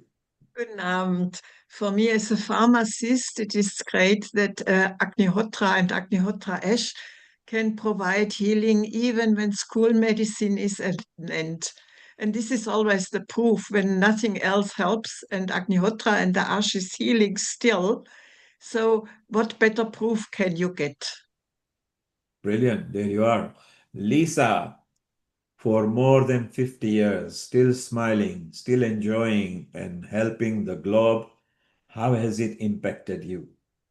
It was complete transformation of my life. When I started Agnihotra, I was a teenager going through difficult time. My father was diagnosed with cancer, and there was terrible stress in the house. And right from the start, there was a real transformation happening at home, and it just continued. Every Agnihotra, I just felt this improvement. All these years, I've been connected with the Agnihotra community locally and internationally, and it's just been such a journey of joy, personally, and meeting all the people, hearing everyone's experiences, and helping other people to experience such improvement in their lives. It's just been so fantastic. It's really divine grace. And therein lies the joy of Lisa. By helping and teaching others and guiding others, it brings smiles on her face because she has experienced the joy. So when you bring joy for others, it brings so much happiness in you. So Lisa, you're on the right track over there. Ulrich, how has it impacted you? Two things. One is when I started, I was teaching at the university at that time. And after 2 weeks, I realized one thing, that my life became clearer. The first thing actually, which I realized, that for 2 weeks I had not been in a pub. Normally, I was still used to student life, working till 11, going to pub, later having a glass of beer, and going back at 1 o'clock. And then I realized suddenly, oh, I had not been to the pub for 2 weeks. And then I didn't miss it. And that also meant I didn't miss the beer, so I stopped that. And what I felt is that decisions were easier. Things become clear. What should I do next, and so on. So that was very good. So that was the thing which I immediately realized. And then, if you ask, how has my life? Yeah, as Lisa said, my life has totally changed. Actually, in science, you want a comparison. That would have been really interesting to have clone Ulrich at that time, and one Ulrich performs Agnihotra, and the other Ulrich continues the other way. I'm not sure whether the other Ulrich would still be alive. He would have done many, many crazy things, interesting but crazy things. And I think it would be probably a difficult life. Ulrich, for a German person to confess, who was an hippie and a student and an outgoing person who loves beer, because the Germans are the only one who can drink beer for breakfast, lunch, dinner, and at night time. You have proven over here, and Lisa said you don't have to stop drinking or anything. But for those who are drinkers, why don't you try Agnihotra for a while? And maybe you will slow down on drinking or completely give up and have a different path of a direction. So Ulrich, that was fantastic. It was very nice that you mentioned what you did and things like that. Anakul, you today were dreaming and enjoying and learning Agnihotra. How has today's episode impacted you? I think ever since the time I came in contact with Dr. Ulrich, it has always been very fascinating. And every time I listen to Agnihotra, my mind sort of goes all over the place. There's so many branches of thoughts that go along from and various aspects of Vedic concepts.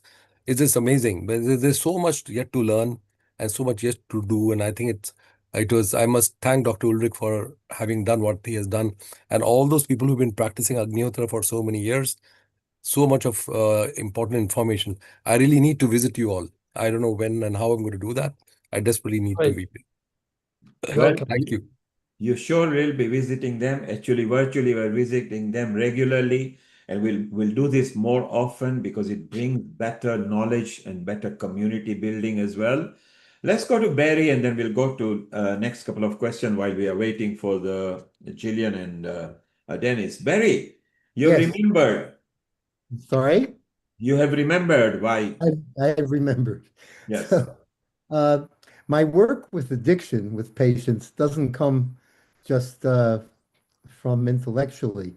Uh, I am a marijuana addict. And when I started Agnihotra, marijuana had brought me to my knees and it was life-threatening, literally. Uh, I started Agnihotra and I was clean for 17 years. And then, having reduced my swadhyaya and other things, I fell off the wagon and smoked marijuana for a while. Well, then I got back on the wagon and now I have 28 years clean. So, uh, without Agnihotra, uh, I would be probably living in Haight-Ashbury in San Francisco. And knowing me, I'd probably be on the corner, not in a house. So, as far as I'm concerned, people don't like when I say that Agnihotra kind of makes me high most of the time. People don't like when I say that, but maybe it's because they don't know what being high is like. But I do. And Agnihotra, it doesn't alter my mind, and like that, but it helps me stay off of marijuana. It helps me control food, which is a big problem if you smoked marijuana. And it's very easy for me, having gotten over the depression that I had when I started Agnihotra, to help people with addictions and depression. Brilliant, Barry. And it's okay to be high in spiritual form. Because when you are high in spiritual form, then you are connected to the Almighty or the Supreme or the God or even somebody you know, your mother.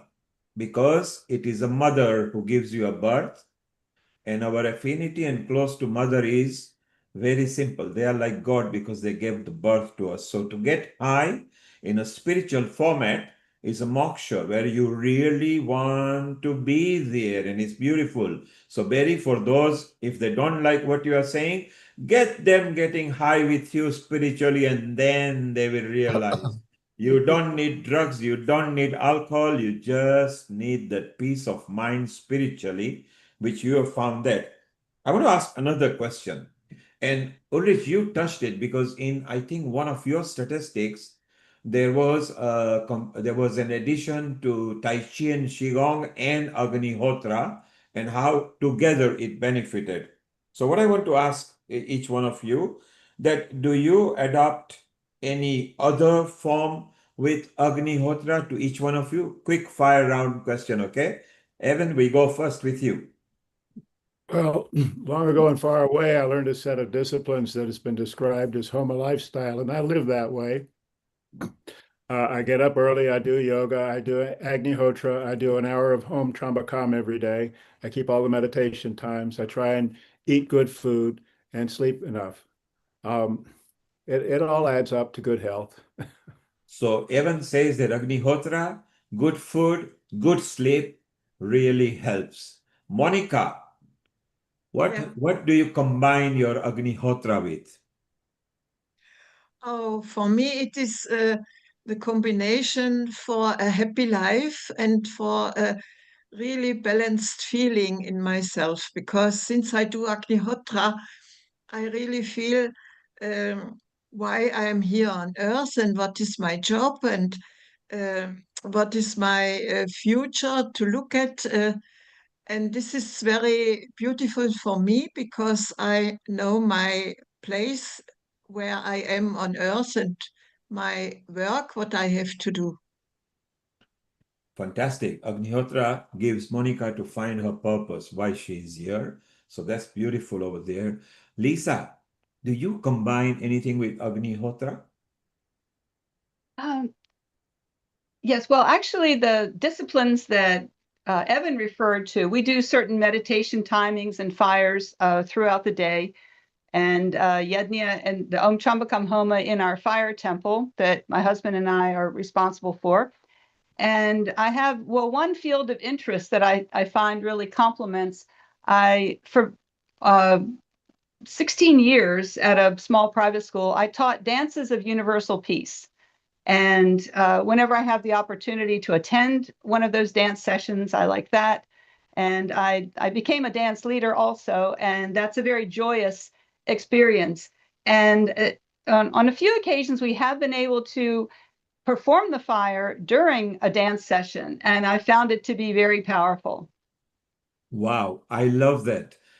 Lisa, do you know Sharon Rose from Colorado, from the mountains? Do you know her?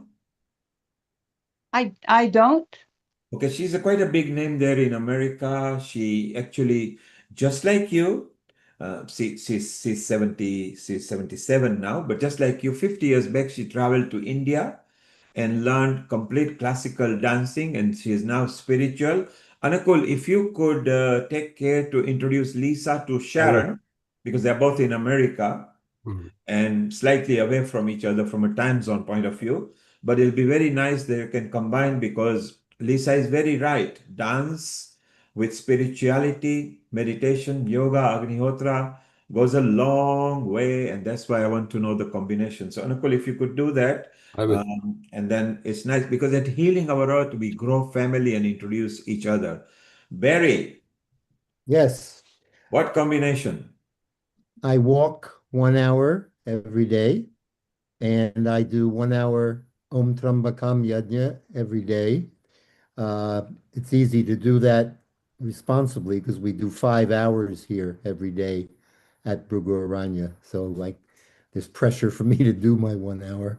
And then you know, I teach Agnihotra, and that seems to be, well, through writing. I do a lot of writing. That seems to be close to my Vikarma, my allotted task. And then lately, I've been more engaged in fundraising for the Center of Light that we are constructing here at Bruguraranya, a 12-bedroom research and conference center. And it's about time for us to raise enough money for the doors to open. So I try to help with that. Wow, fantastic. So the eco village is expanding even more beautifully. Walking, which is brilliant because, as long as we are walking and breathing, we are alive. And that's very, very important. And riding, Barry does riding as well. So that's very beautiful. I love that idea. Ulrich, what combination do you like?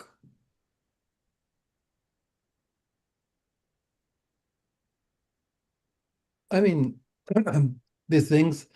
Earlier, I did a little bit of yoga, which was good.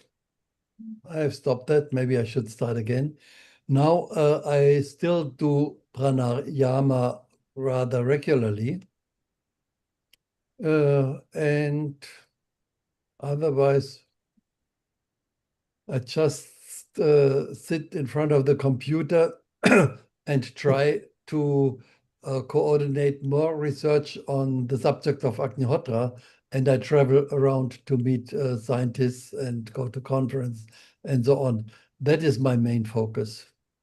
I love the combination travel, which is very soothing, computer, not just idle surfing, but research. So again, beautiful in today's day and age technology, even if you are not connected via computer. So we can't say computers are completely bad. Use them for the right purpose at the right time. So it's very beautiful. Anakul, from today, you've learned a bit about Agnihotra, so that's exciting for you. You're, of course, a top-class surgeon, orthopedic surgeon. You also advise health authority here.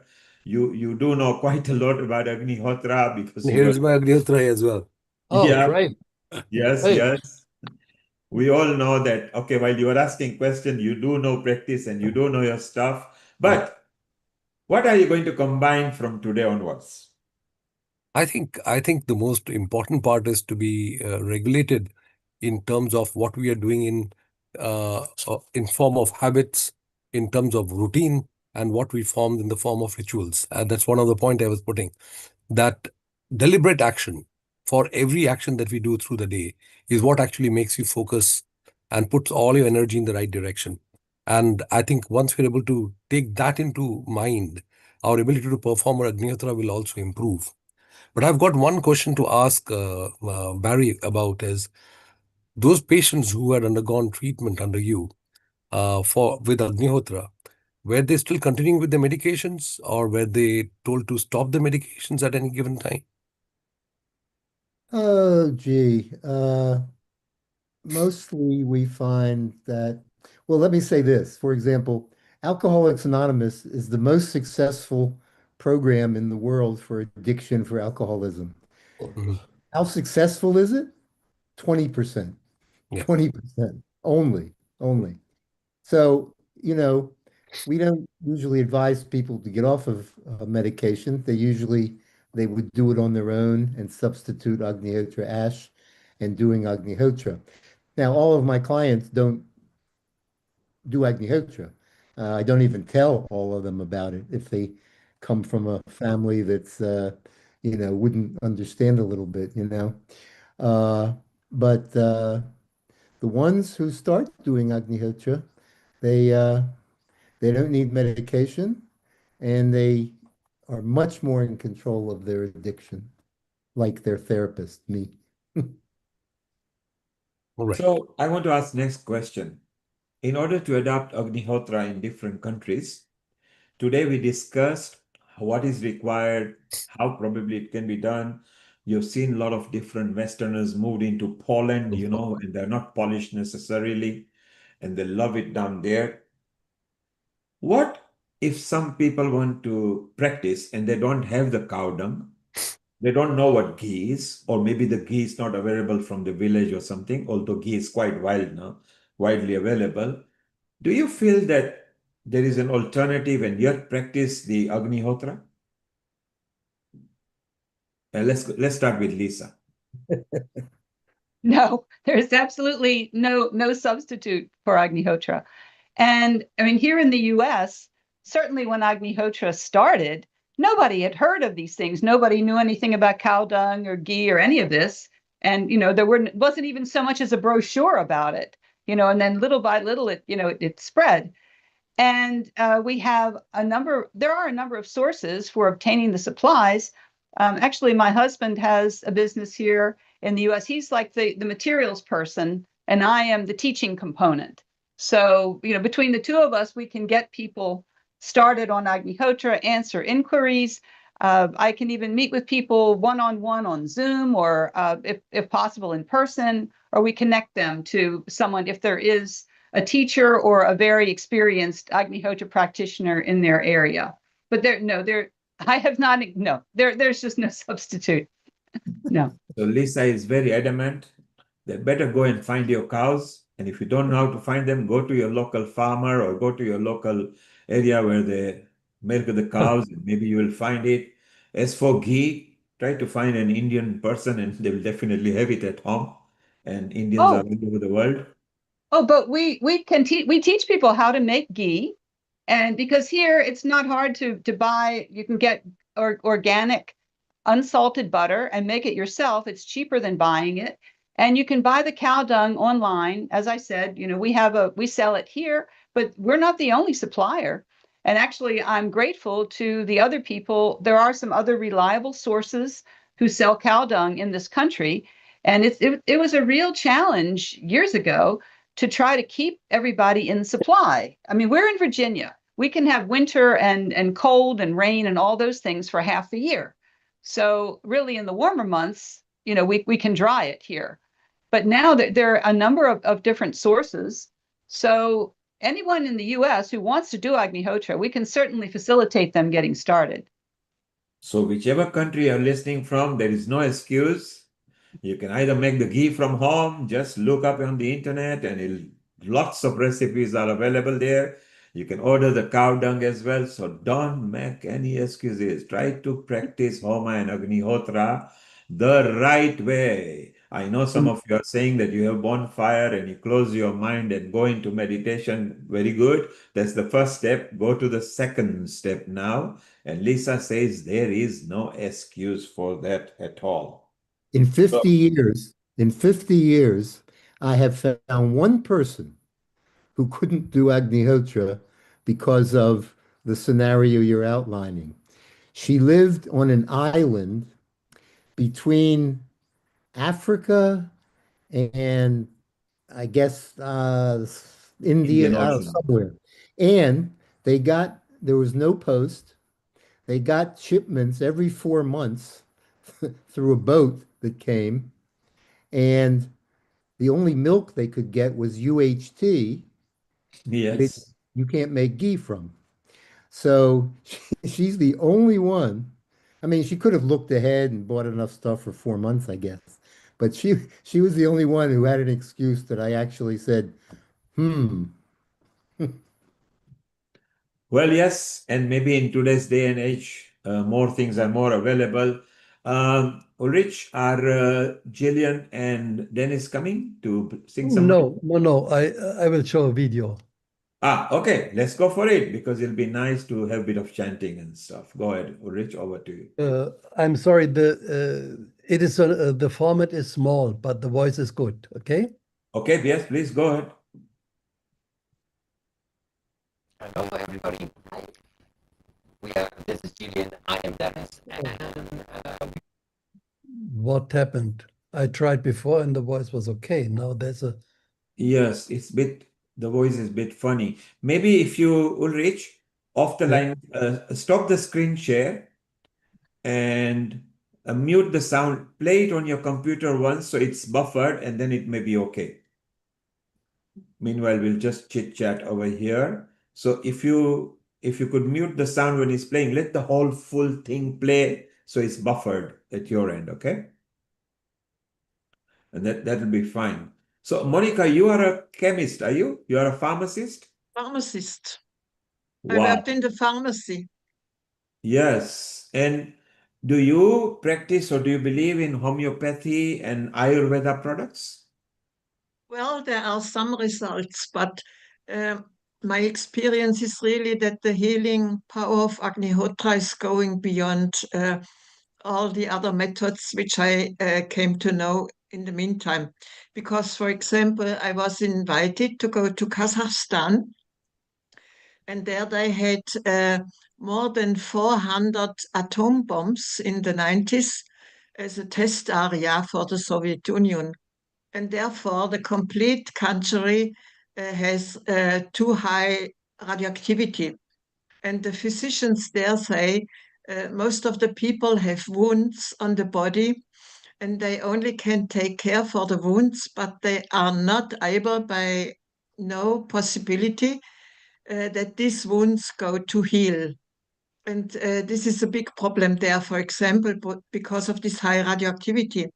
And when I came there and showed the people Agnihotra and explained the ashes and put Agnihotra ash powder on these wounds, the wounds started healing. So they have, with nothing else, got this result. And so in different other cases, I also recognized that the healing power of Agnihotra is going beyond of other methods because there are more dimensions included in the procedure. So we can take to whatever is possible for healing, but we can add Agnihotra and the Agnihotra ash and go further. Well, as a pharmacist who are very, very well versed with the medicine and the composition, so here is a endorsement that look, Agnihotra can heal you. Agnihotra can mentally give you peace of mind as well. And while you are in Germany, do you have clubs there where you form together and you practice Agnihotra together, or you have Agnihotra party or Agnihotra chanting? Do you have a club? Some people are in groups, but most of the people do the Agnihotra on an individual base. Okay. So both is okay because some people really like to be in a group and have to exchange in between the people. And other people are engaged in more traditional situations of life Yes. And they feel better when they just do the Agnihotra personally for oneself with not so much group aspects. So both is okay. And have you been to India? Yes, about 20 times. Yes, only 20 times. Yes, beautiful. Yes. That's wonderful. Berry, you visit India nowadays more often? No, I most time visited it together with Srivasant Paranjape. Okay. Means in the beginning, I met him in 74, and then I have contacts with him in different countries. I also met him in Peru or in Florida or in other countries. And so my travels there were most time in combination with Srivasant.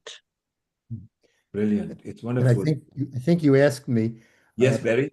As I said when I spoke, my first trip to India in 1979 lasted 6 years. Wow. And then I went back 2 or 3 times for a couple months. Then in 2007, the first of the 7 Somayugs that we did in India took place.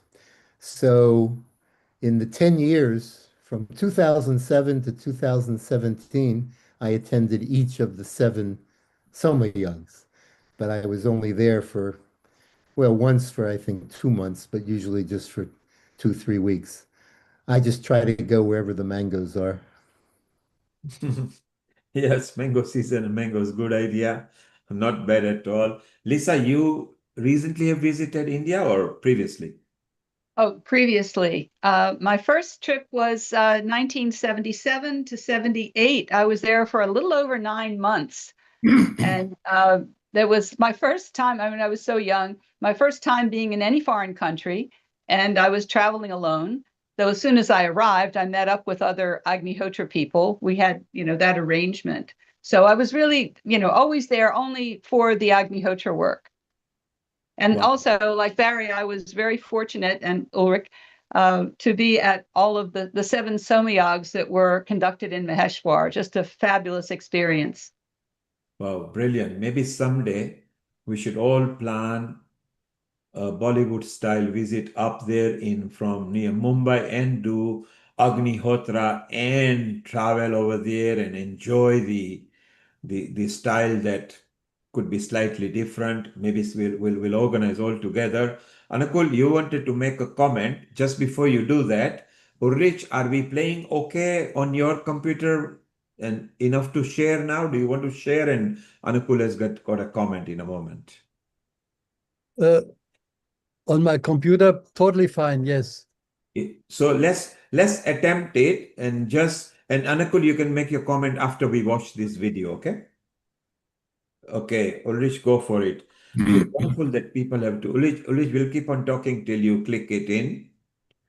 And so it's so nice that so many people have been to India. They have studied their style. It was a completely new culture, new cuisine, new style, new rickshaws, new discipline, new etiquette. And look what they've learned. I mean, it's so wonderful that we are just one community now.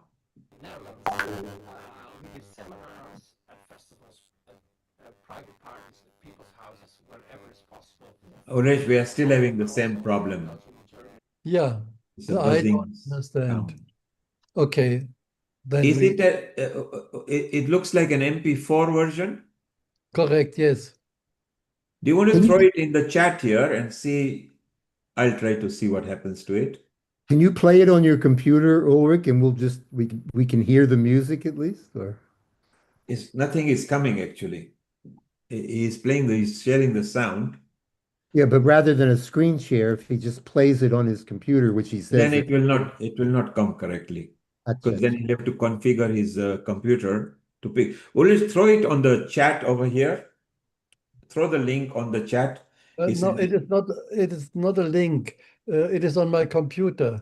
It's a. Okay, it's a raw version on your computer. Is that right? Yeah, yeah. Okay, no worry. We are here live people. Barry knows how to chant as well, and Lisa knows how to chant. And let's bring on some bit of chanting before we close. we have done quite over the time because we were all enjoying. So it's beautiful. Anukul, you had an observation and a comment before we. I've actually got a question for Dr. Ulrich. I understand there have been some studies done on the use of Agnihotra ash in diabetic ulcers. I mean, in my clinical practice, I come across diabetic ulcers, neuropathic ulcers, and bed sores. And I just wondered, any specific study done anywhere with the use of Agnihotra ash in their management? In which management? Diabetic ulcers, in the foot ulcers for No. diabetes, neuropathic ulcers, as well as what you call bed sores. Because of course there will be questions about bacterial load and things like that. But I'm sure quite convinced. Mhm. I'm sure it helps, but Monica, maybe you know about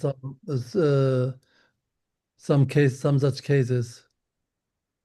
I do not know actually such case, but I would keep it for important to first provide the body with a correct situation, means to control the blood sugar and the blood circulation, etc. The regular state of the area where the wounds are. And then you can add Agnihotra ash internally as well as I would try it with water with Agnihotra ash solved in it as a compression on the wound to bring this energy also directly on the wound.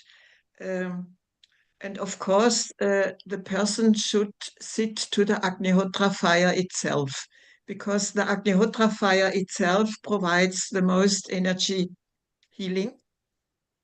And next, perhaps the person can have a look on the website of Aleta. There are all the empiric data also mentioned. It is therapiahoma.com. No, it's because, better. Homahealth.com is better. Okay, then this one. Homa Health, Because- what Lisa mentioned. And Yeah, I'm looking they- right now at that site, and there are Okay, because they had studies about a this. lot of experience there, and you can also directly ask them what ways of application of the Agnihotra ash there were proved. Certainly. Brilliant. So Thank we you. want a bit of chanting as well, whoever can know any mantra. Just before that, the viewers who are tapped to us on a social media, website, etc., let's tell them what the future episodes are here at Healing Our Earth. So next week is International Women's Day special. Women in empowerment, empathy, tenacity, and media and mentoring. So empowering humanity. Women actually builds good community as well. Following week is the World Kidney Day. So the kidney experts and kidney transplant and kidney donors and kidney recipients will be here.